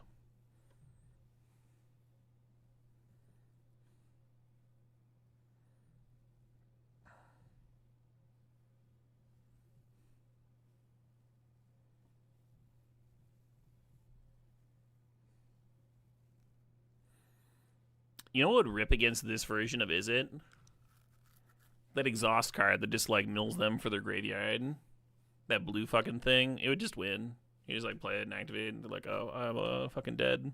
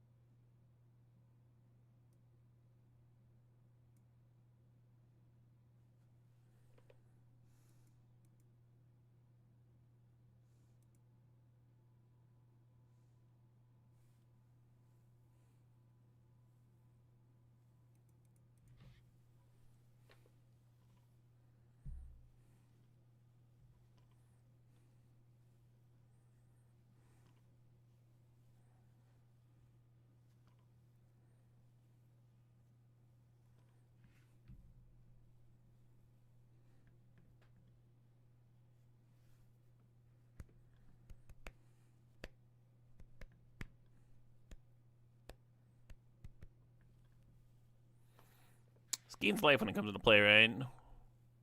Oh.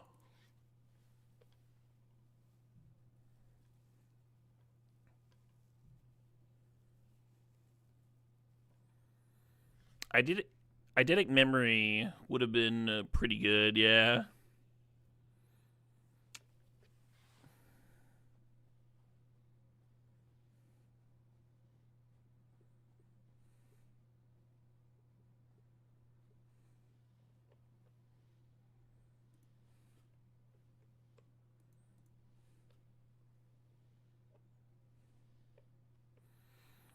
Can you? I wonder if River Churn can deck the bug self mill deck. I wonder if it's any good there. What is that? 12 cards.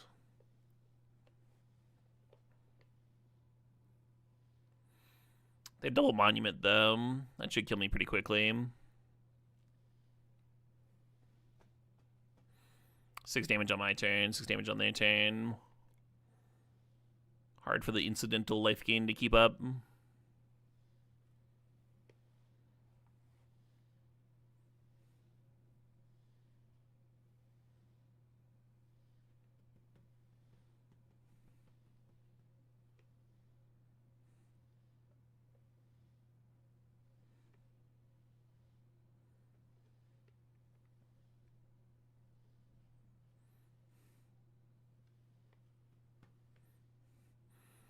One's out of 9 cards.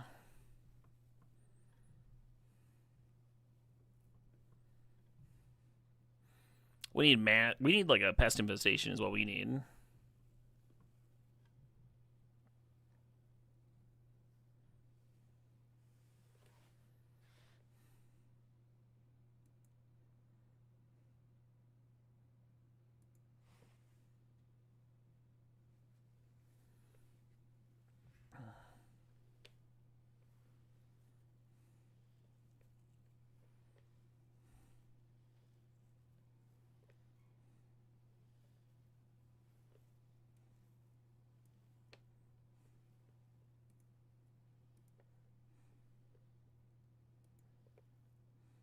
Behold the dragon!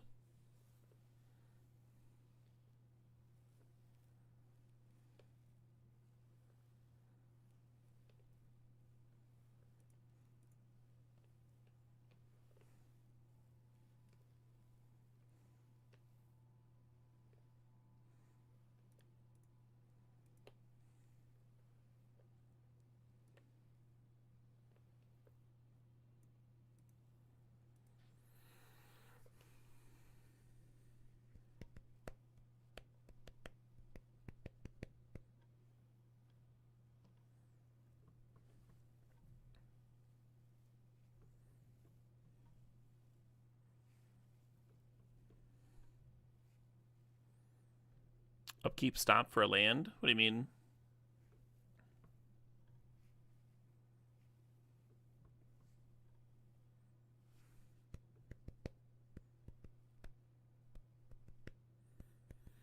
Yeah, they just need their 3rd monument. Seems kind of impossible for them to not have at this point.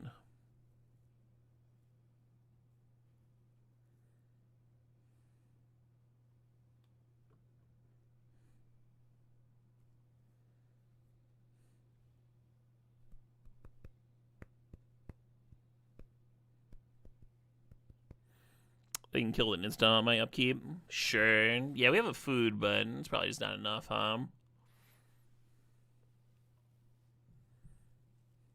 Oh, that's cute. Just like don't even discard.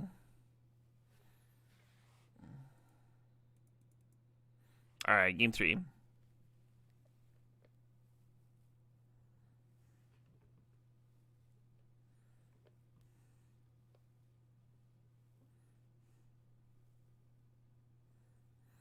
So I guess Ice Till and Esper Origins is like the value engine. I don't know how much I love that.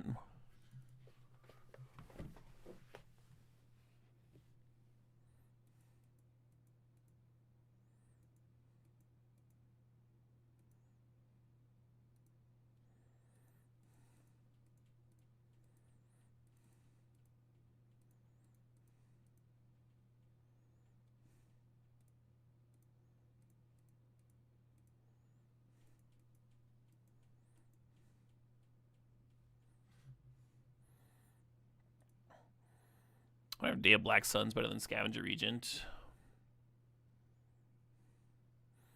Depends how much I care about Caustic Exhale, I guess.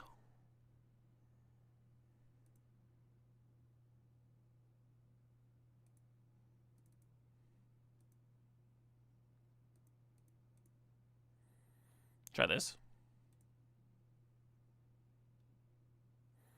I still seemed underwhelming. Yeah, I mean, it's giving you a bunch of mana, and then you're, getting that graveyard recursion value. I can understand why it's in there. You need some kind of value engine to, like, beat control and mid-range mirrors.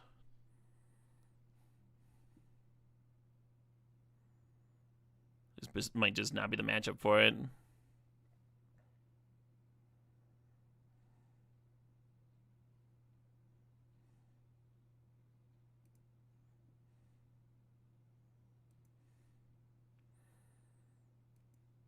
Kind of a gross opener, just in that we don't really have a bunch of disenchants.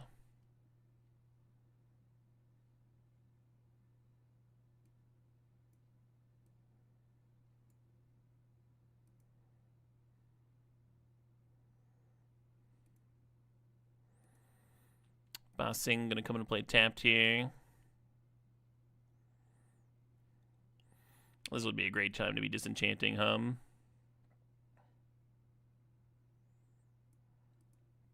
I think the Ooze is a little vulnerable. I think I want to be able to play it and at least exile a couple things.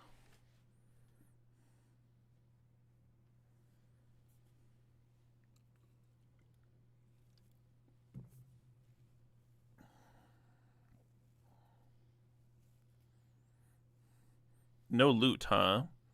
Interesting.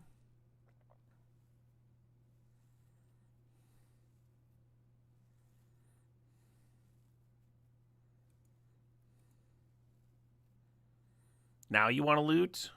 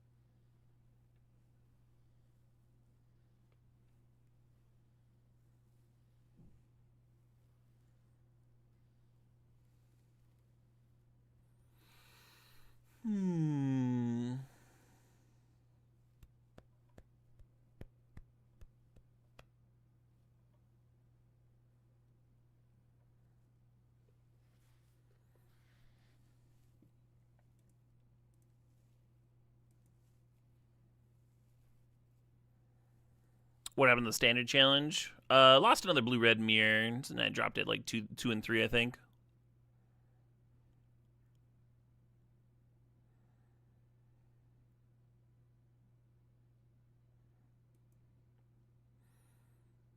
Yeah, you got it.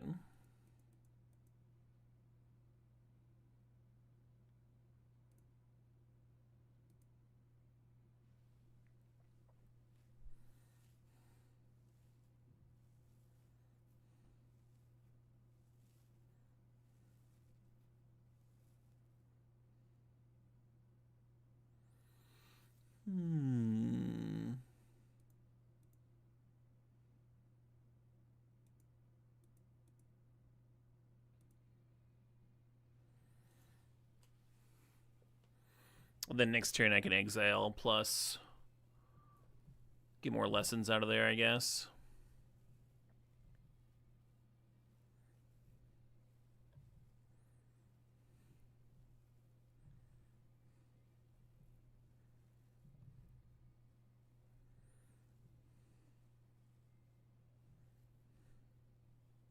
Shocking Self.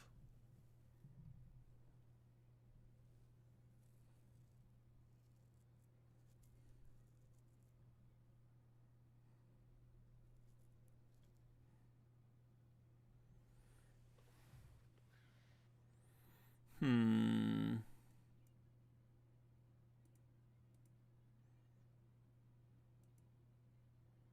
Behold, the dragon.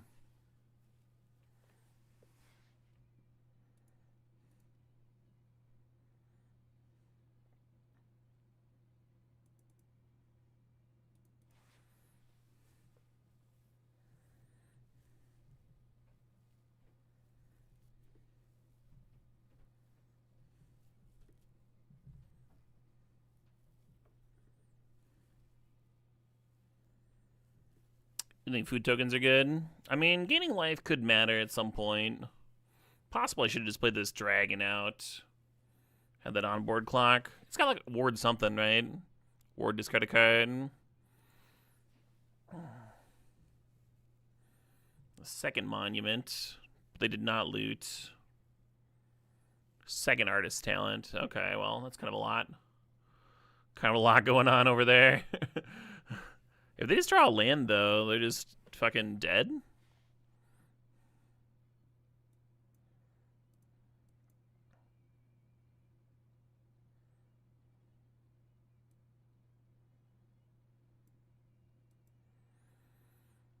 Maybe just cast a damn dragon,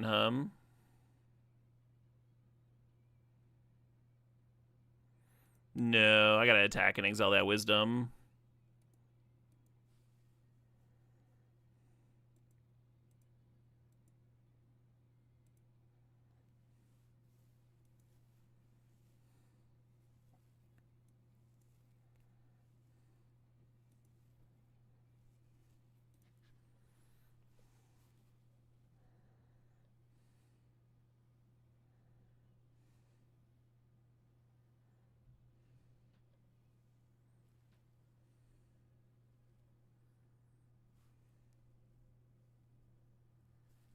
They almost need the unsummon to get things jump started. Bounce the talent, draw a card. Awesome. So it seemed like being on the play, the combination of ooze plus the creature land was good there. But the ooze by itself not good enough.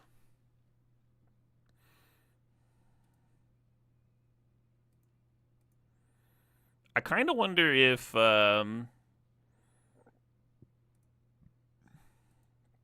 Rex Sage is the best card.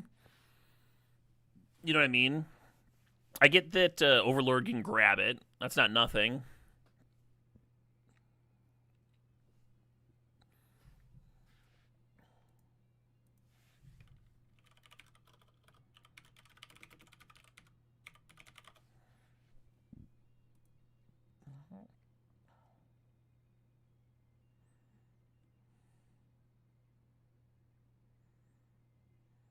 Fungus is even more expensive. Just pick your poison. I guess the issue with pick your poison is if you want to hit the artifact, they might have treasures laying around. I do love that it only costs 1 mana.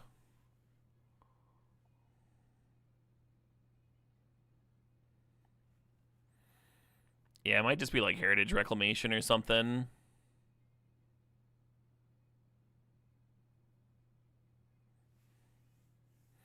Ooh, Seachip Impact. Get a Lander token. Oh boy. Oh shit, what up? Hey, Lord Sorrow. Thanks for the sob. Thanks for 78 months.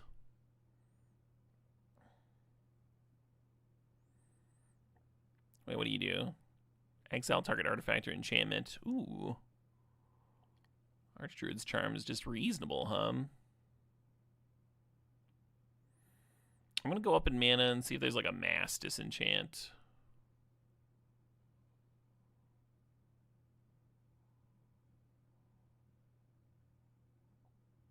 That was Vivian Reed. Vivian Reed's kind of sick.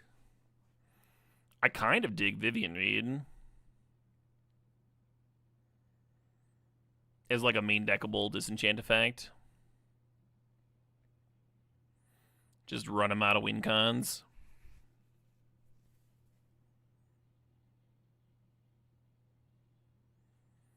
Big Bear 6 mana adventure. What's that?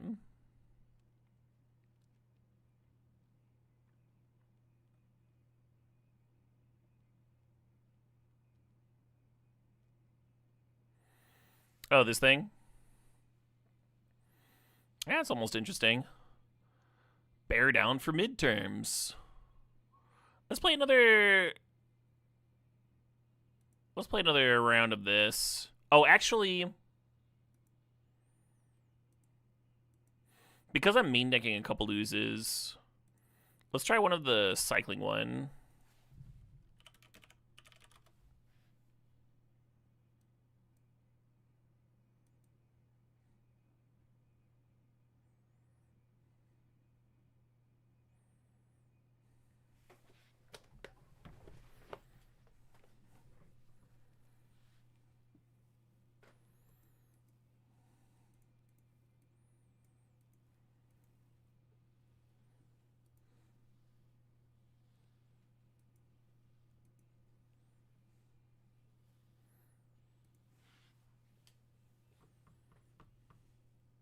How good is Yigra? No idea.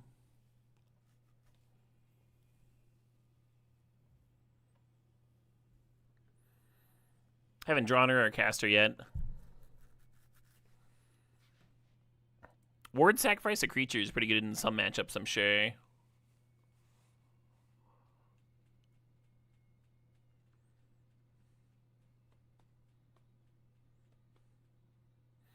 I'm going to keep this and bin one of the scavenger regents.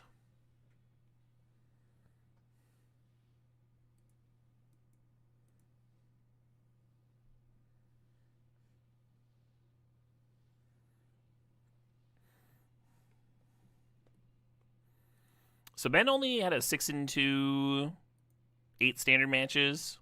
Is that the whole tournament?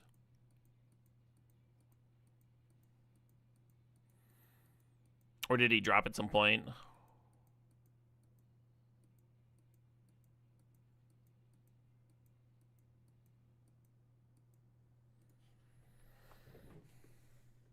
Six draft, 8 standard. Gotcha.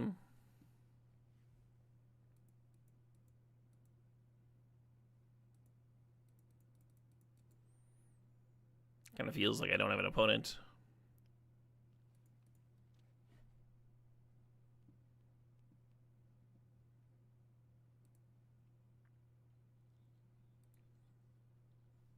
What do y'all think? Should I just be like leaving? Do I need to restart Arena? How long do you wait? Should I get the food game back up here?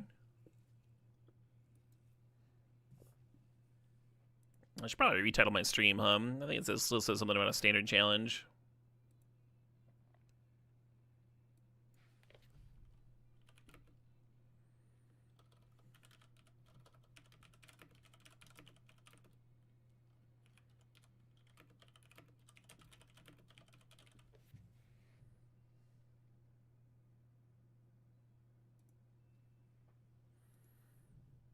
Oh, they're open. Sure.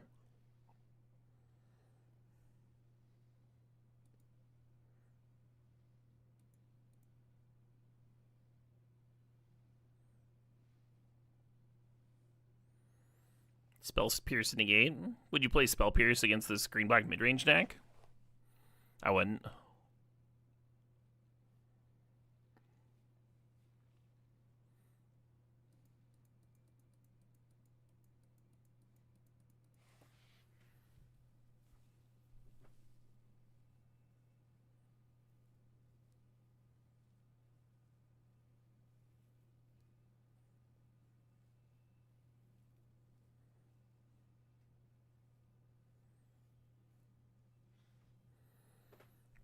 Oh, Cease Desist destroys all artifacts and enchantments. That card might be sick.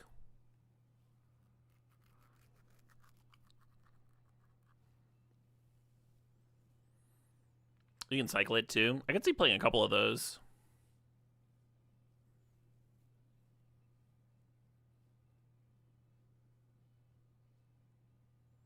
Had to water the dog. Gotta water the dog. How else are you gonna get that luxurious coat?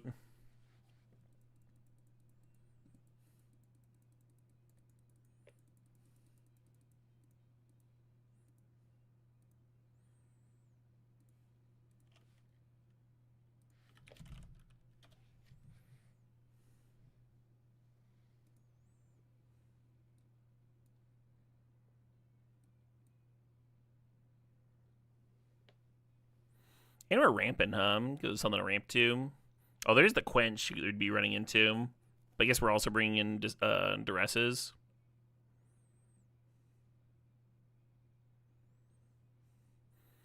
Do I want one or two of these puppies?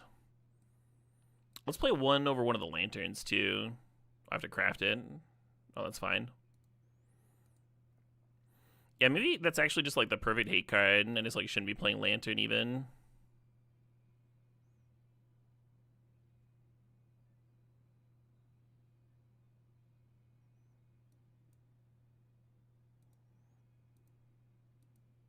Two uncommons. Probably survive. I did burn up most of my commons and uncommons with this limited format. Crafted all the uncommons and commons first so you get more gems or whatever before you start drafting.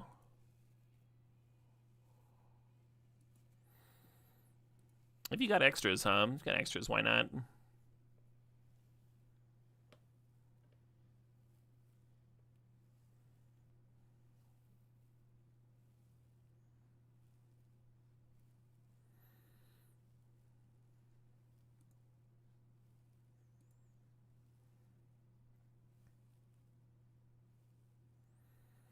Yeah, I'm not sure I like the whole dragon package over just being the demon deck. I guess the whole demon thing is kind of awkward against a bunch of unsummons. Kind of a fun one to just bin off your surveil.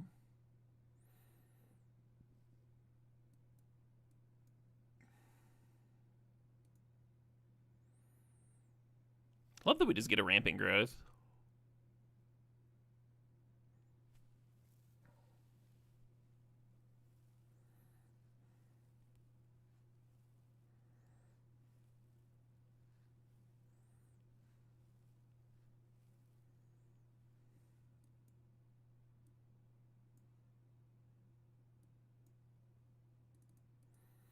This seems good.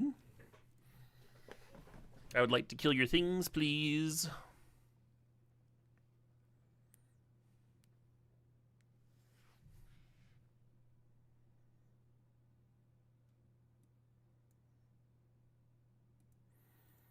Behold, a dragon. I think we just fired off too.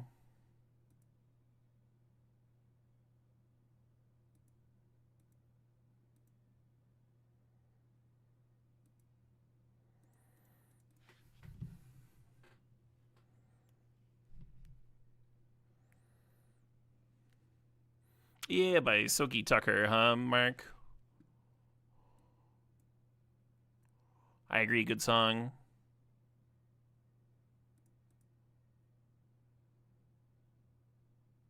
Or Sophie Tucker? I don't know.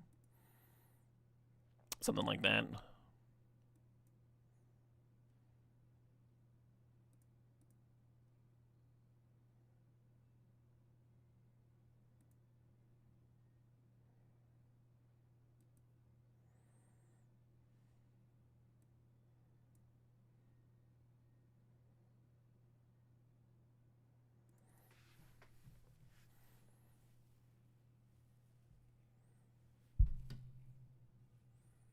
Uh-oh.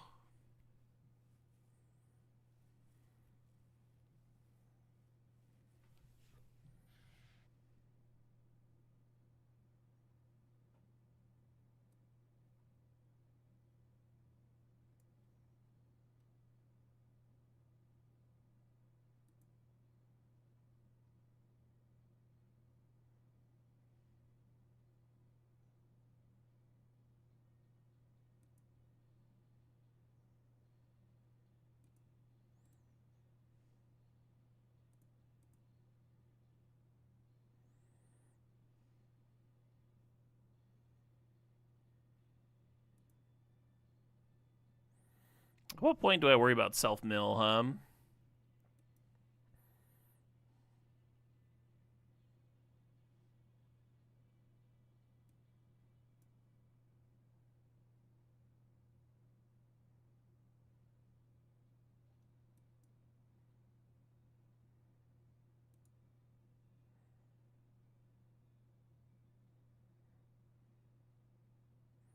That was sick that we could just draw the fucking removal spell here and answer their Ouroboros. Oh. Oh.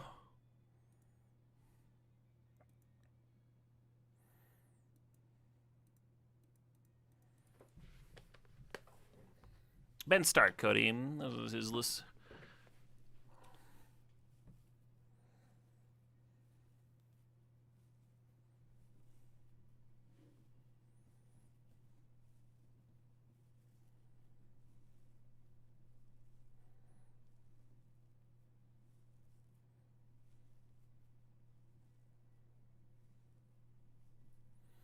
Yeah, very cool that the Esper Origins can draw removal spells off the top.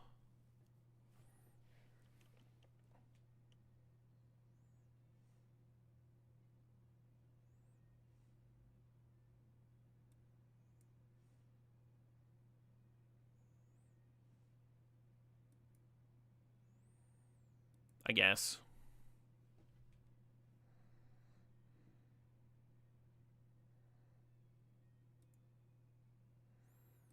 "24 cards left, Might be locked out of...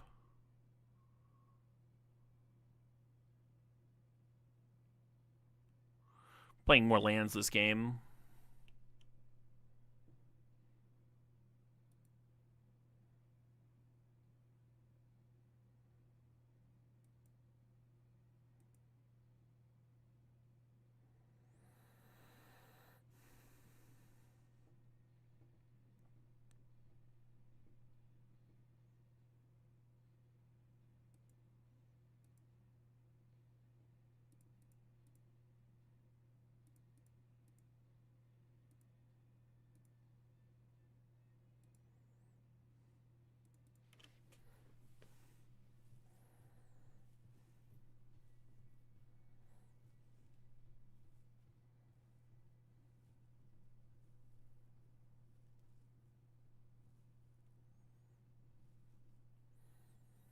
You're saying you don't self-mill just by replaying Omens over and over? I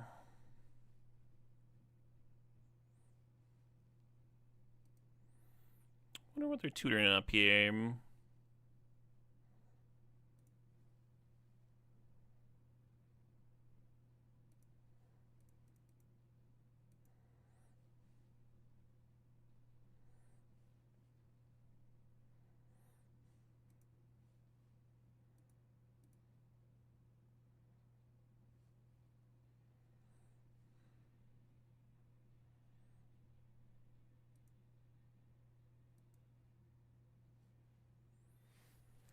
Yeah, we activate the cottage. They'll gets +2/+2. We play our removal spell that like nukes their whole board. Yeah, we get more sweepers. We get more fucking sweepers. Seems good, huh?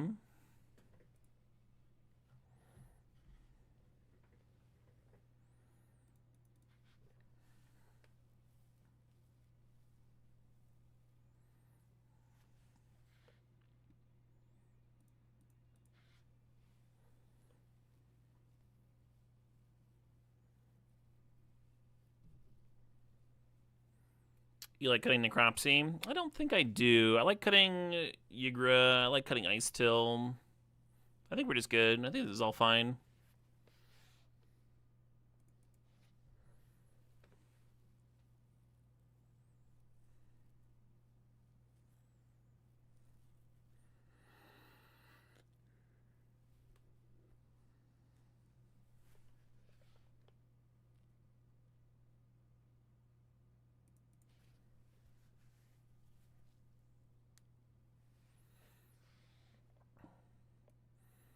This hand might suck. This hand might have been a mistake. My thought was we have 7 sweepers in here, and I just want to make sure that I can like ramp into them.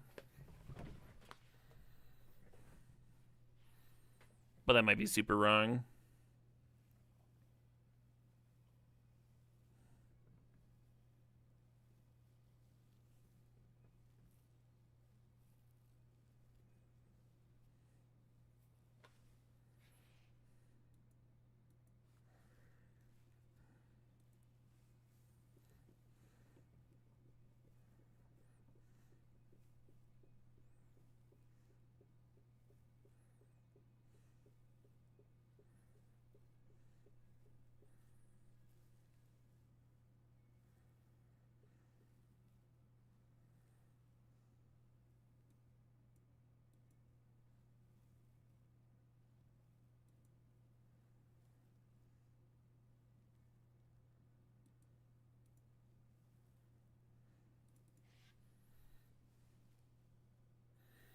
think Ouroboros just wins,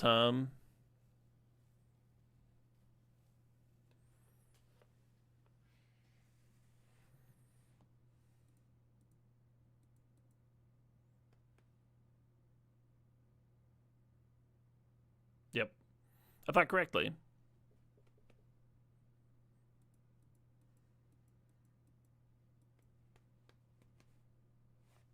Opponent had a nice curve. Turn 2 Rampant Growth, turn 3 Ice Till. Not what we needed. not great.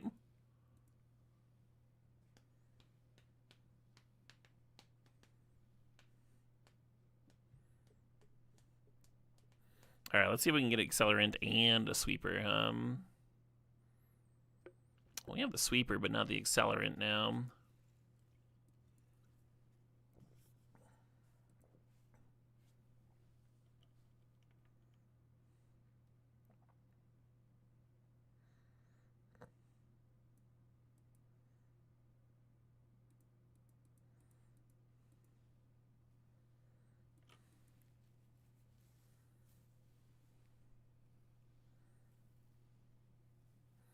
No second land,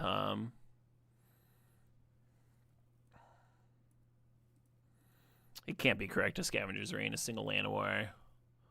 This can't be.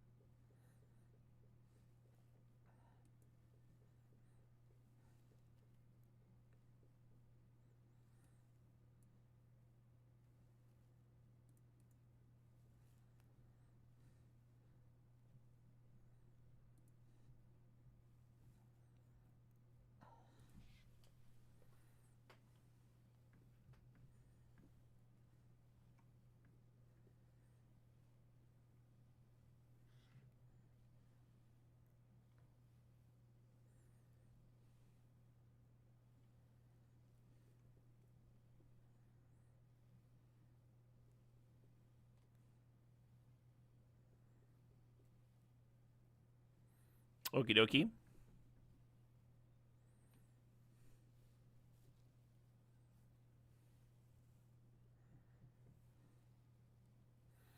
I think this is a better spot. Castine.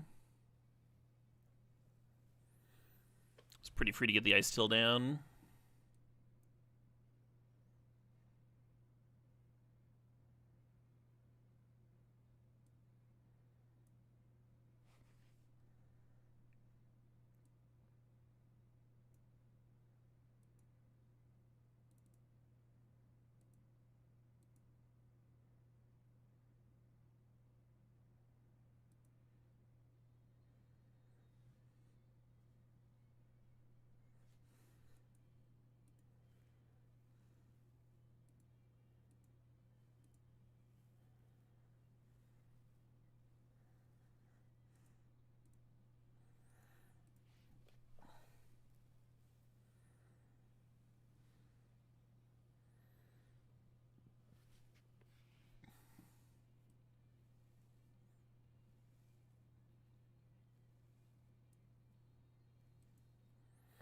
Guess we'll do this first.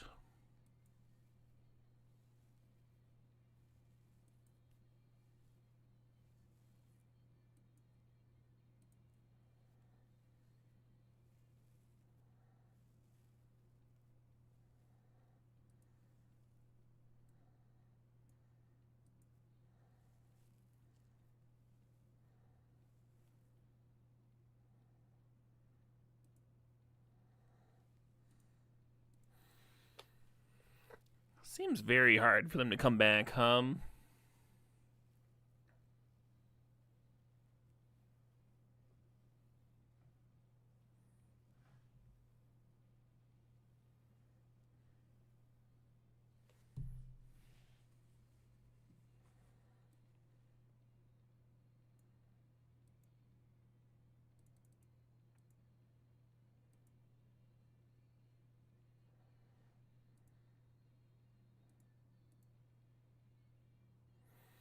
Yep.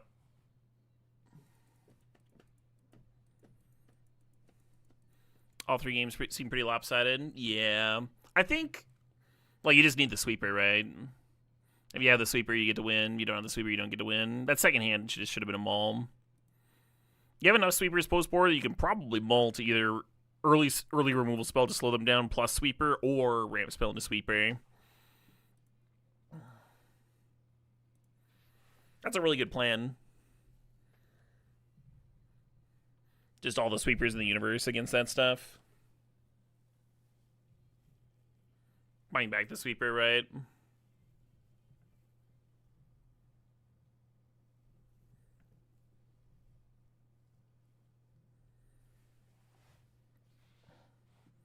Molesville. Keepsville.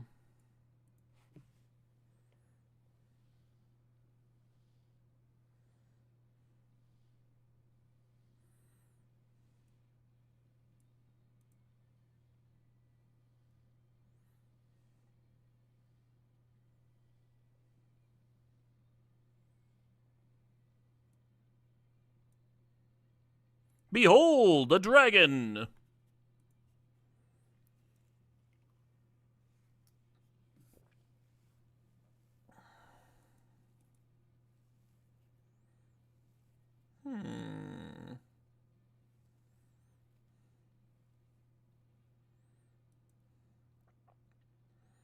I don't know if I want this, actually.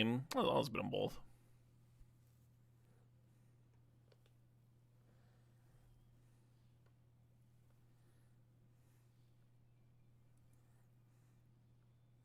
No flash critters, huh?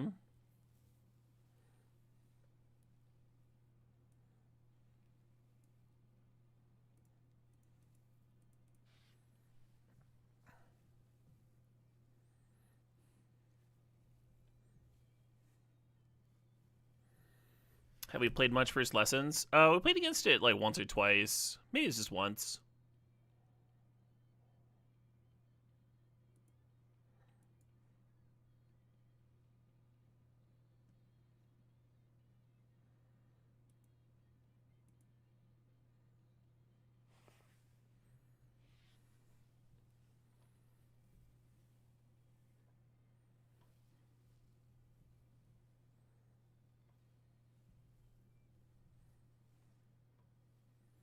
Nice.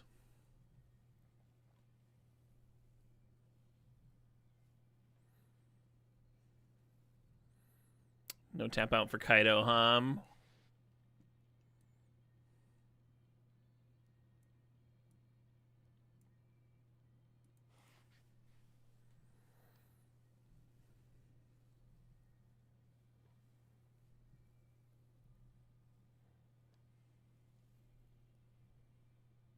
Oofda.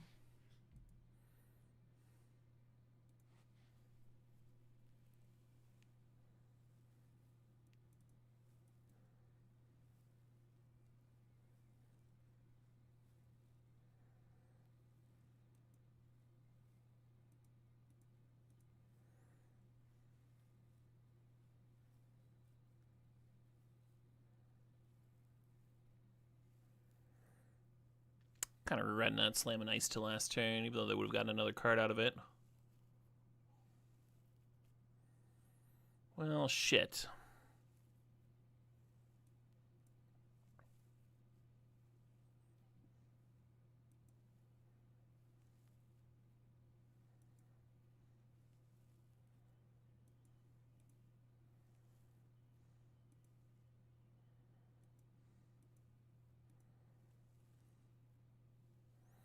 Yeah, if they were gonna just slam Curiosity, then like the removal spell kind of like holds par with it. But then having the flash make 2/1/1s into Curiosity was kind of brutal.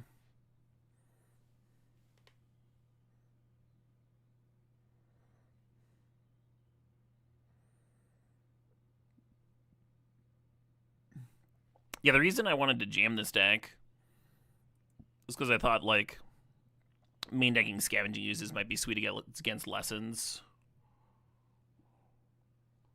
That's been alright.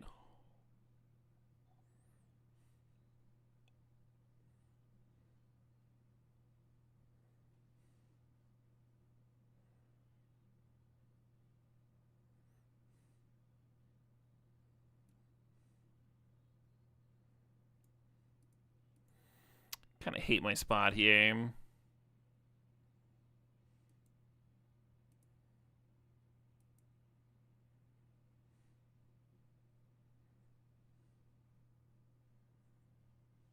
I think we're just gonna get bodied by this Curiosity.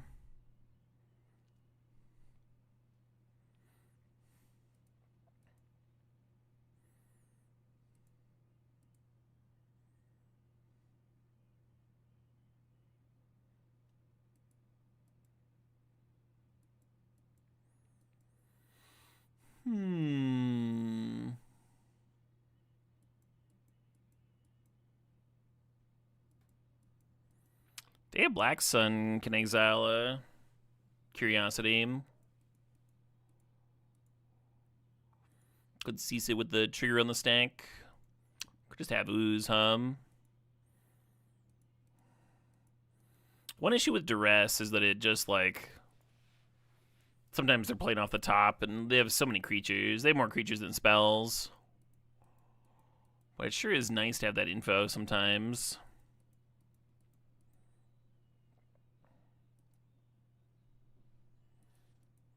Yeah, I think I like the Versatile Disenchants, the Necropsy, the Stormbrood.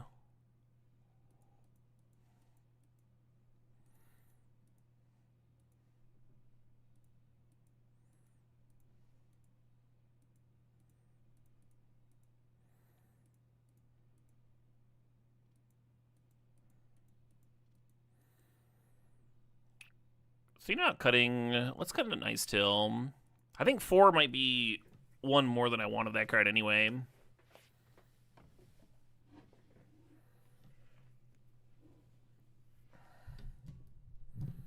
I'm also kind of considering trimming back Shared Roots.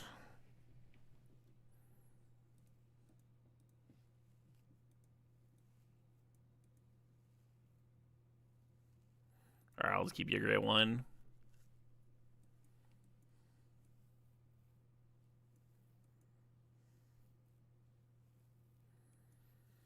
You hope Duress takes away turn 3 Kaido. I mean, we've got removal spells for the things. We're not necessarily going to have Kaido turn 3. We have answers to Kaido too. Not great answers.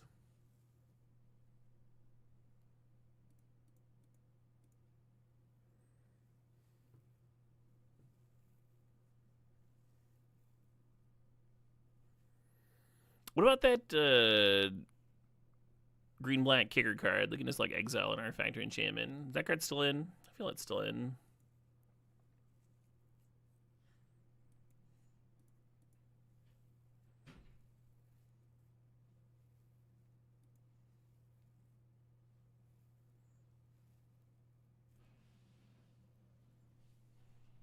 Yeah, Terra Sunday.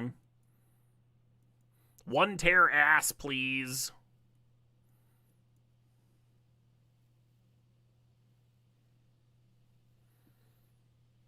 I haven't activated Boss Sing yet, but I assume you would need many activations for it to earn its keep.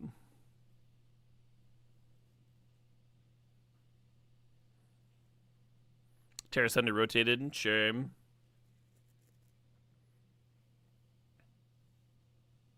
I like that card. That card would be very main deckable these days.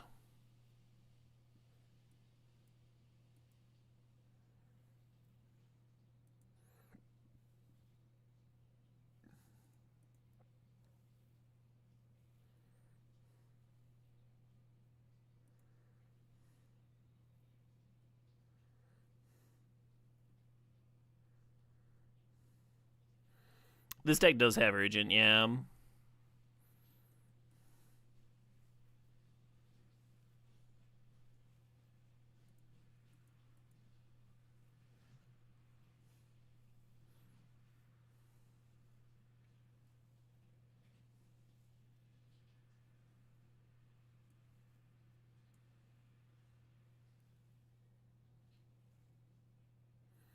I could Ice Till double land drop and then Regent for 1.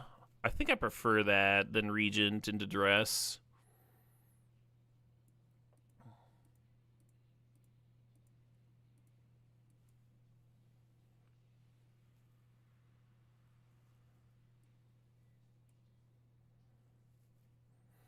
Doesn't mean I can't rebuy my value lands here.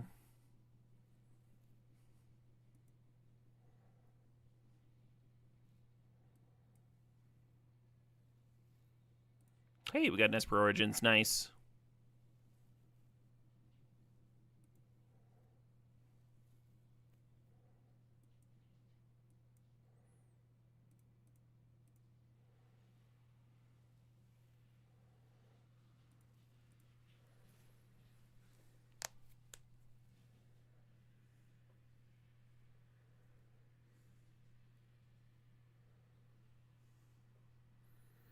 You feel like we need something besides Esper Origins for the mill? I mean, we're getting all these creature lands.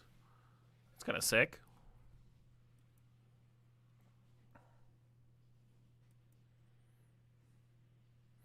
I think it's kind of sick.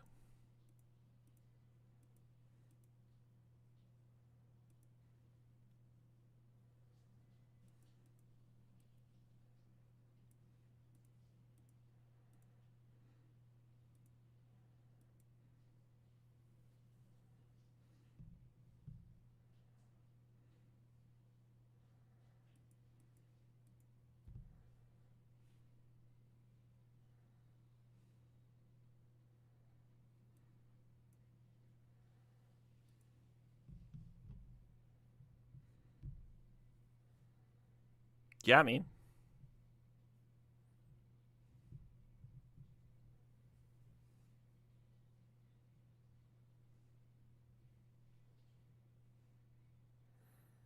I'm exiling a creature I control and my graveyard. That's a bit of a bummer.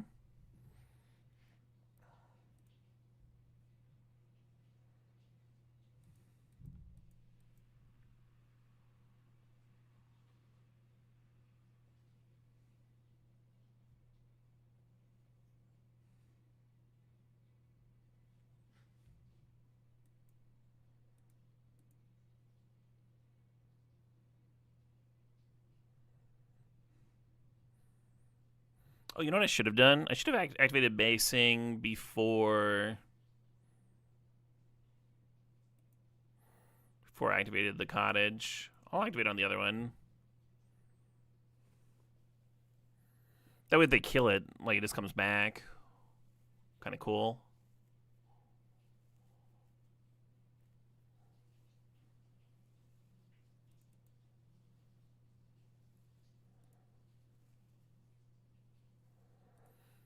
Oh, and when you Earthbind onto it, it still gets the attack trigger. That's cute.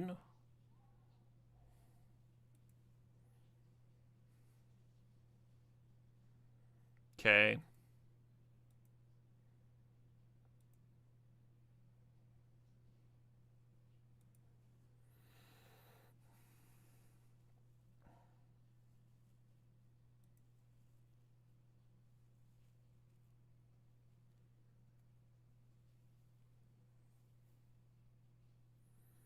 Cool. To game 3. You like how we like never cast our duress?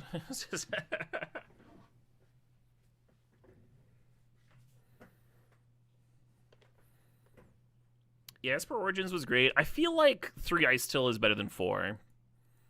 You can kind of like flood on them in an uncomfy way when you don't always have time to cast them and such. But I do like 3. I don't think there's anything wrong with 4 Esper Origins, especially since they chain together pretty well. I think I'm just going to jam this again. Looks pretty good.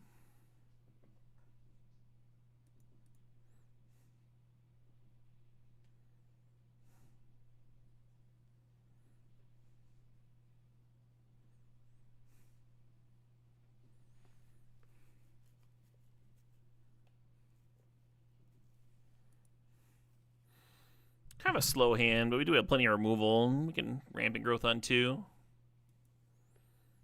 Then playing a tap land turn 1 is nice. Yeah, batted up.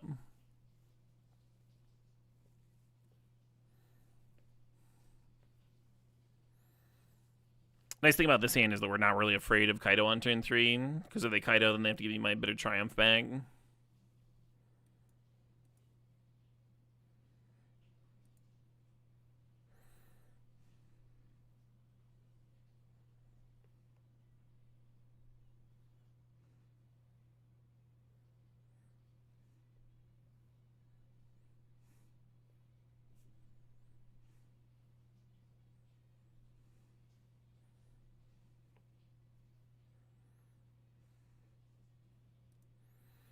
think you do this if you have redundant Kaidos, and like you are getting card advantage off of it too. Like I'm using a spell to kill it, and they replay their bat or whatever.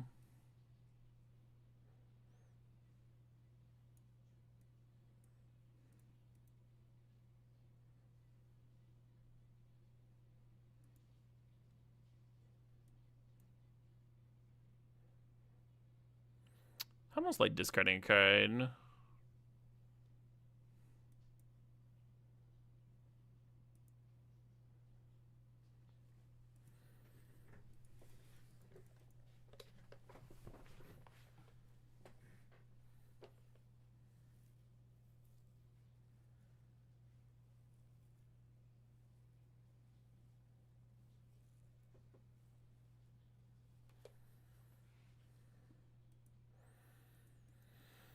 Could activate Restless Cottage, get destroyed by a removal spell. Could play Yugra and get destroyed by the counter unless you pay 2.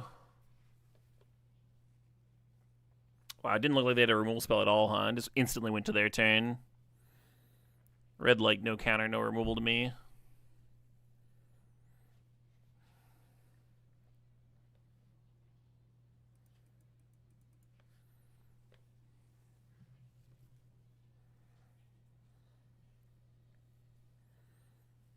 The Surging Necropsy just got pretty bad. Y'all notice that?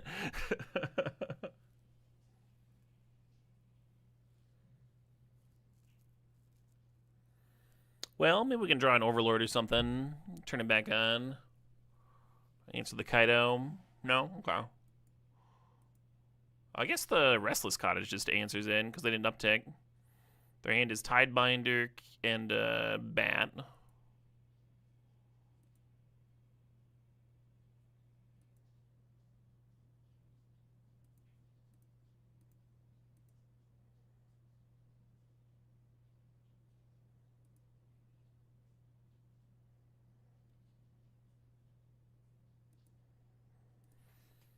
And the Bat's going to take the Caustic Exhale again, and then the Tidebinder can fog my activation.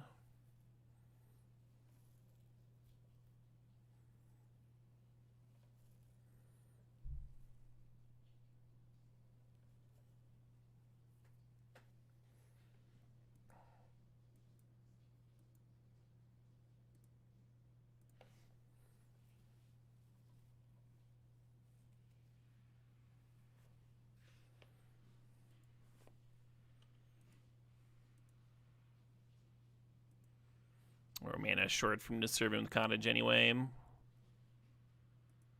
So I guess we're just cracking a food.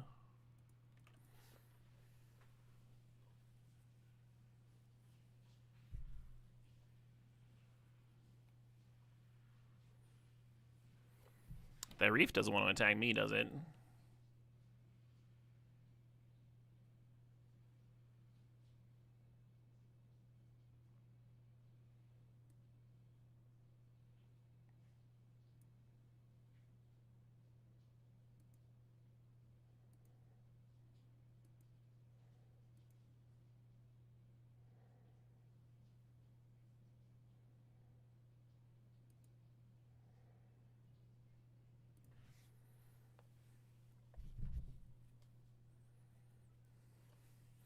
Oh shit, what up? Hey, the kid. Thanks for the sub. Thanks for 24 months there.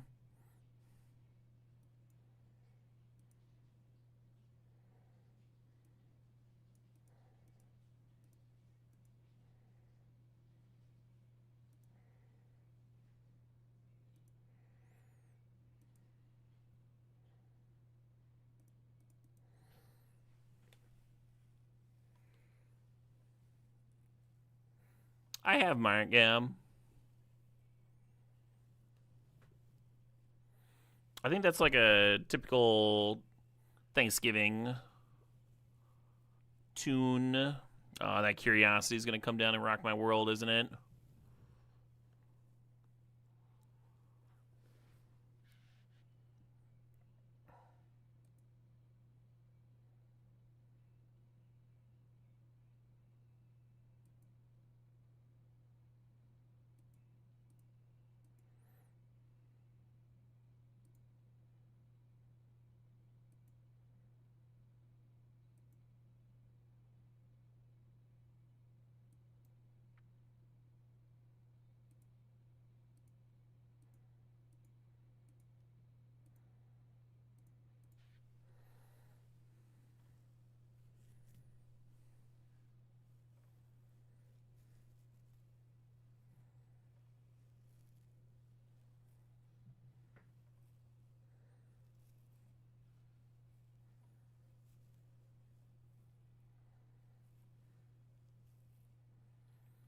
This fucking curiosity, huh?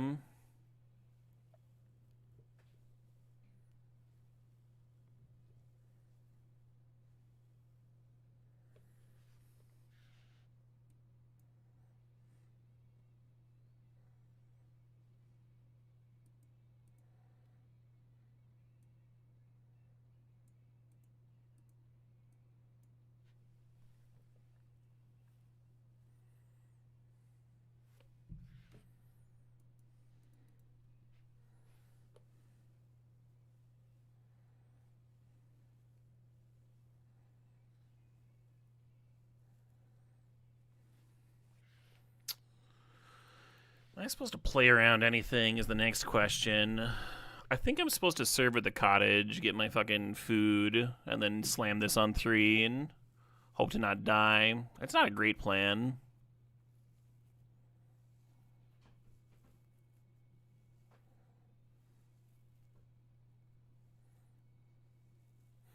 Yeah, we can't play around the counter unless you pay 2 or anything. Oh, I could just cast this as a dragon. Maybe that's better.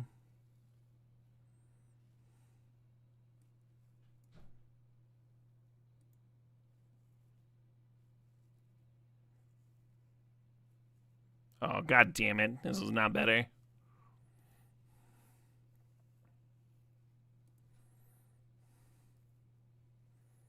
Just waltzed into that.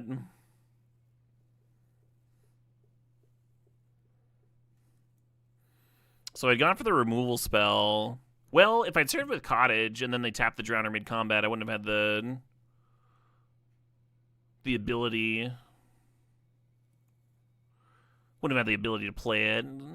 So I still would have lost a Drowner, I think.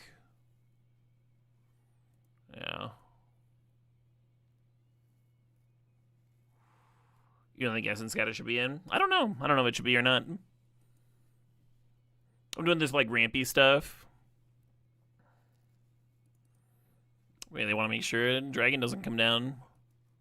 It counters Scavenging Ooze in late game, too. Yeah, I think the only thing that buys me time there is if I just, like, slam the Sweeper, and then they're still plunking at me and drawing cards.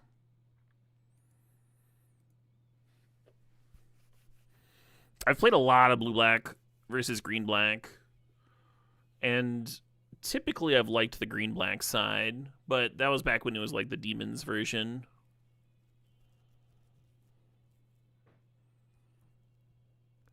A bunch of 3-drops that are just very hard to deal with if you're playing 2-mana 2/1s.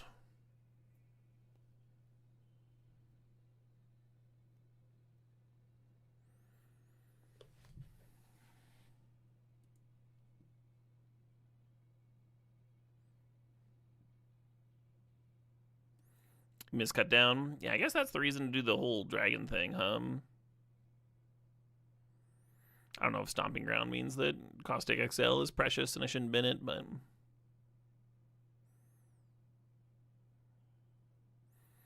Badger, badger, badger, badger.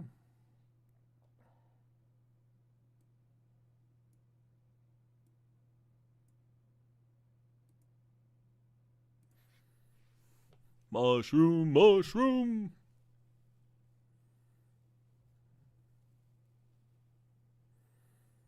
Necropsy's been pretty bad so far.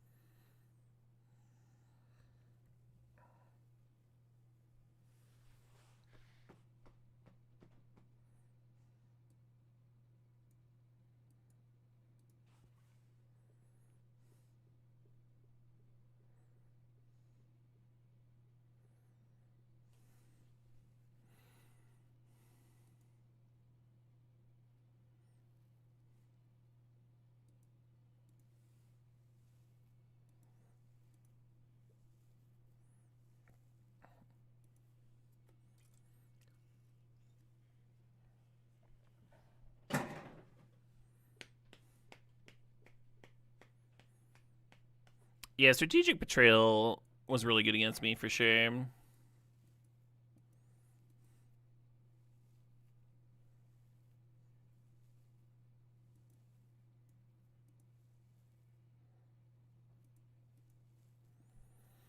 So in order to kill this thing, I've got a Bitter Triumph. The token feels pretty bad. Maybe just let them draw, huh? And just slam Ygra here. Probably bad.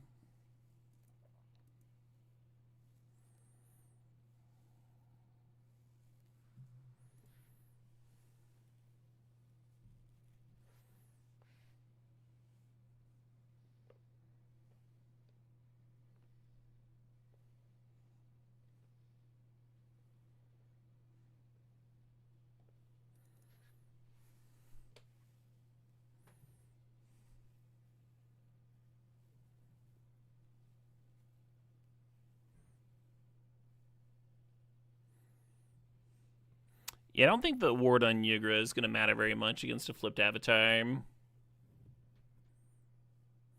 Whatever tokens they spit out, though, we can answer with Scavenger Rain. Scavenger Regent, rather.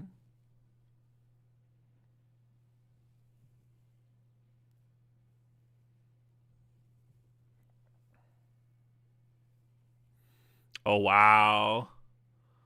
Is the Ygra +2/+2 getting them here? Wow. Sacrifice my creature to deal 6 damage to your 6/6. Okay. So you sacrifice your creature, and now my 6/6 is an 8/8. No, shit. Should have read the whole card. Are they just gonna combo? They just get to combo here. I don't know how their deck wins. I don't know how the combo works. Timeout used. Sure.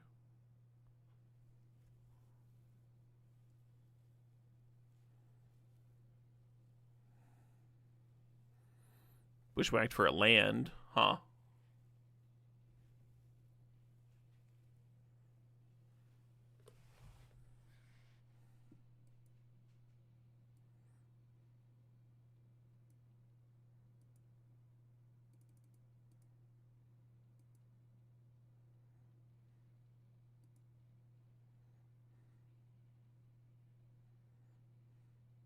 Holy shit.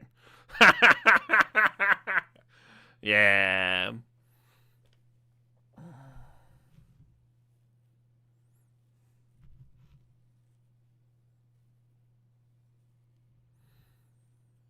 Yeah, so I don't know what their deck is doing. I don't know what we're supposed to do.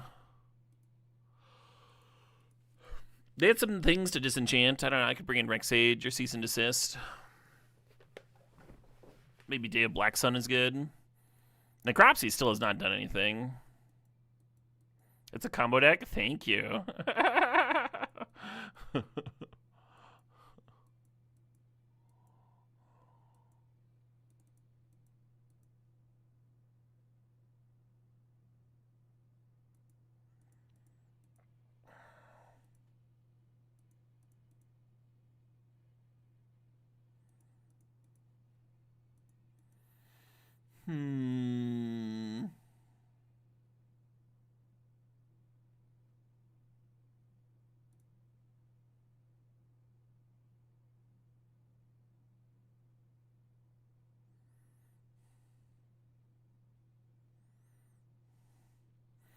They need the Otter with Flash that untaps Otters and Rats on spellcast. Don't they only play like 2 of that? Doesn't seem like a very consistent combo. Maybe like the threat of the combo makes people play weird against them or something.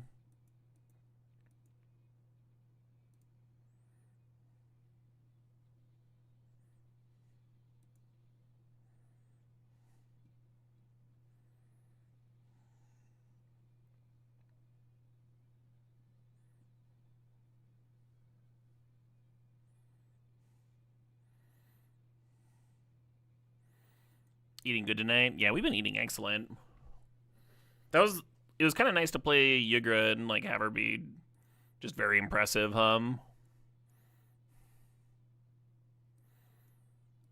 so far performing above expectations.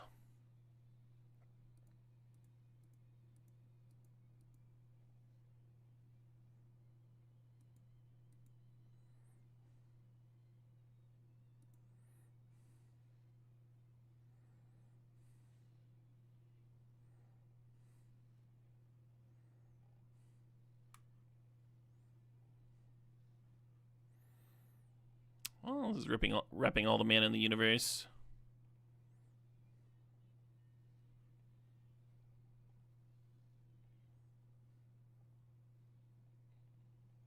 Interesting. Okay.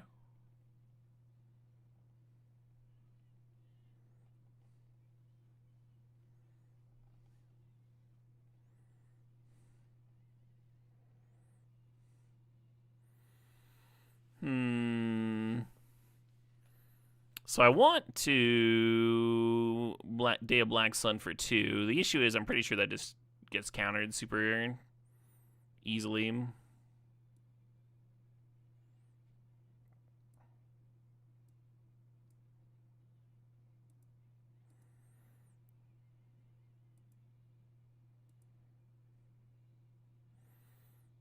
So I'm just gonna pop a cub. What?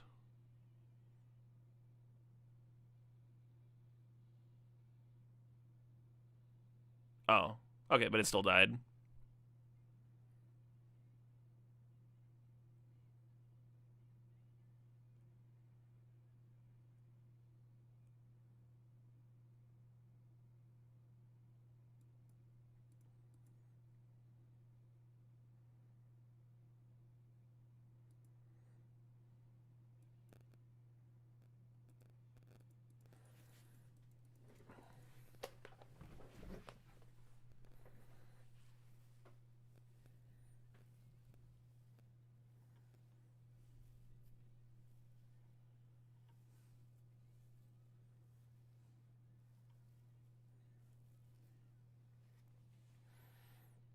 Yeah, I guess they know about this one, I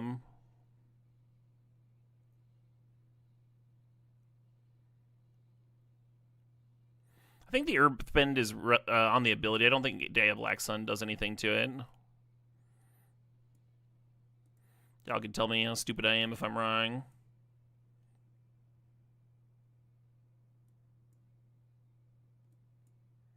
Let's look at the land bank. Yeah, that's what I assumed.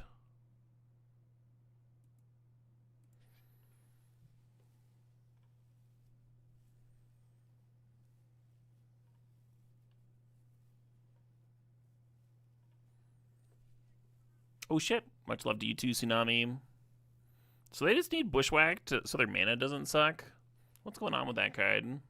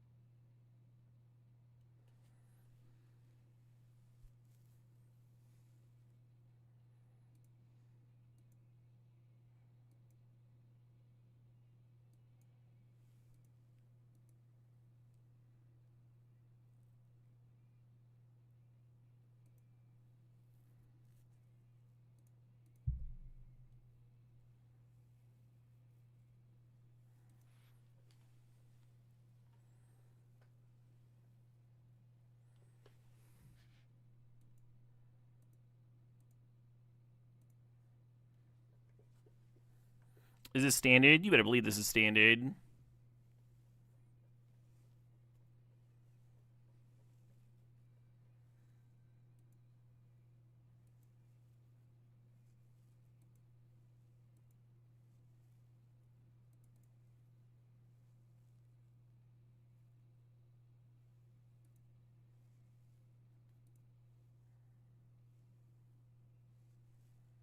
That's just good gaming, right? Oh, this is some good quality gaming right there.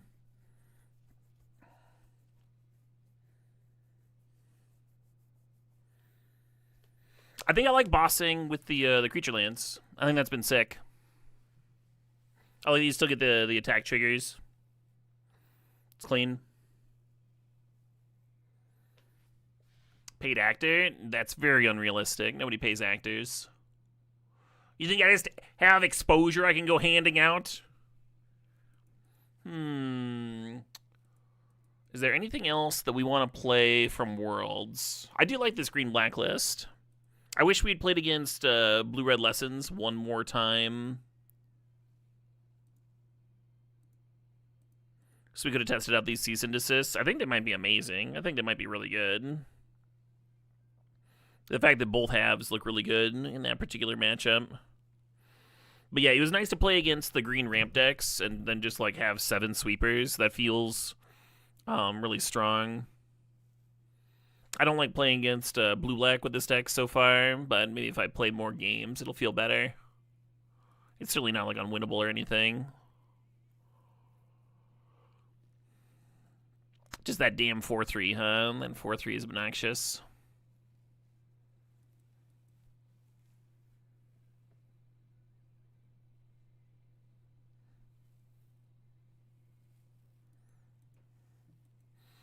Yeah, I'm not sure if I like the main deck Scavenging Oozes. I do like cutting the main deck Icicle Explorer down to 3. I think 3 feels way better than 4.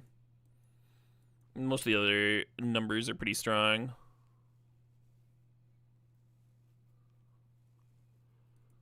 Still haven't cast Urgent. On paper, I like it against the Lesson deck, right? Being able to blow up an artifact and an enchantment and a creature seems really good against the Lesson deck, but we just haven't had it come up. Having my graveyard nuked against blue-black and then just having this fucking dead 4-mana removal spell was pretty bad. I guess it still killed a creature land, but still. What about Maelstrom Pulse? Yeah, that's a card. Could run it. Could do. Play instead of Necropsy, maybe. Yeah, Maelstrom Pulse actually sounds sick, because they usually have multiple of their win cons out, you know? They played multiple of the Artistry or whatever.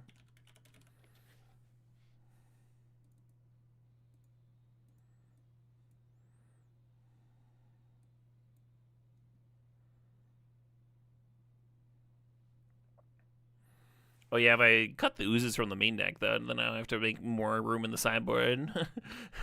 Maybe I just have to live there. I don't know when I want the second Yigra.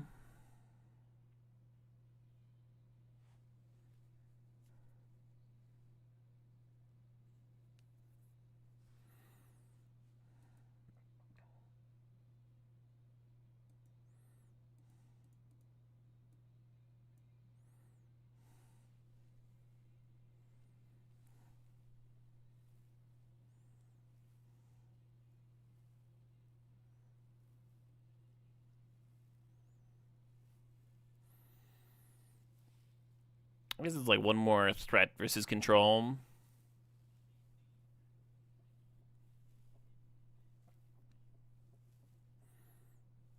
Could have the second Stormbrood back in. Nice versatile card.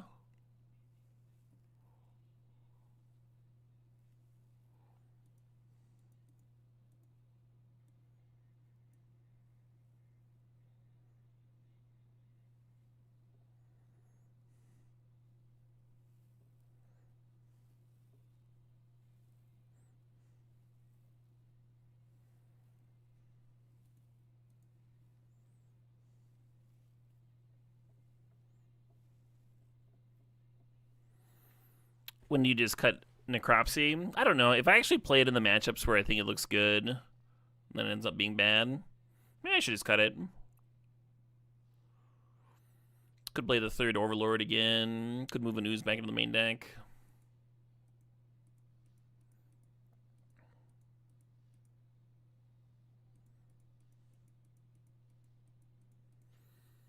Right? Maelstrom Pulse does seem sick. I think I might like it better than Rex Sage. The cool thing about Rex Sage is that you can find it with Overlord. Overlord and Esper Origins, right?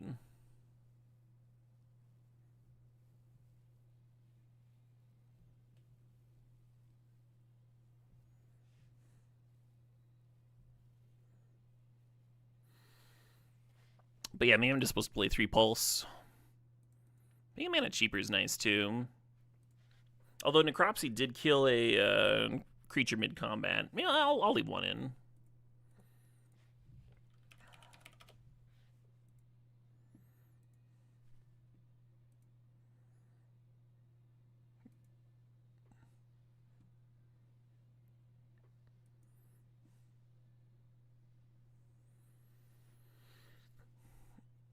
Is there anything else interesting in Standard? I kind of have to go to the bathroom. I'm going to go to the bathroom real fast, like. I'm going to come back.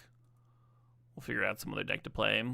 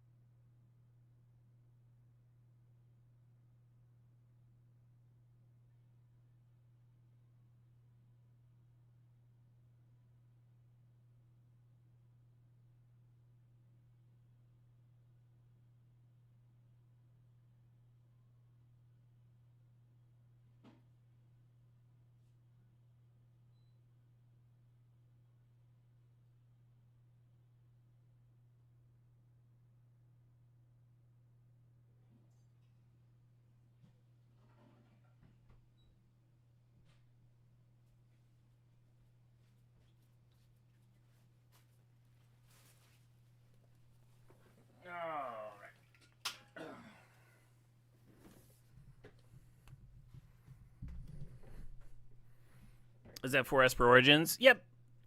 Yeah, this deck's been kind of solid. I do kind of want to play something different. We've been doing a lot of it.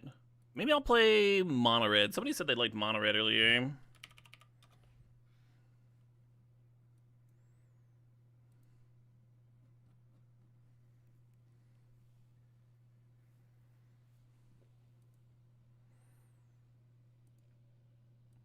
Or maybe I should play this black-white control deck some more.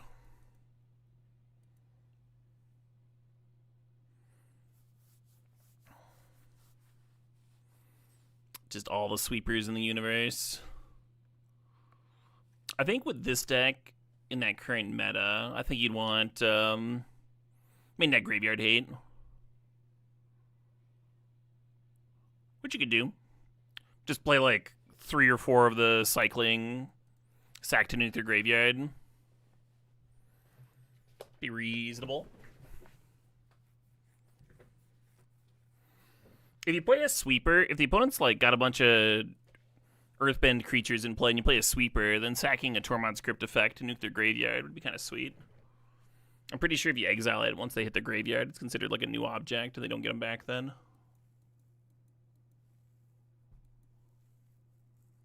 I don't know what you're cutting. I guess you go -1 Aclazotz. -1 of these, probably the Iceberg. Go down to 3 Tome. Kind of hate that.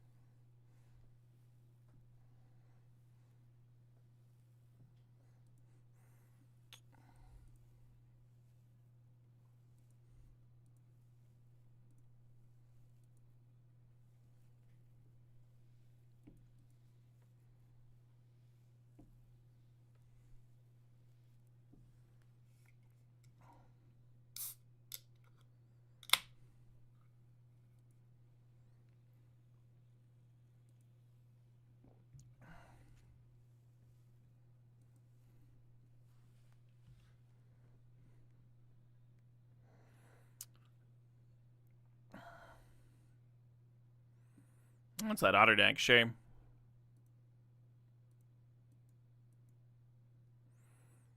So I think we're just going to be cycling these lanterns in this matchup.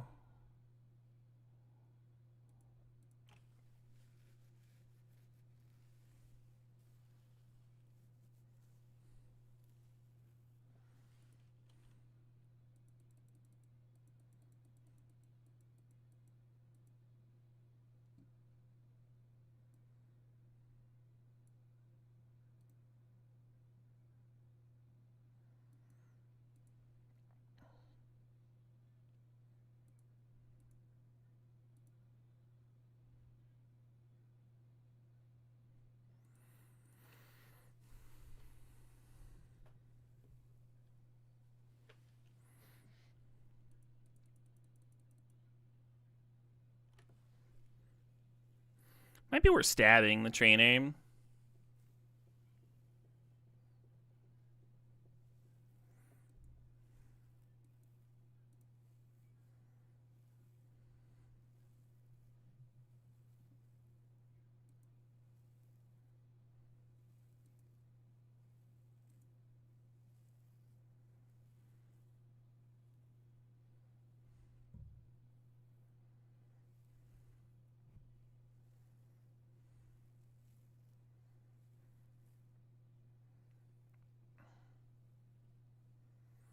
Sure.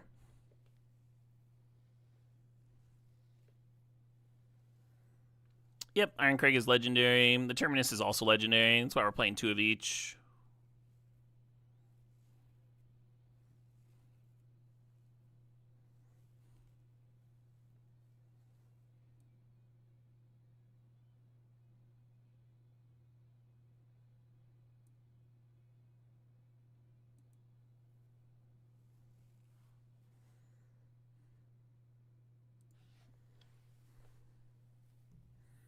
Correct. The black one's the Arena Soulstone, yeah.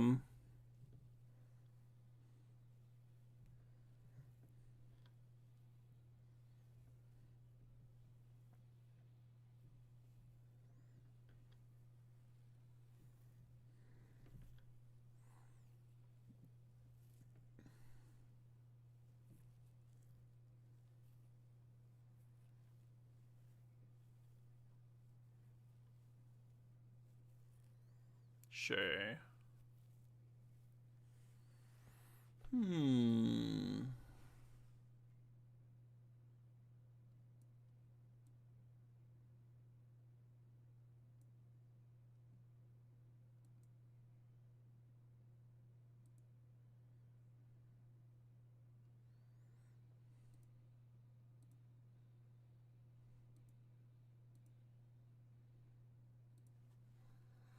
Possible. Should have just drawn a damn card there, just gained my life and drawn a card.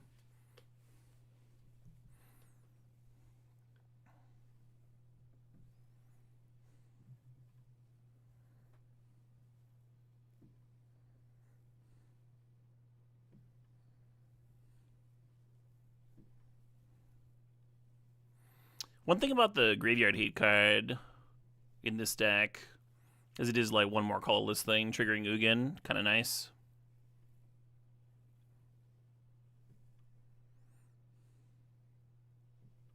I like how everybody's splash riddling now.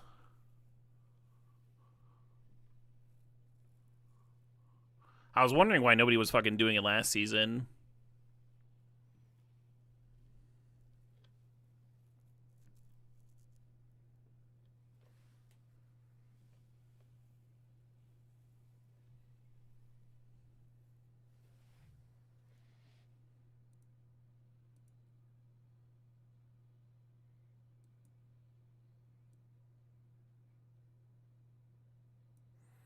Plenty of tunes, Mark.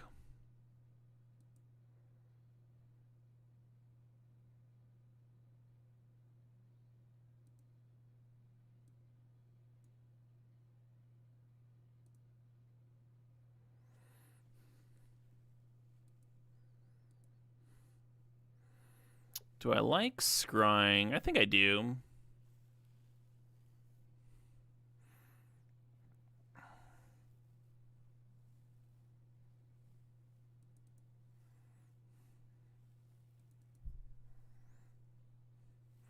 Opponent seems like they've been just like living their best life over there, So much riddling.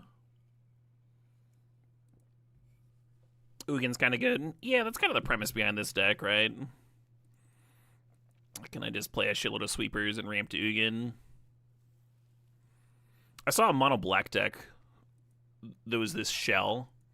And I was like, the mana base is good enough. You could just play Day of Judgment if you wanted to. Be able to sweep on 3 and stuff.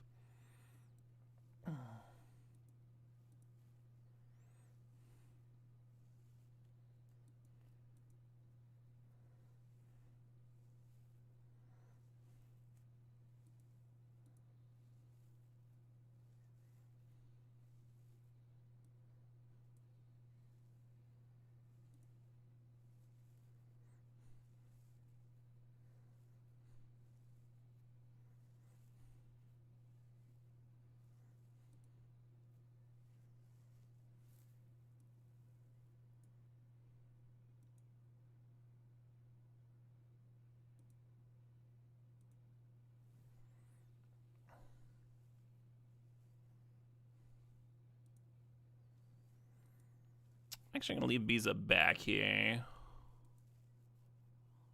Because they got that flash otter. Yeah, that thing.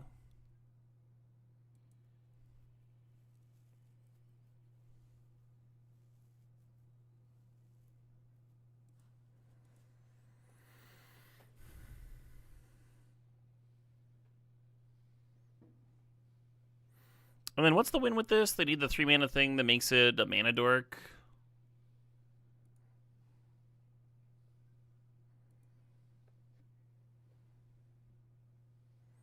Oh, and then this thing says when you cast a non-creature spell, you can untap stuff. So I guess the win is just boomeranging back the 1 mana thing that I keep exiling, the Stormchaser's talent.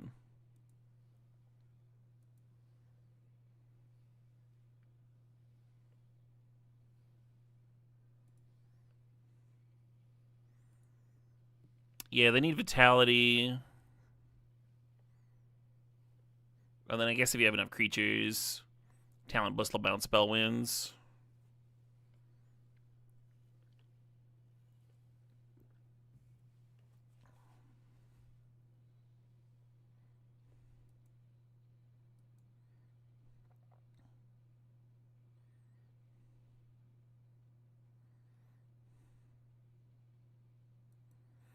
I could have scryed with the Tome to increase the chance of being able to stop that. I prefer drawing a card.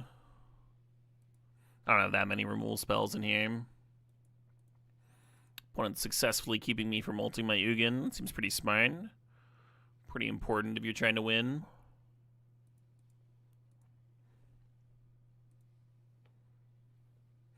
Opponent's down to 3 cards. They blinked so many fucking Quantum Riddlers, and they are down to 3 cards over there.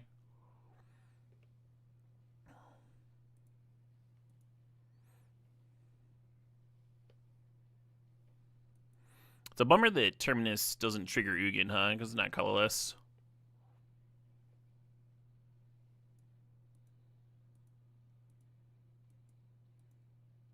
Let's see if this works.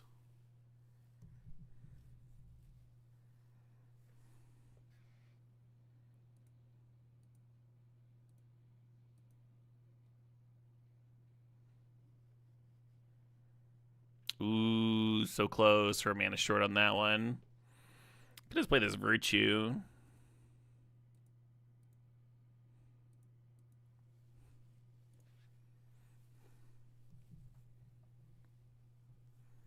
Get out. Sure.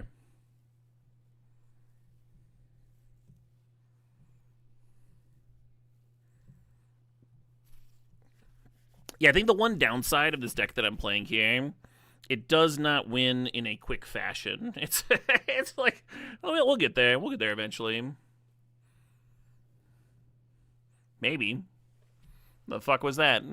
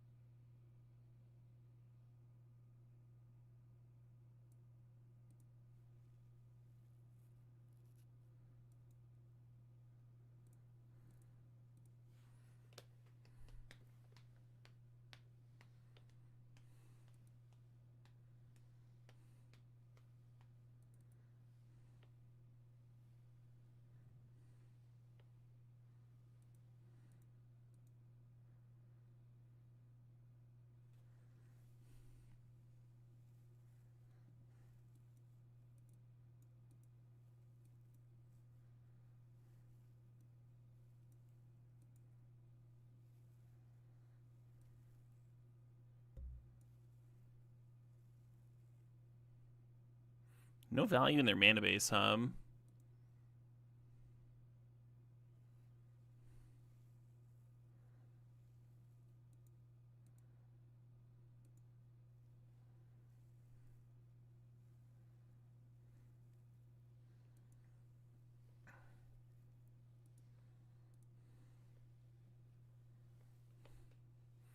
Yay.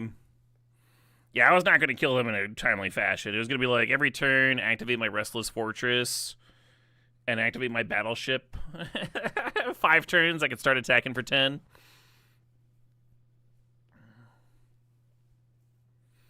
Is Authority of the Consuls good against what they're doing? I feel like it's not, Lantern's kind of just okay.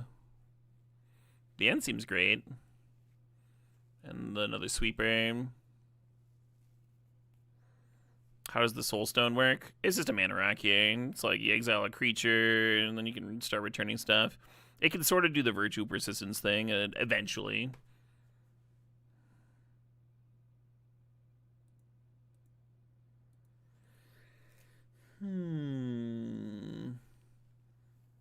I'll cut my bat. I'll cut a Beza. Looks good. Oh, they probably have a bunch of counters post-board. I'll bring in a couple Duresses.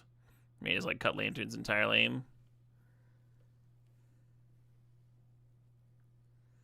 Maybe cut Beza entirely. Maybe cut the bat entirely. Yeah, I'm gonna cut the bat.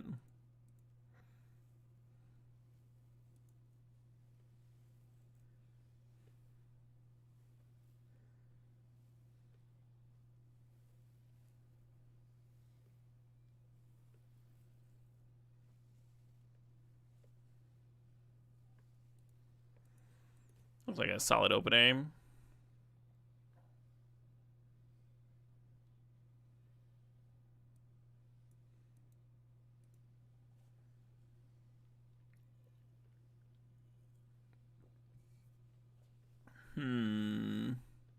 So the opt, they have a better chance of hitting their land. But Boomerang denies them value. I'm gonna take the opt here.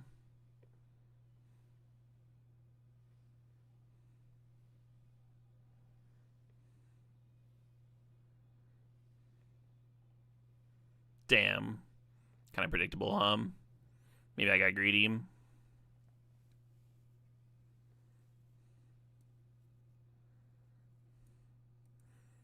This might be greedy too. Because I might just like straight up not have a untapped land for the Wrath next turn.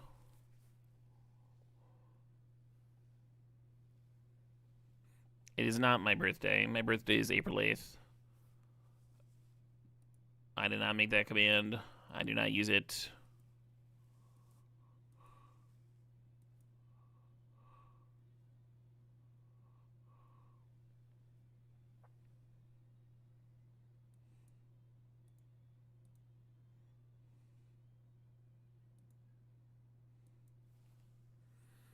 Okay, well, got a Heritage Reclamation, I guess. I'm kind of surprised they're not running out of Vitality here. Maybe they're hoping to chain spell into spell and just like maximize their damage.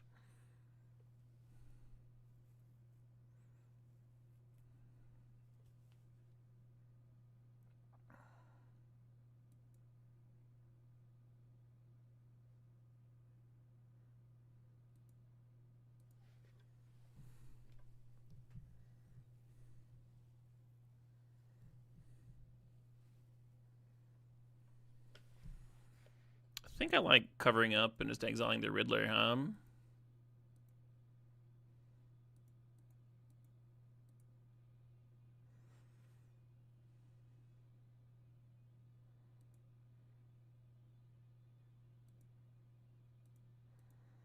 Note the Disdainful Stroke in my opponent's hand. Pretty good here.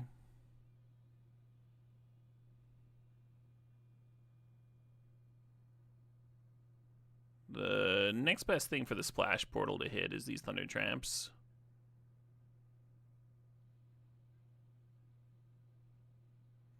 These Beast Binders seem real bad against me.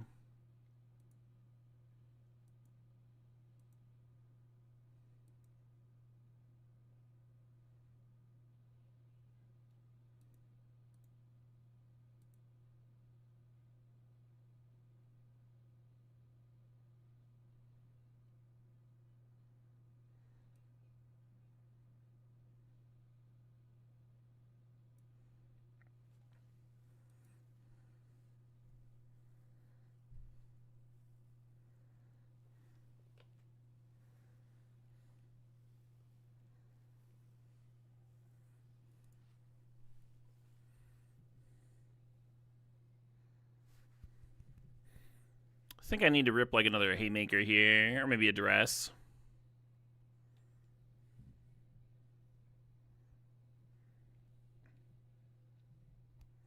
Opponent's very close to just being able to kill me, right? Activate Storm Chaser, rebuy unsummon Storm Chaser.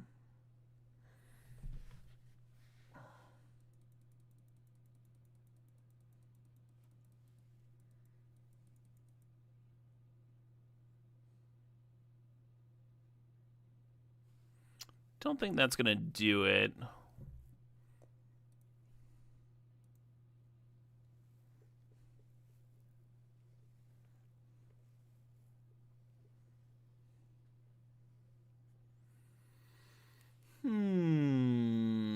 Well, that game was going okay until it wasn't.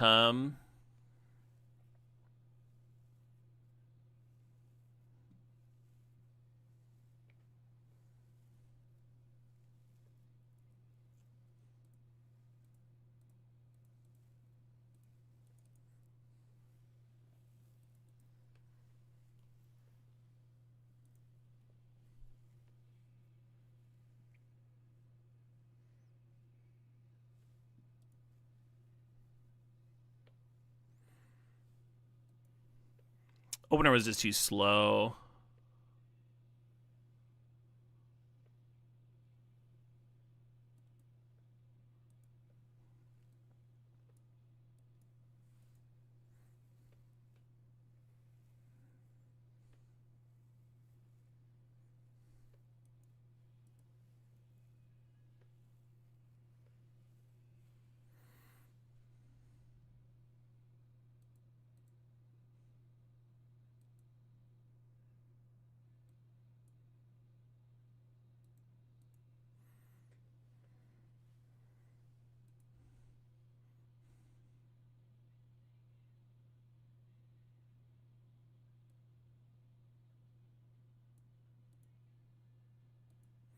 Okay, I guess that's fine. Just turning off mana rocks.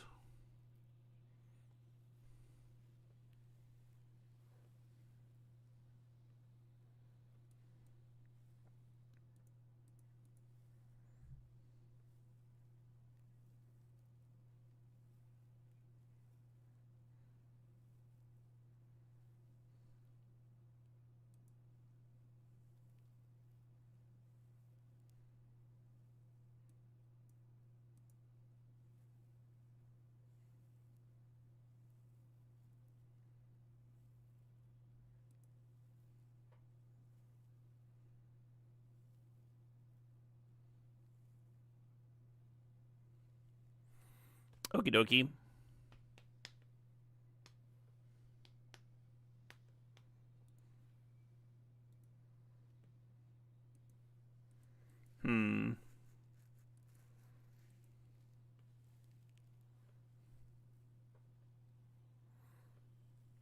I think we have to do this. It's not pretty. It's like...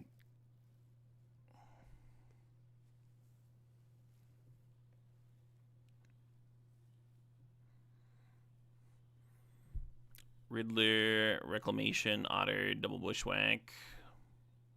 Yeah, we really wanted to save that for Riddler.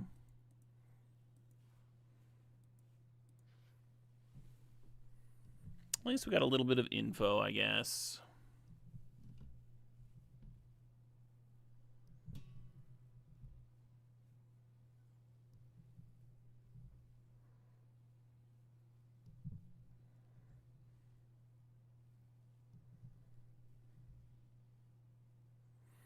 Yeah, I still don't really understand the Bushwhacks.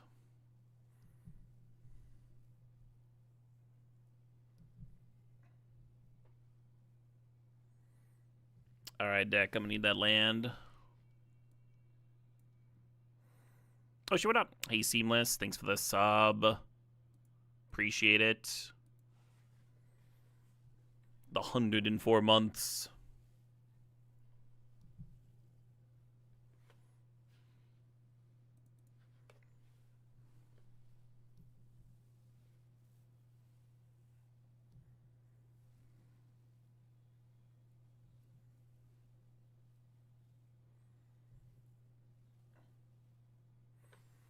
Can we fade a counter?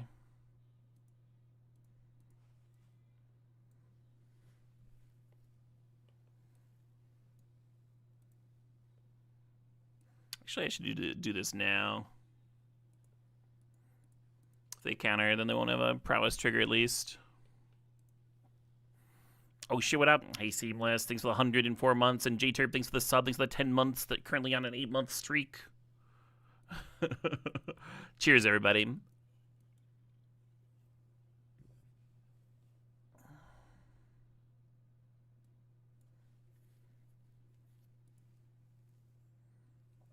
You can just get to resolve.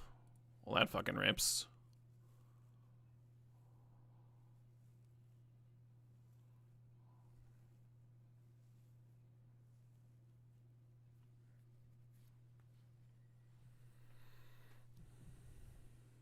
Feels like they should have been able to draw 2 there, right? Like Bushwhack for a land, play land first.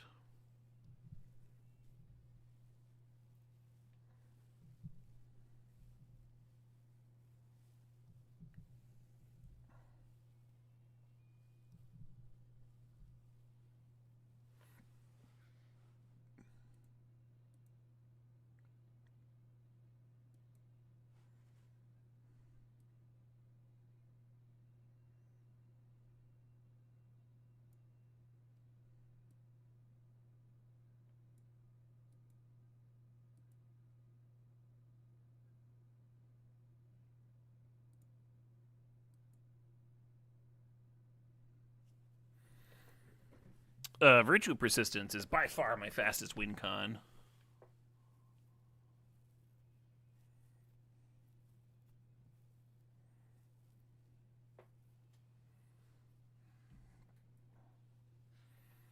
Nice. Yeah, Ugin also worth conceding too. This deck's slow as shit. Let's let's play a match with something faster. I do like this deck quite a bit. But it is like the most plotting win condition ever.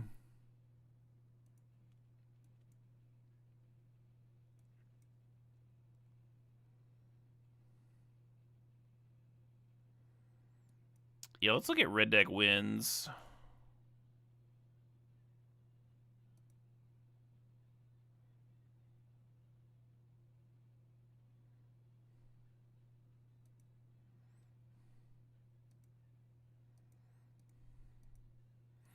Oh, wow.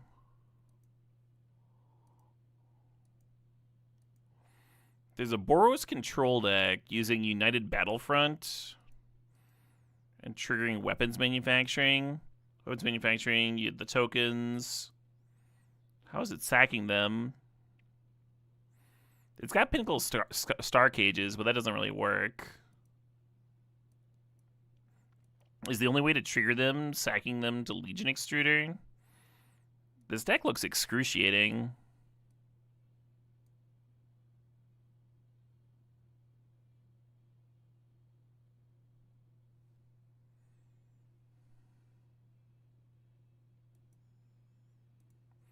I'll just grab Sandy Dogs, mono red list. We might get to a spot where you're just supposed to main deck Magebane Lizard again.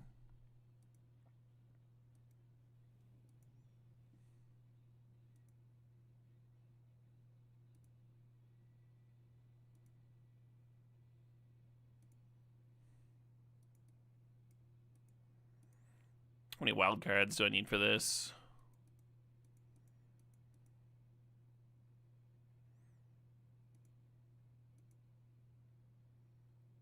Sure. Needlehead seems solid. Yeah, I think there's a world where you just main deck your Magebane Lizards.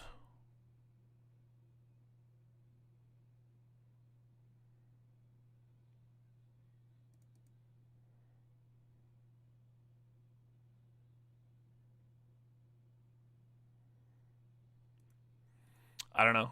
I don't know if this is any good or not. Let's fire it up. What did I just do? Click the thing instead of the other thing. Yeah, let's get a fast match of mono red in.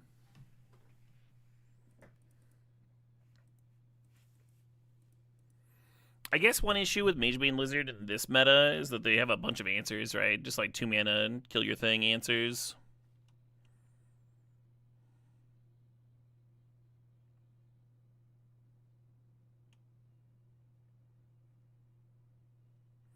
You can't keep this, right?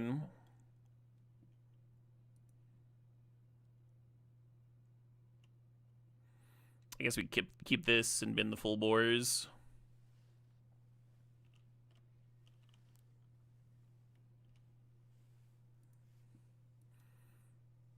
Or maybe I do this.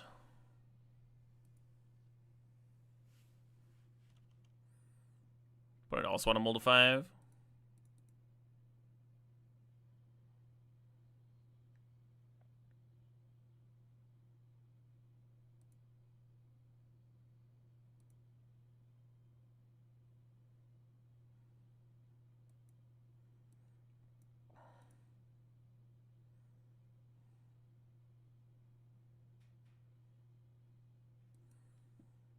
I'm gonna wait a turn here so I can like protect the challenger.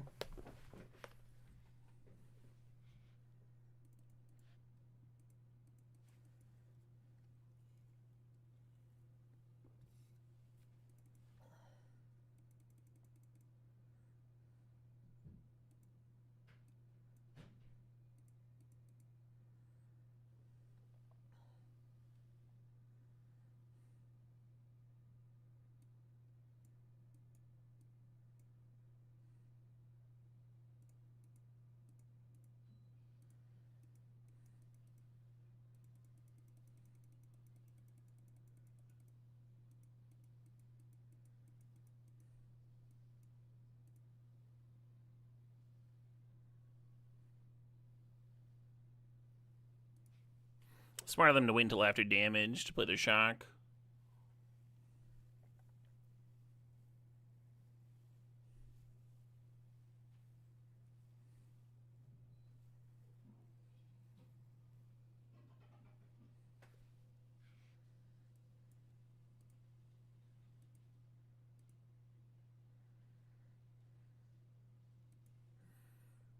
Yeah, not loving my odds here.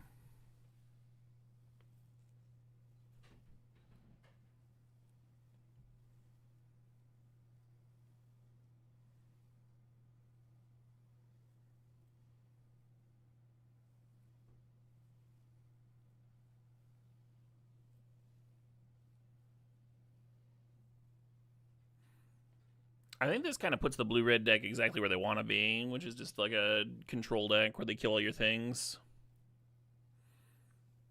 Even if you do have a solid amount of hate things, like Needlehead.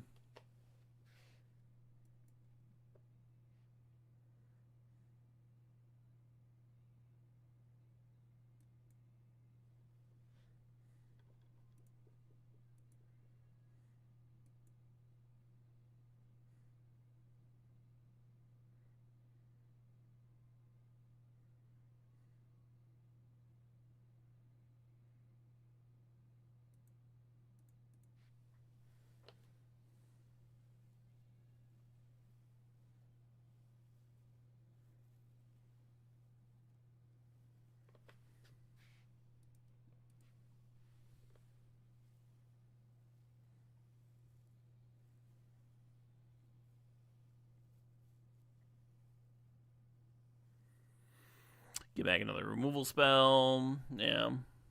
Oh, nope. Getting back. Interesting.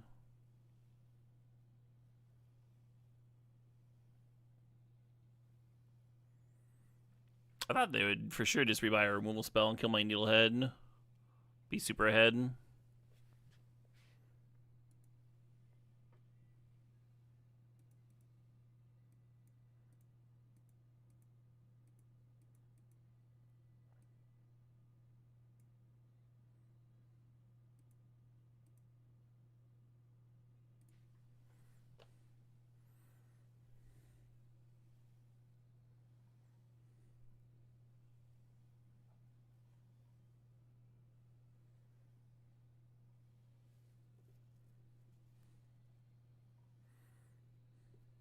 Yeah, I like Needlehead.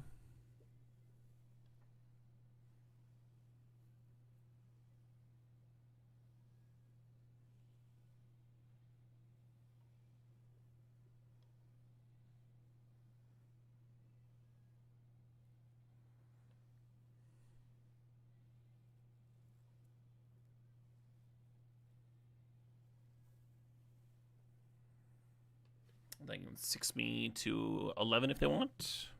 Looks like they're going to leave a chumper back. Makes sense to me.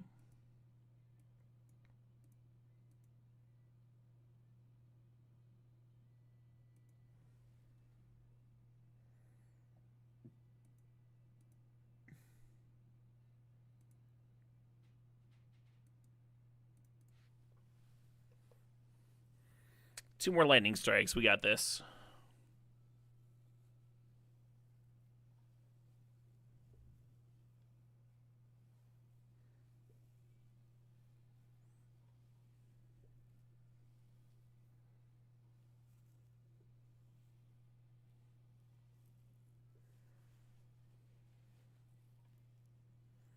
Is chat working? Chat's working. This is late at night. Folks are winding down. This is my last match of the eve, so I'm kind of in the same spot. Arena is very new player friendly. I think if you've played some Magic before, you're going to be in a good spot.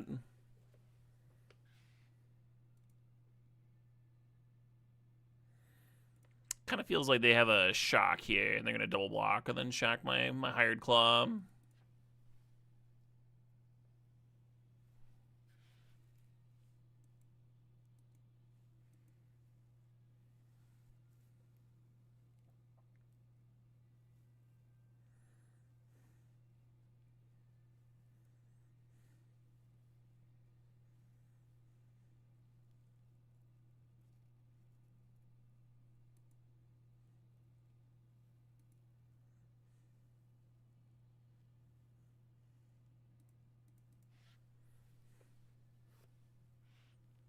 Wow. Okay. I guess I don't understand why they double blocked there.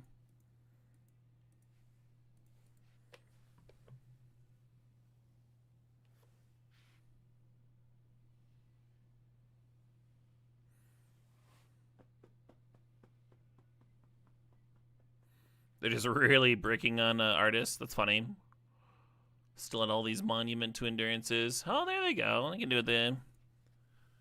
Oh, they binned artists. What? I don't understand that at all. Maybe they're missing that artist talent plus monument is the combo.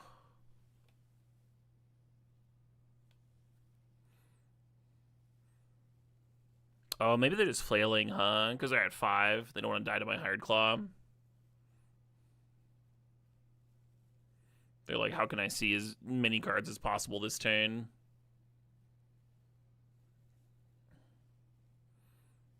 What's up, Gran? Shark gets Gran out of the way.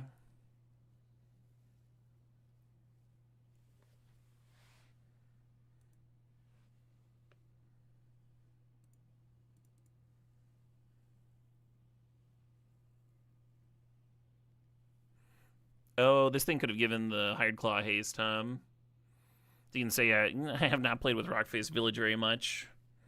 I mean, way better. One more ping. I'm still gonna play it. I'm still gonna activate it. Opponent can wonder what the fuck I'm doing. That's fine.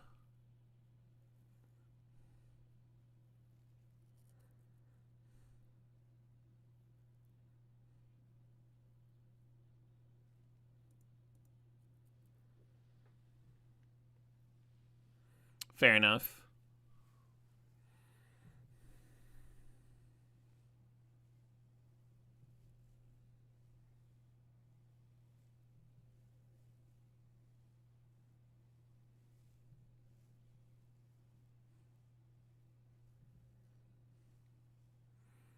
Unless it's gonna get a removal spell for this Hired Claw, I assume.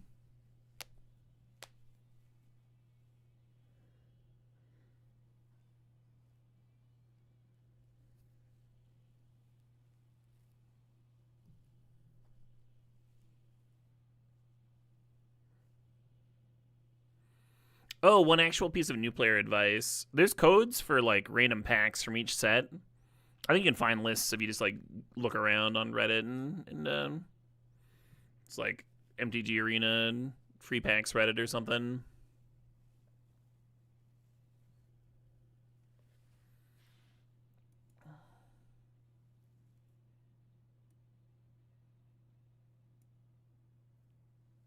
Is it better to warp? Yeah. There's the weird like counter unless you pay 2 that some versions of the deck play. No reason not to play around it there. Wow, I thought I was fucking dead this game. Then we just like slowly ground him out, huh?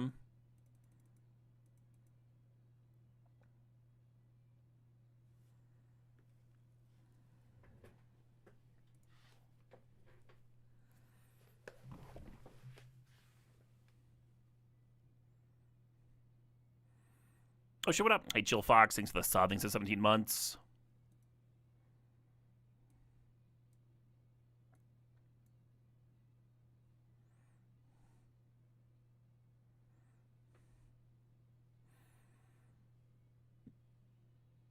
I'm gonna leave the Oyears in.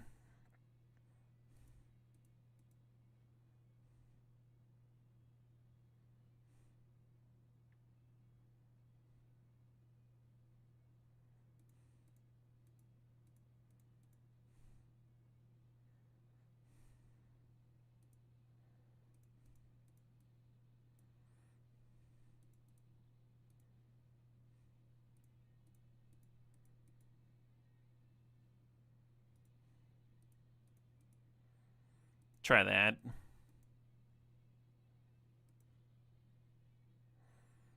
Do I mind sideboarding suggestions? No. What do you like there, Purples? Correct, Dastardly. But they're still doing a lot of cantripping.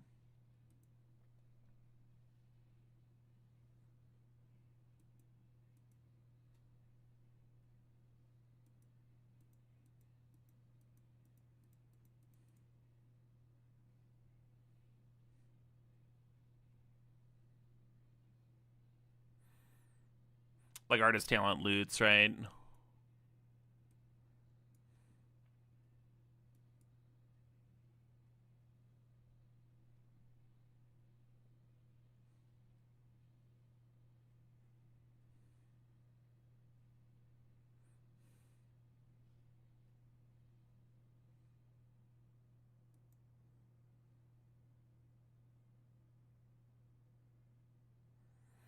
You like shock more than strike here? Yeah, just because it's like a very cheap way of killing Gran and stuff.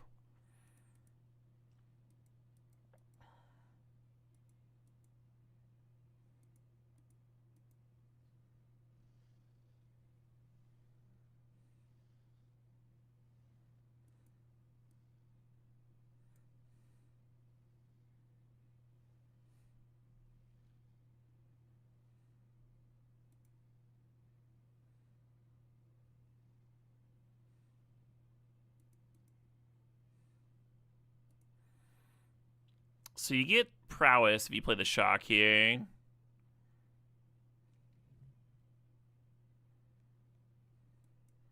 just gonna pass. Do another upkeep.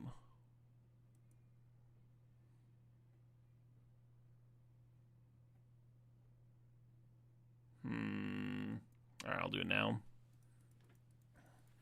Even though it won't stop that.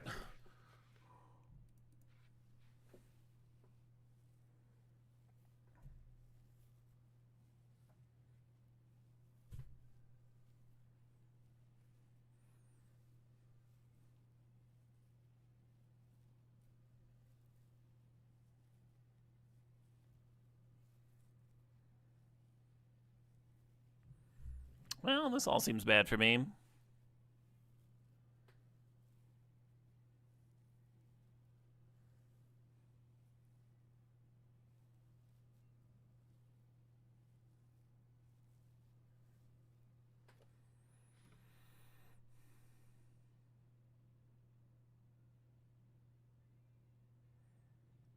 So this means I would deal 2 damage, whereas activating is just plus 1 damage. Oh, I should have played the land first. In case they had Quench. They didn't.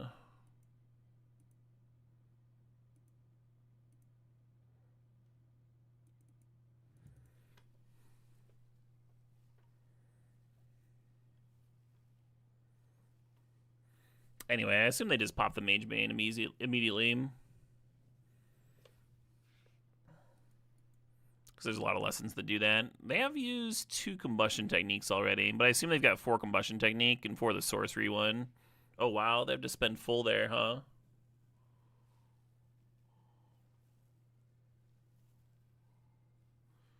They dropped to 10. So we can double pump Bastronaut. Get them to 7.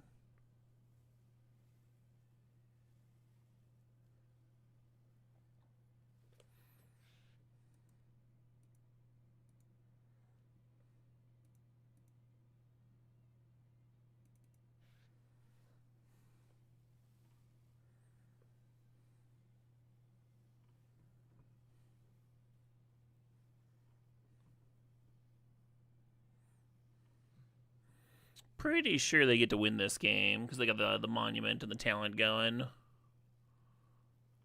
think they'll be faster than me now.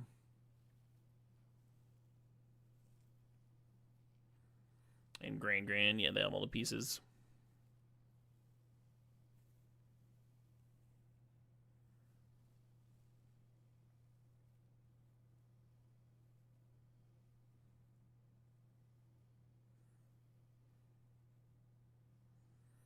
Making some treasure, sure.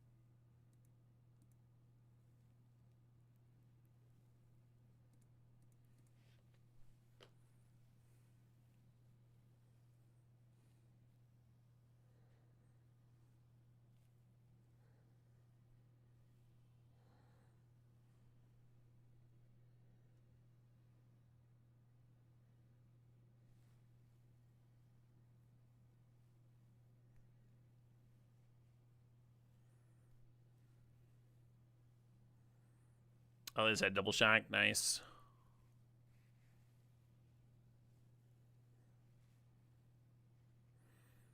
You think Twitch is having issues? Okay. Yeah, I haven't seen any issues with chat, but I'm also like just one person, right? This is the part of playing mono red that I hate. My opponent's sitting there like drawing all their cards, doing crazy shit. I'm just like, yep. Hope they die somehow. I wonder if I should be bringing the cat in. They say I have so many dual lands. Just like 4 mana, 5/4, fucking hit you for 4 or 5 damage.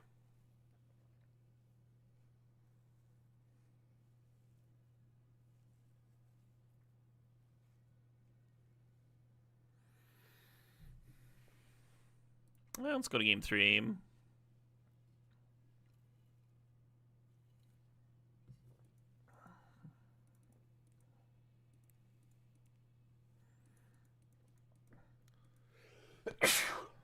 Excuse me.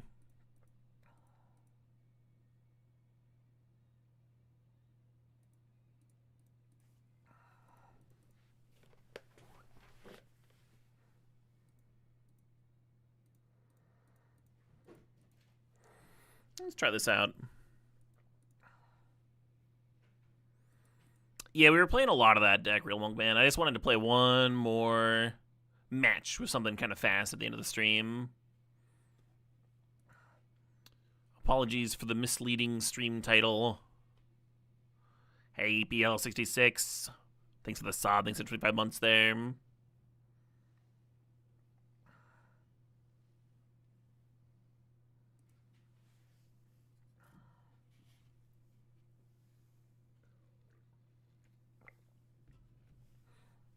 Do y'all think I should stream Pauper or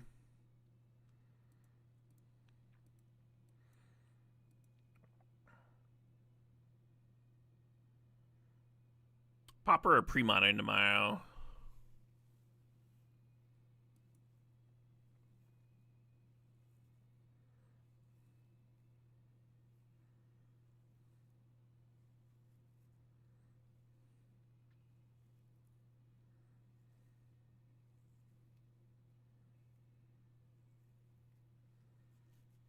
How much comp is there in Pre-Modern? Like competitive play? There's a solid amount of tournaments. They're pretty similar. I think, well, they're pretty similar in where I live. I know in Europe, Pauper goes crazy.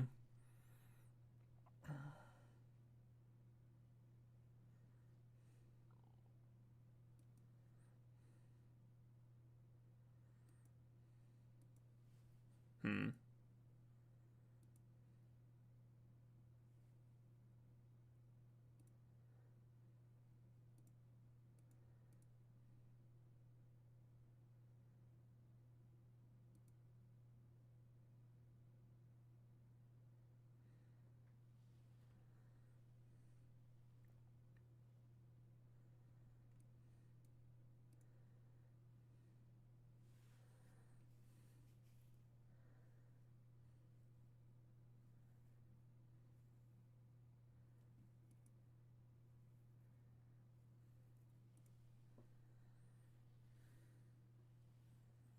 I feel like that worked out really well for me. Ooh, they're just impulsing. Impulse, fucking take damage.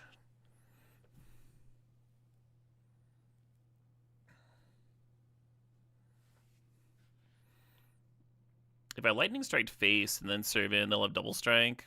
I think I prefer getting the needlehead down.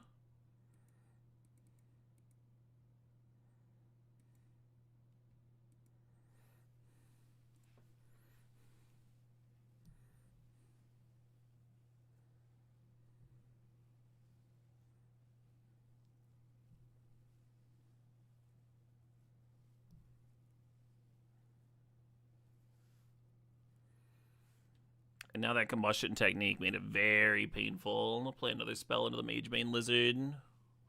So I kind of just have to pass.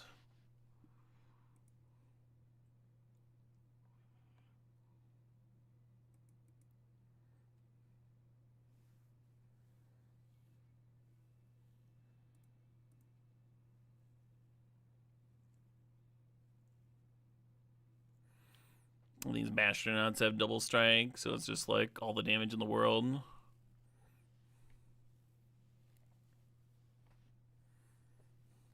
Sort of playing into a sweeper, but like feeling confident here.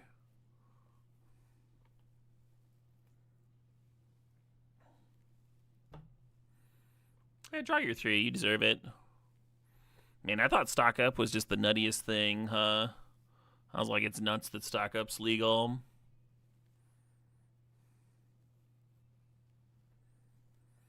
So unless I draw a land, the Lightning Strike kind of plays into Spell Pierce. I think I'm going to Hellkite here.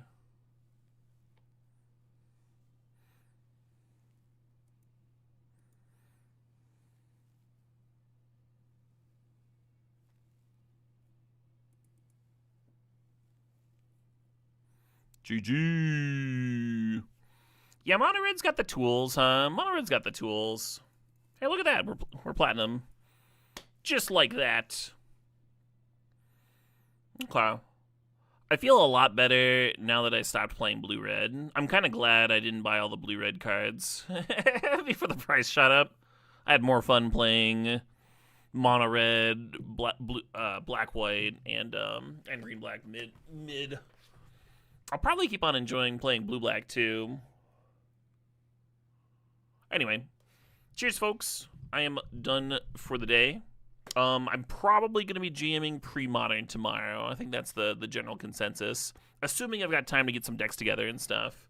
I've got a few that I want to play, but it's still a little time intensive, just building everything. Should be sweet, though. Much love, everyone.